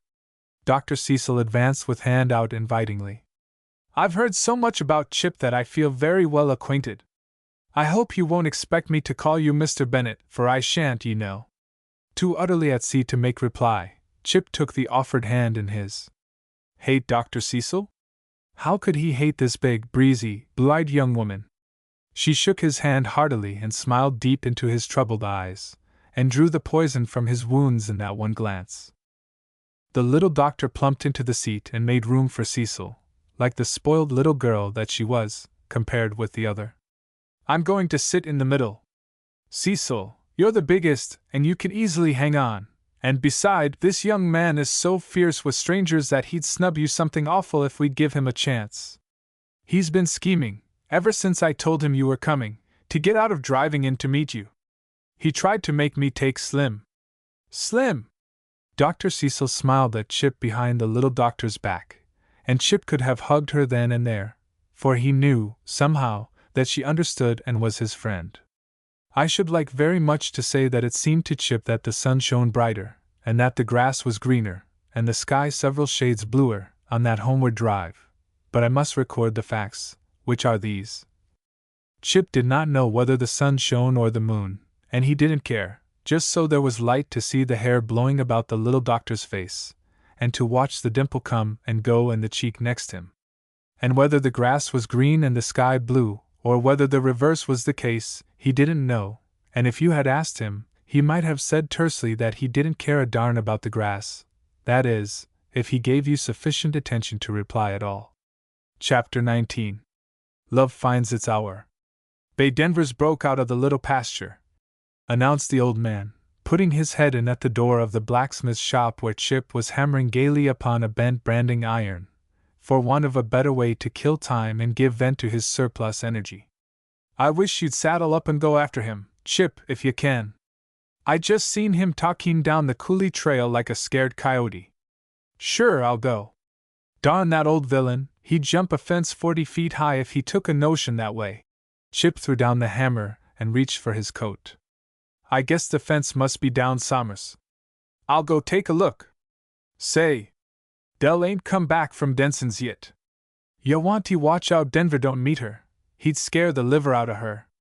Chip was well aware that the little doctor had not returned from Denson's, where she had been summoned to attend one of the children, who had run a rusty nail into her foot. She had gone alone, for Dr. Cecil was learning to make bread, and had refused to budge from the kitchen till her first batch was safely baked. Chip limped hurriedly to the corral, and 2 minutes later was clattering down the coulee upon Blazes, after the runaway. Denver was a beautiful bay stallion, the pride and terror of the ranch. He was noted for his speed and his vindictive hatred of the more plebeian horses, scarcely one of which but had, at some time, felt his teeth in their flesh, and he was hated and feared by them all. He stopped at the place where the trail forked, tossed his crinkly mane triumphantly, and looked back. Freedom was sweet to him, sweet as it was rare.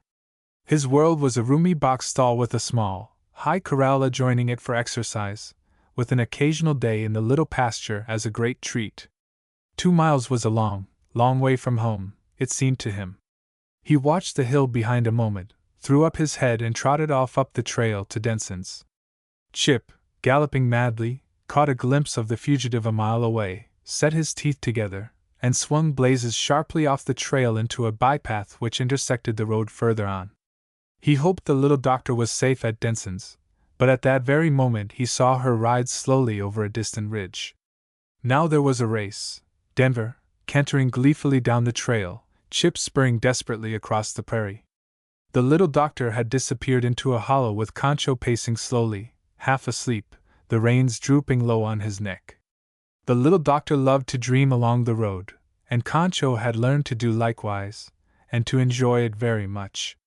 At the crest of the next hill she looked up, saw herself the apex of a rapidly shortening triangle, and grasped instantly the situation. She had peeped admiringly and fearsomely between the stout rails of the little, round corral too often not to know Denver when she saw him, and in a panic turned from the trail toward Chip. Concho was rudely awakened by a stinging blow from her whip, a blow which filled him with astonishment and reproach. He laid back his ears and galloped angrily, not in the path. The little doctor was too frightened for that, but straight as a hawk would fly. Denver, marking Concho for his prey and not to be easily cheated, turned and followed. Chip swore inwardly and kept straight ahead, leaving the path himself to do so. He knew a deep washout lay now between himself and the little doctor, and his only hope was to get within speaking distance before she was overtaken. Concho fled to the very brink of the washout and stopped so suddenly that his 4 feet plowed a furrow in the grass, and the little doctor came near going clean over his head. She recovered her balance, and cast a frightened glance over her shoulder. Denver was rushing down upon them like an express train. "Get off, your HRSC!" shouted Chip, making a trumpet of his hands. "Fight Denver off, with your whip!" The last command the little doctor did not hear distinctly. The first she made haste to obey. Throwing herself from the saddle, she slid precipitately into the washout just as Denver thundered up, snorting a challenge. Concho, scared out of his wits, turned and tore off down the washout, whipped around the end of it and made for home, his enemy at his heels and Chip after the two of them, leaning low over his horse as Blazes, catching the excitement and urged by the spurs, ran like an antelope. The little doctor, climbing the steep bank to level ground, gazed after the fleeing group with consternation.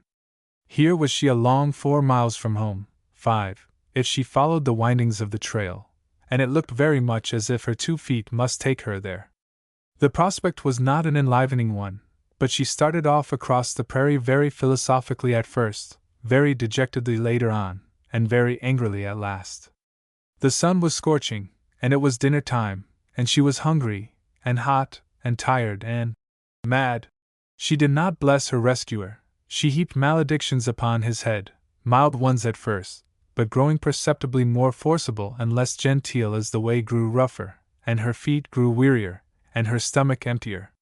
Then, as if her troubles were all to come in a lump, as they have a way of doing, she stepped squarely into a bunch of pincushion cactus.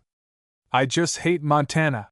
she burst out, vehemently, blinking back some tears.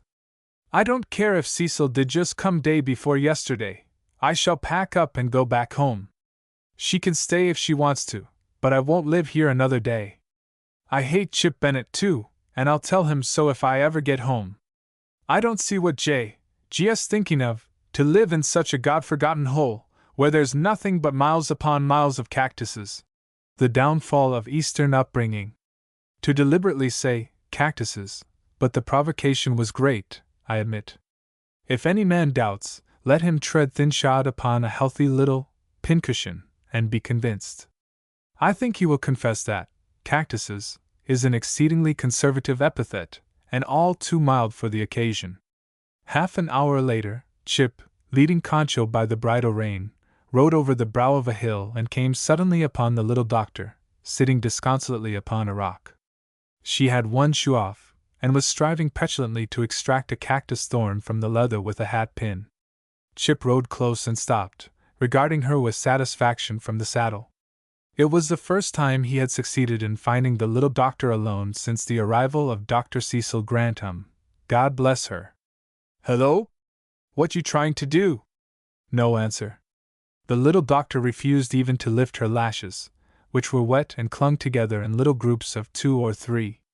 Chip also observed that there were suggestive streaks upon her cheeks, and not a sign of a dimple anywhere. He lifted one leg over the horn of the saddle to ease his ankle, which still pained him a little after a ride, and watched her a moment. "What's the matter, doctor? Step on a cactus?" "Oh, no," snapped the doctor in a tone to take one's head off. "I didn't step on a cactus. I just walked all over acres and acres of them." There was a suspicious gurgle from somewhere. The little doctor looked up. "Don't hesitate to laugh, Mr. Bennett, if you happen to feel that way." Mr. Bennett evidently felt that way.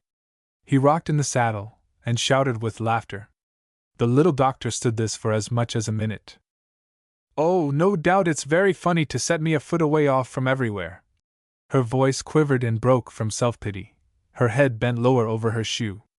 Chip made haste to stifle his mirth, in fear that she was going to cry. He couldn't have endured that. He reached for his tobacco and began to make a cigarette. "I didn't set you afoot," he said. "That was a bad break you made yourself. Why didn't you do as I told you, hang to the bridle and fight Denver off with your whip? You had one." "Yes, and let him gnaw me." Chip gurgled again, and drew the tobacco sack shut with his teeth. "He wouldn't gnaw you. He wouldn't have come near you. He's whip-trained.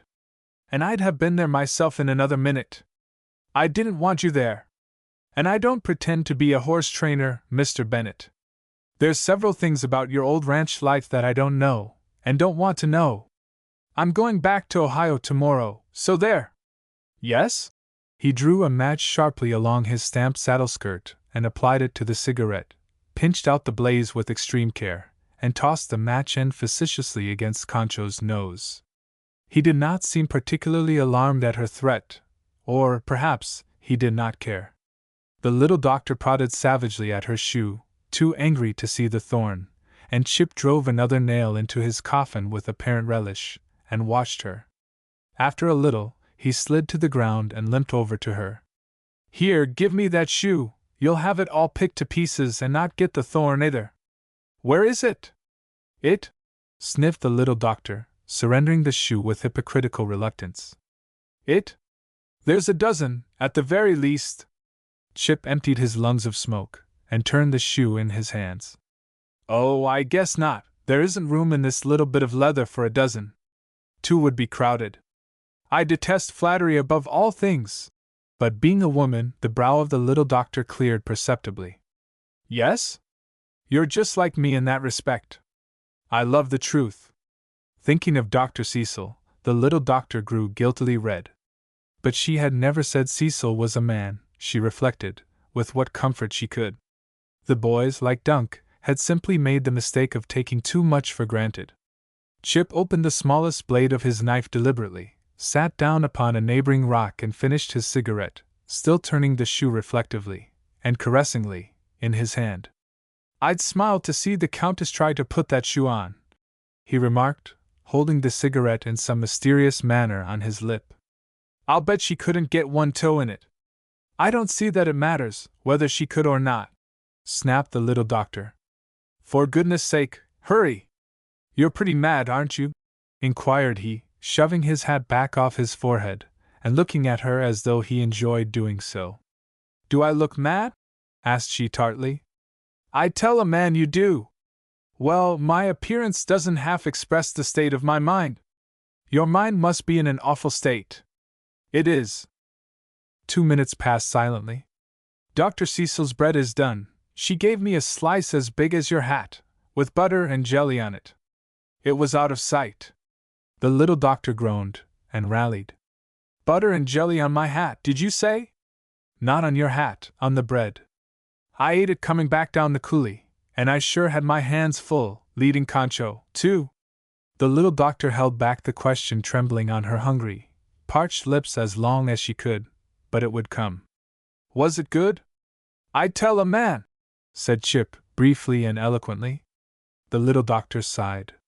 "Dr. Cecil Grantham's a mighty good fellow. I'm stuck on him, myself, and if I haven't got the symptoms sized up wrong, the old man's going to be. That's all the good it will do him. Cecil and I are going somewhere and practice medicine together, and we aren't either of us going to get married ever." "Have you got the papers for that?" grinned Chip, utterly unmoved. "I have my license," said the little doctor coldly. "You're ahead of me there, for I haven't yet. I can soon get one, though. I wish to goodness you'd hurry up with that shoe. I'm half starved." "Well, show me a dimple and you can have it." "My, you are cranky." The little doctor showed him too, and Chip laid the shoe in her lap, after he had surprised himself, and the doctor, by planting a daring little kiss upon the toe. "The idea!" exclaimed she, with a feeble show of indignation, and slipped her foot hurriedly into its orthodox covering. Feeling his inscrutable, hazel eyes upon her, she blushed uncomfortably and fumbled the laces. "You better let me lace that shoe, you won't have it done in 1,000 years, at that gait." "If you're in a hurry," said she, without looking at him, "you can ride on ahead. It would please me better if you did." "Yes? You've been pleased all summer, at my expense. I'm going to please myself, this time. It's my deal, little doctor. Do you want to know what's trumps?"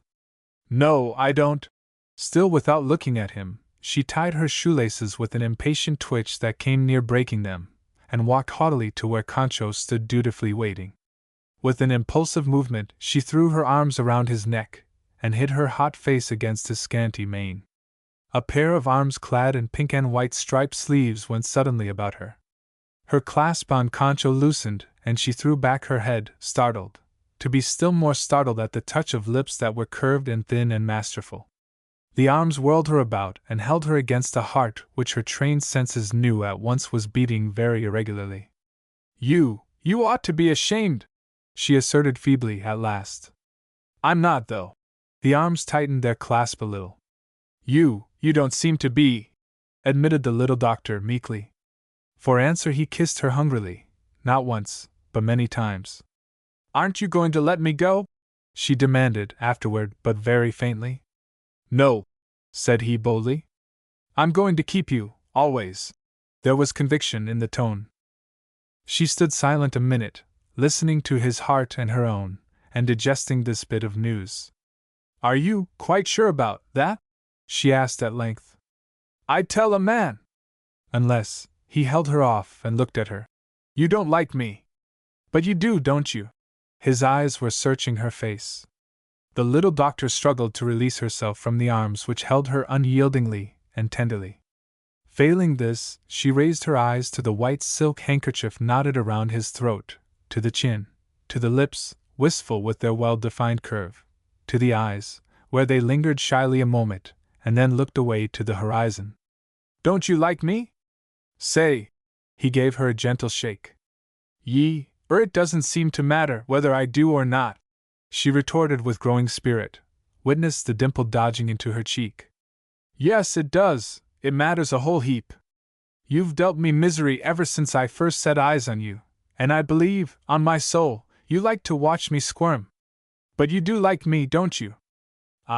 I'd tell a man, said she, and immediately hid a very red face from sight of him. Concho turned his head and gazed wonderingly upon the two. What amazed him was to see Chip kissing his mistress again and again, and to hear the idolatrous tone in which he was saying, "My little doctor!" The end.